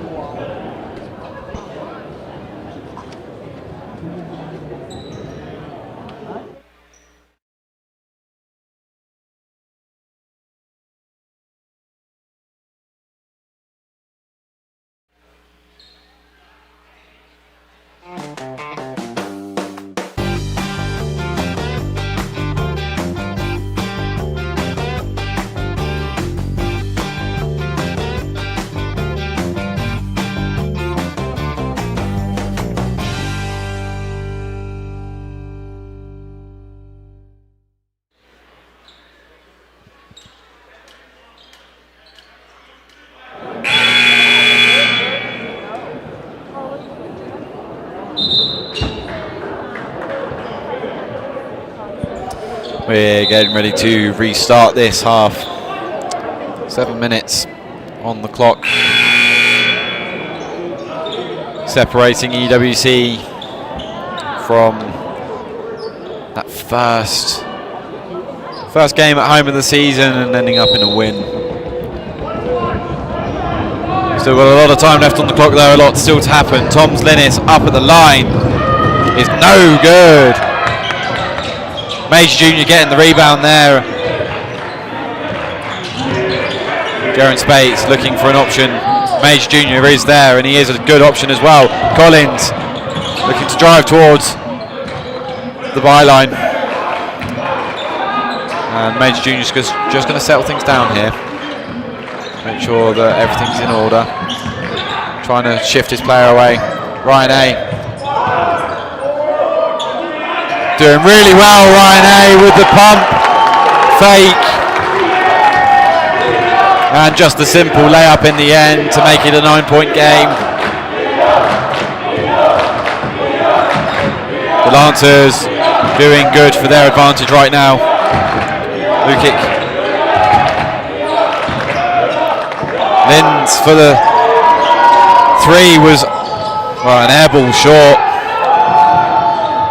Lukic, Gravik, in for the 3. Reducing that lead back down to a 6-point game. Jaron Spates here to come forward. Up against St. Preux. Spates looking to charge towards the bucket, no luck. Spates asking for a bit of help there. Ryan A looking for a chance to get the shot off and no good on the 2 attempt, but he's going to get a chance at the line.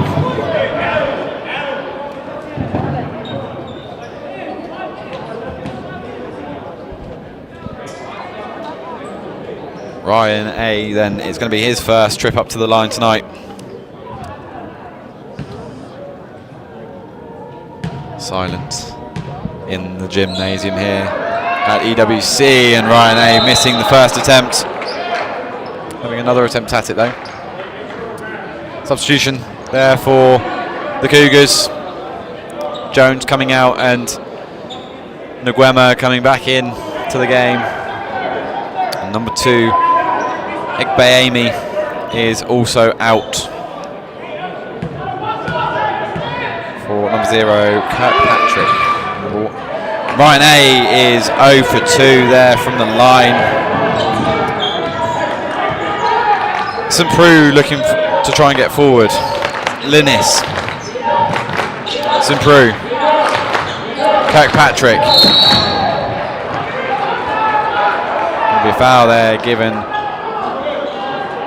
against Collins. And he is fouled out of the game now.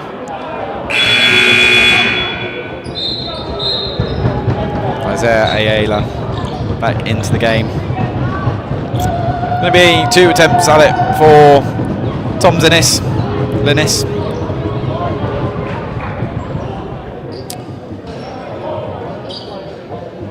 hailing from Kesis, Latvia. Tom's Lennis then is good on the first attempt.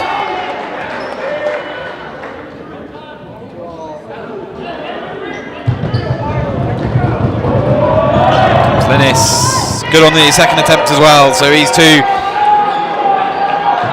2 for 2 on that occasion, makes him 2 for 3 from the line. Mage Jr. then to come forwards for the Lancers.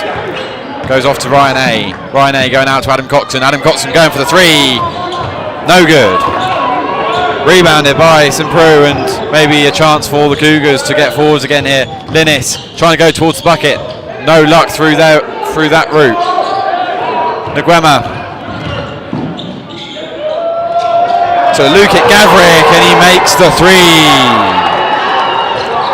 71-70 is this game, and it's all of a sudden become all very tight again. Mage Jr.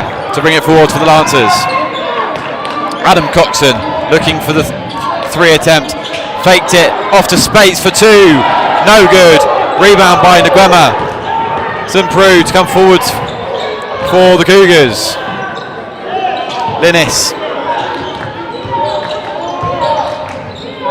Nguema looking for an option. He has Lukic Gavrik. No good on that 3rd attempt.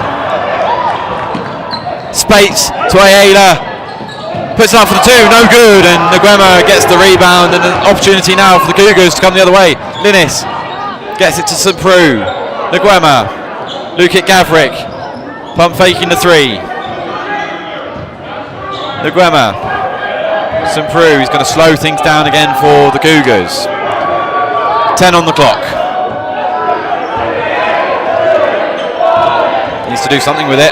St. Preux shifts away and does well to get it back into the bucket. It is a 72-71 game. The Cougars take the lead since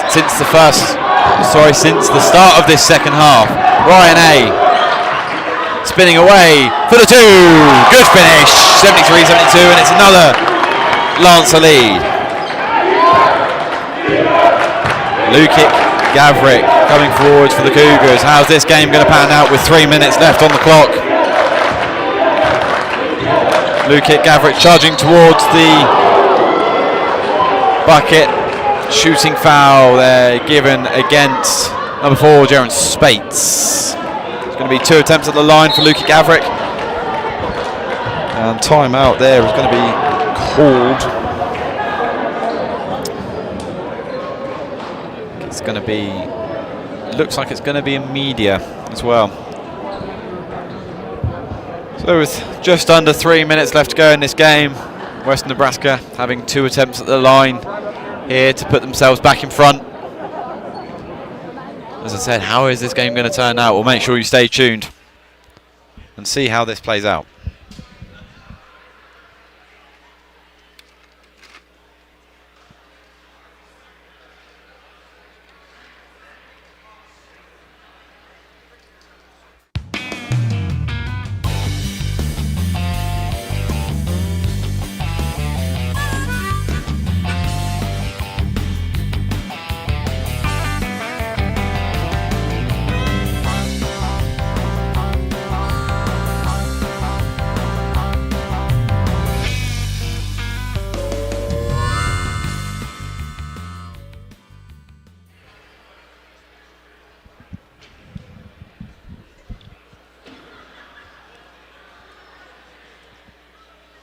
And welcome back, ladies and gentlemen. We are going to get this for second half back underway. It's been a long day.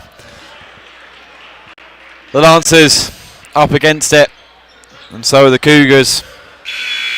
It's going to be an interesting end to this game, and certainly interesting way to see how this game is going to end. It's going to be Victor Lukic Gavrik, who again has kind of been a thorn in the side of EWC all night long. He's going to have 2 chances here at the line,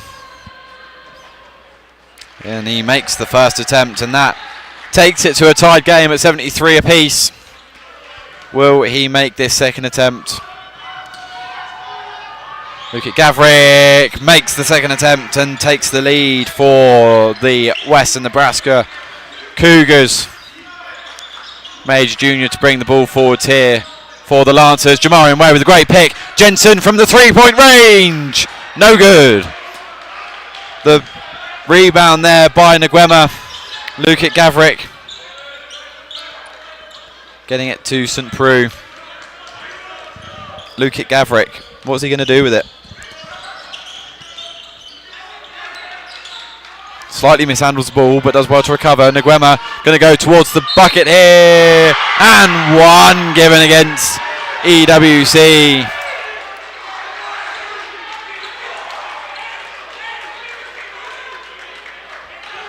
The foul given against number 35, Ayala.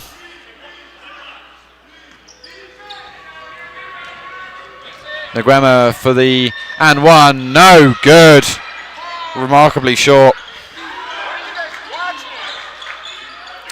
Jamarian Way to come forwards now and trailing 3 points, and it's the most I think that the Lancers have trailed in this game. How are they going to respond? Ayala doing well to pick that out. Jensen trying to get away from his man. He does very well. And one given against Western Nebraska there. Strong finish from Jensen through contact.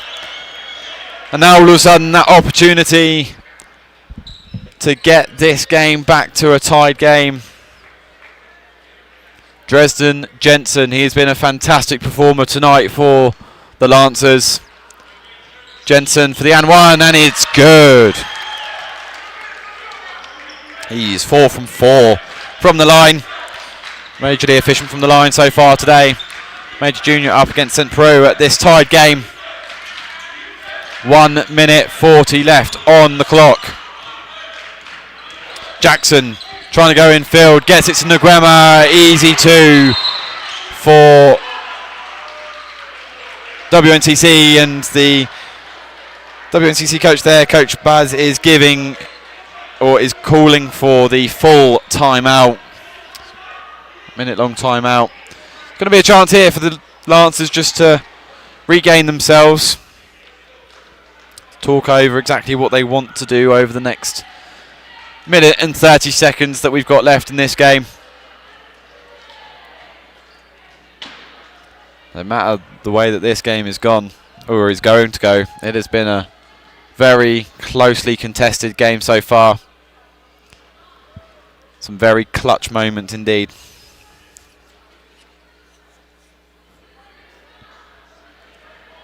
Well, as we look ahead for the Eastern Wyoming College Lancers, their next game is going to be on the road, and we heard from Coach Tim Larson earlier that they're going to go on the road to Utah. It's going to be at Utah State Eastern. They're going to have 2 games there.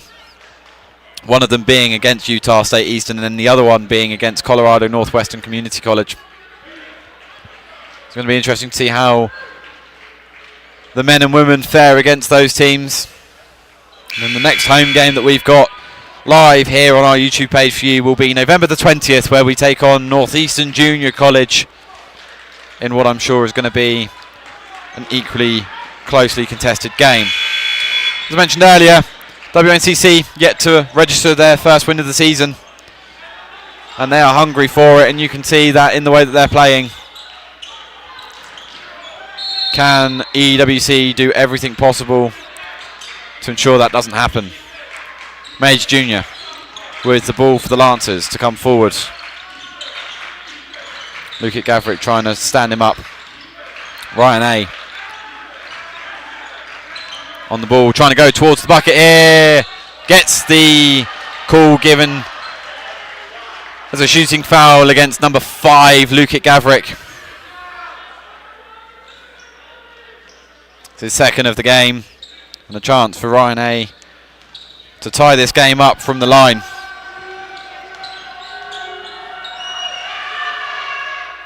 And it is pure on his first attempt. Nothing but net.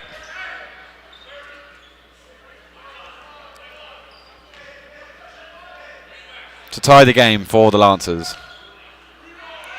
In the air, and it is good from Ryan A. Tied game.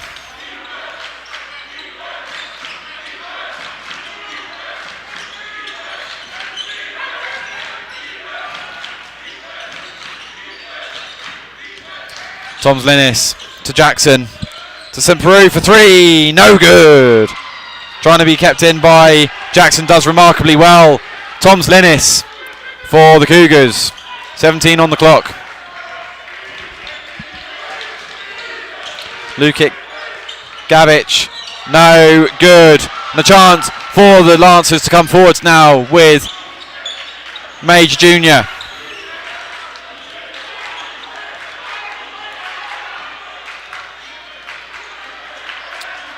Major Jr. to come forward here for the Lancers, looking for an option. Trying to go towards the bucket, going out to Jensen. Ryan A. for the 3! No good! Nguema with the board. Jackson. And dropped into the net by Lukic Gavrik to take a 2-point lead with 14 seconds left on the clock. Well, ladies and gentlemen, we are in for a college basketball game. 14 seconds left on the clock. 78-80 is the score to Western Nebraska.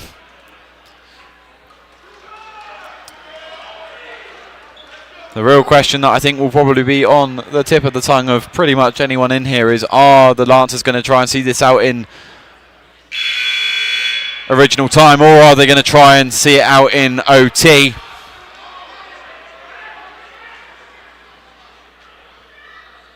.3 seconds left on the clock.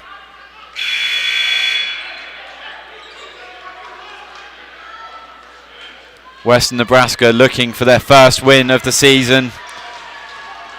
EWC looking for their first home game to result in a win and to take them to 2-3 on the season. We're in for a blockbuster finish here. 10 seconds on the clock then. Lorenzo Major Jr., what can he do? Gets it inside to Jensen. Given away. Turned over. Timeout called by Coach Bill Engel.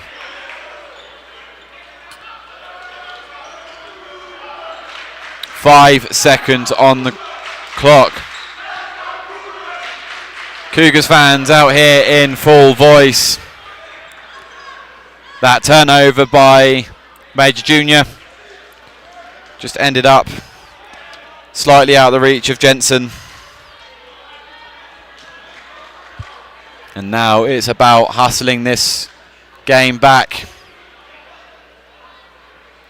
We're a turnover and a long pass down to the end of the court away from this game being tied.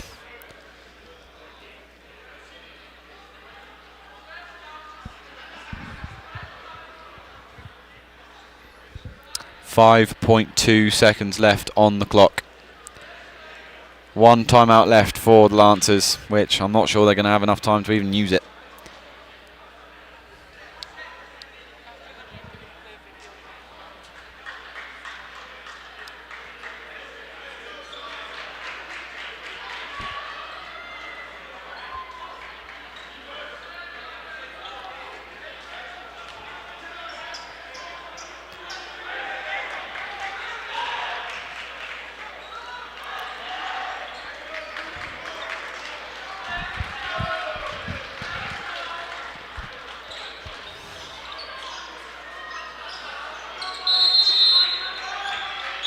Here we are then. The end of this game, Toms Linnis taking it to the corner. And the foul coming in there against Ayala. And the Cougars are going to have a chance to see this game out if Linnis can make both free throws. If not, it becomes a very interesting game. Those of you that might have watched last year might well remember that this game was a 3-point lead to the Cougars with next to nothing left on the clock, and then a foul on a 3-point attempt by, at the time, Alan Nziza. Took him to the line, he made all three, and then Eastern Wyoming came out of OT firing and ended up winning the game. Are we going to see a repeat of that, or are we going to see here tonight WNCC get the job done? Crunch time for both teams. And Tom's Linnis, well, I was talking earlier about Dresden Jensen having some bottle. I think this requires even more bottle from Tom's Linnis for the Cougars.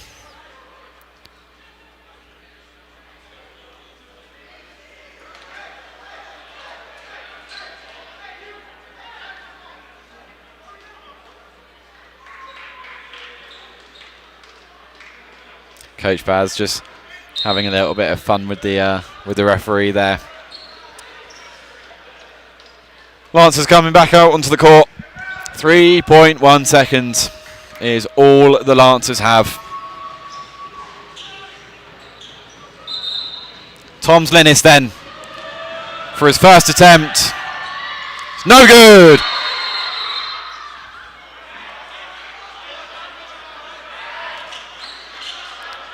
And this could give a chance for the Lancers, even if Linnis sinks this second attempt at a free throw. It gives the chance for the Lancers to go up the other end. Tom's Linnis, second attempt is good.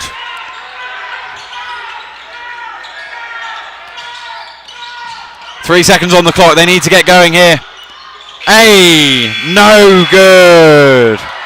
And WNCC are going to prove victors here. It's a gutting game to lose for the Eastern Wyoming College Lancers. Very closely fought game, and maybe a game that they feel like they should have taken a little bit more from. But join back with us in a few minutes' time, where hopefully we're going to get here Coach Bill Engel and we can get his assessment of the game. But it is going to end up a WNCC victory here, 81-78.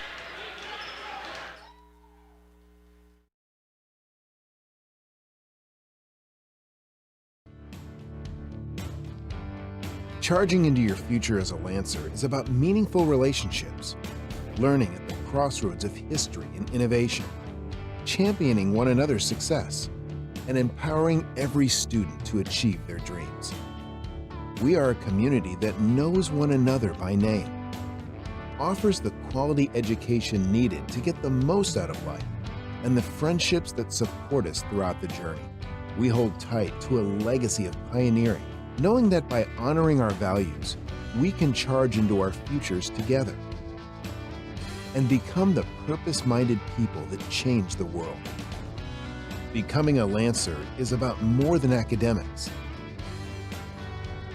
It's about discovering your passion and feeling at home.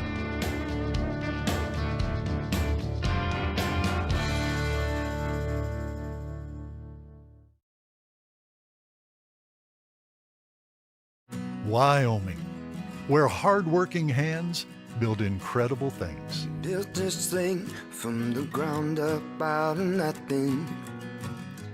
Gave it everything. Now look at what it's given back. We know you put your heart into your business because that's what Wyomingites do. As a local bank, we put our hearts into helping you because we're not just a bank in Wyoming. We're Wyoming in a bank. Pinnacle Bank, the way banking should be.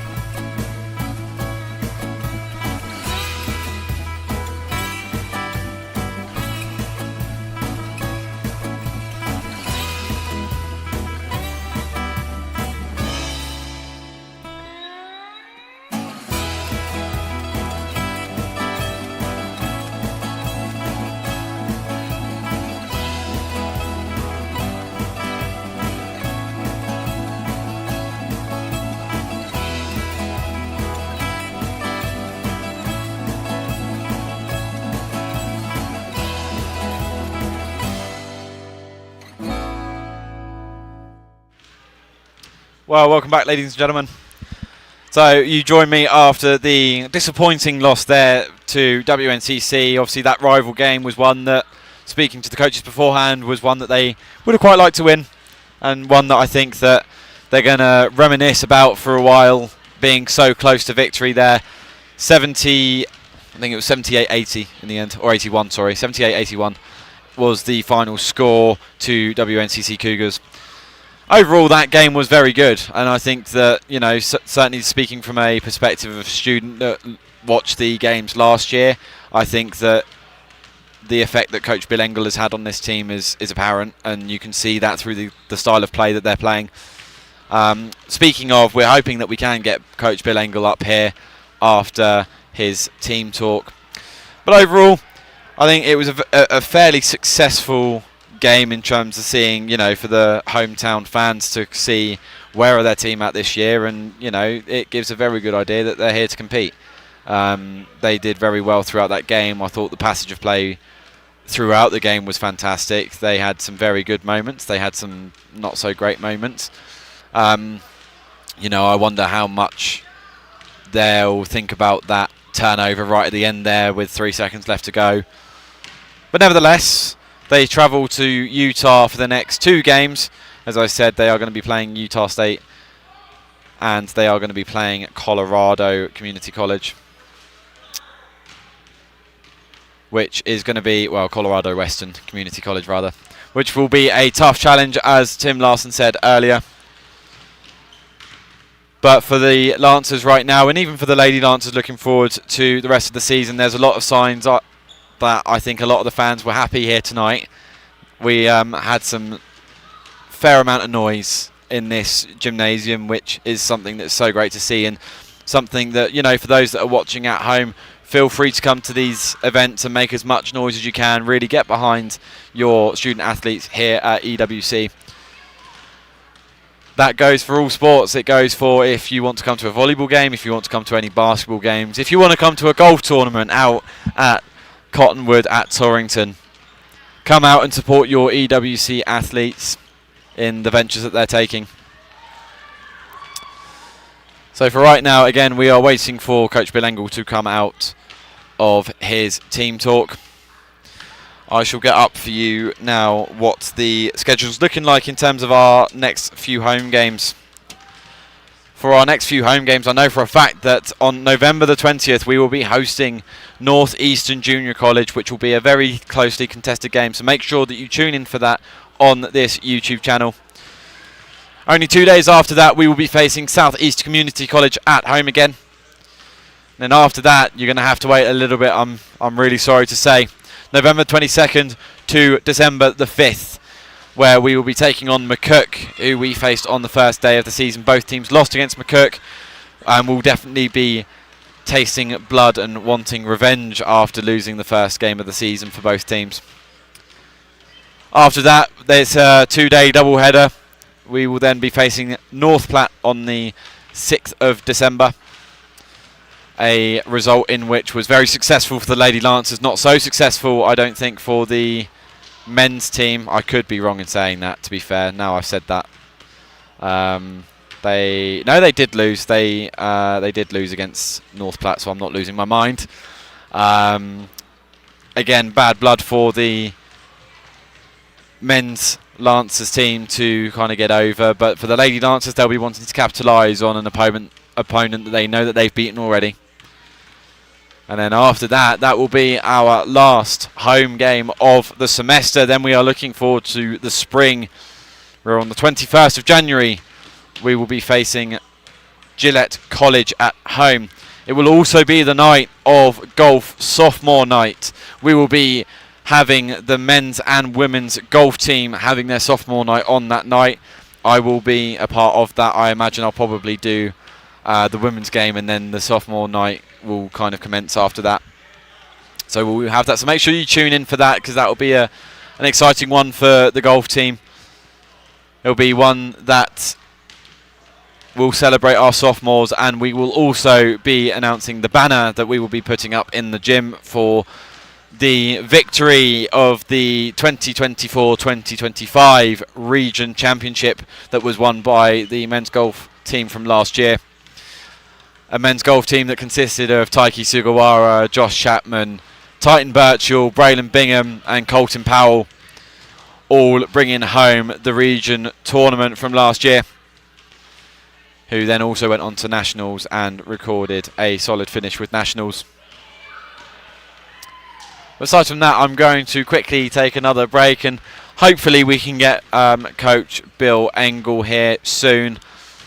Joined back with us in a minute, where hopefully we can talk to Head Coach Engel about the game from his perspective.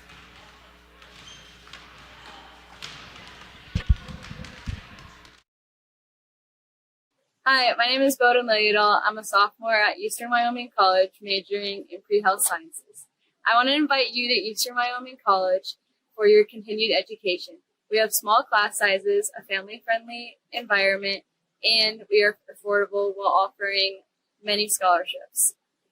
EWC offers so many program and career certificates, so we're sure there's something for you. Check us out online at ewc.wyo.edu or call us at 307-532-8230. Charge into your future with us at Eastern Wyoming College. Lancer up. Wyoming, where hard-working hands build incredible things. Built this thing from the ground up out of nothing.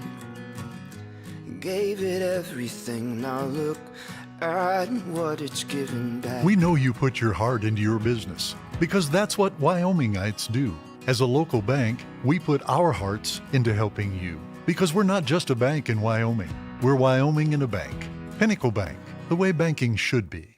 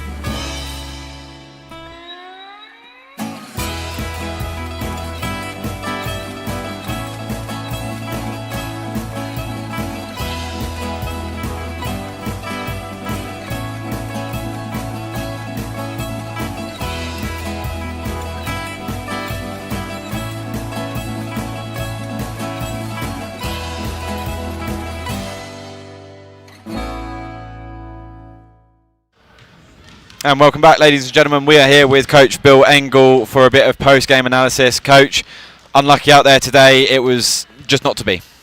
You know, I thought our kids played well. You know, we built a lead twice, built one in the first half, and kind of went away by halftime. And then second half, kind of same thing. We banged away with them, played pretty well. I think we were up 6 or 7 with a few minutes to go, maybe 6 or 7 minutes to go, and again, kind of lost the lead there. Made some big plays down the stretch, but we just couldn't finish. And it's one of those that I was kind of talking to the people back at home, and in comparison to last year, I mean, the transition in play looked fantastic, and I've got to credit you and your athletes on that. how much hard work have these guys been doing, and how kind of is it demoralising when you have results like these that it's just so nail biting and just in the end just wasn't quite enough? We're coming off a tough loss at Dawson, and they're ranked 25th, I think, in the nation right now. And we lost to them by 4, and it was very similar. We were up 6 or 7 with about 7 minutes to go, and that one kind of got away from us too. And it was a little different. We didn't defend real well down the stretch, and we didn't get great shots. I thought we defended much better here. They made a couple plays that hurt us, and then defensively or offensively, we had them set up. I mean, we got everything we needed. We got Ryan I to the free throw line. He made 2 big free throws, and then on the next one, our guys made a absolutely perfect read. Tough pass to catch for Dresden on the back door, but he did a really good job off the cut. It was a good pass. Just maybe got away from him a little bit, but really we would run it 100 more times for him. So proud of our kids and all the confidence in the world in them, and we look forward to moving forward here. And that's fantastic to hear, and to see the kind of performance that they brought out tonight. I was blown away by it. I thought they looked really solid. Just a quick, last question for you. Looking at how your boys played tonight and really the fight that they did show a lot of through that game, taking that into your trip to Utah, how confident are you that you can go there and get a result? Oh, very confident. We need to come out, have a really tough practice tomorrow, really get after it. Probably a lot of conditioning, some strength and conditioning as well, and then get ready for Price. They're a good team. I think they're 2-2, and I think they play tonight, so we'll get a little bit of tape on them, and we'll go through that. Sounds like they got a big kid that they play through. They play a bunch of zone, so be a different look for us, but we really look forward to the challenge. That's the exciting part about basketball. You never know what you're going to get. Some teams, play man the whole time, some play zone the whole time, some press you the whole time, and this group tonight, they pressed us in the first half. Then I felt like we did a good enough job with it that they got out of it in the second half. And just kind of run me through, when you were up here co-commentating with me with the volleyball, one thing that we talked a lot about was just controlling the controllables, right, and controlling what you can. And how well do you feel like your team controlled the controllables today, and how much was kind of out of your control? For the most part, I thought we controlled them fairly well. Probably our biggest thing defensively is that we just didn't communicate enough. There was times where we were absolutely fabulous. I mean, you couldn't draw it up any better defensively, and there's other times where we didn't talk enough, and we didn't get through a screen, or we didn't switch a screen, and it's that communication that's really important. Well, Coach, I really appreciate you coming up here and giving up your time. Best of luck for your trip to Utah, and unlucky tonight. I appreciate it, and we'll get them back, rally the troops, and we'll be ready to go. Yeah, for sure. Thank you, Coach. All right, thank you. All right, buddy. Thank you. Thank you. Yeah, no worries. So that was Coach Bill Engel for you there, just giving his post-game thoughts on that game. And honestly, I agree with a lot of what he said. I think the controllables were controlled very well by the team. I think he mentioned very well about there being just some plays that hurt them, and there were some threes in there that certainly looked like they had no right to go in, but just did. WNCC played a really good game tonight, and that is something that you do need to specify and you can't ignore, is that actually, for the most part, they played just as good of a game as I think our boys did tonight. So we move forward. We go forward to Utah over the next week, and then next week, in fact, exactly on this day, we are going to be hosting Northeastern Community College. That's interesting, the fact that the lights have shut off. We're going to be hosting Northeastern Junior College, so I really hope that you can join us for that, and I hope that you have enjoyed this broadcast here tonight. I've been Jamie Lambert. It's been a pleasure giving this game to you. Thank you, and good night.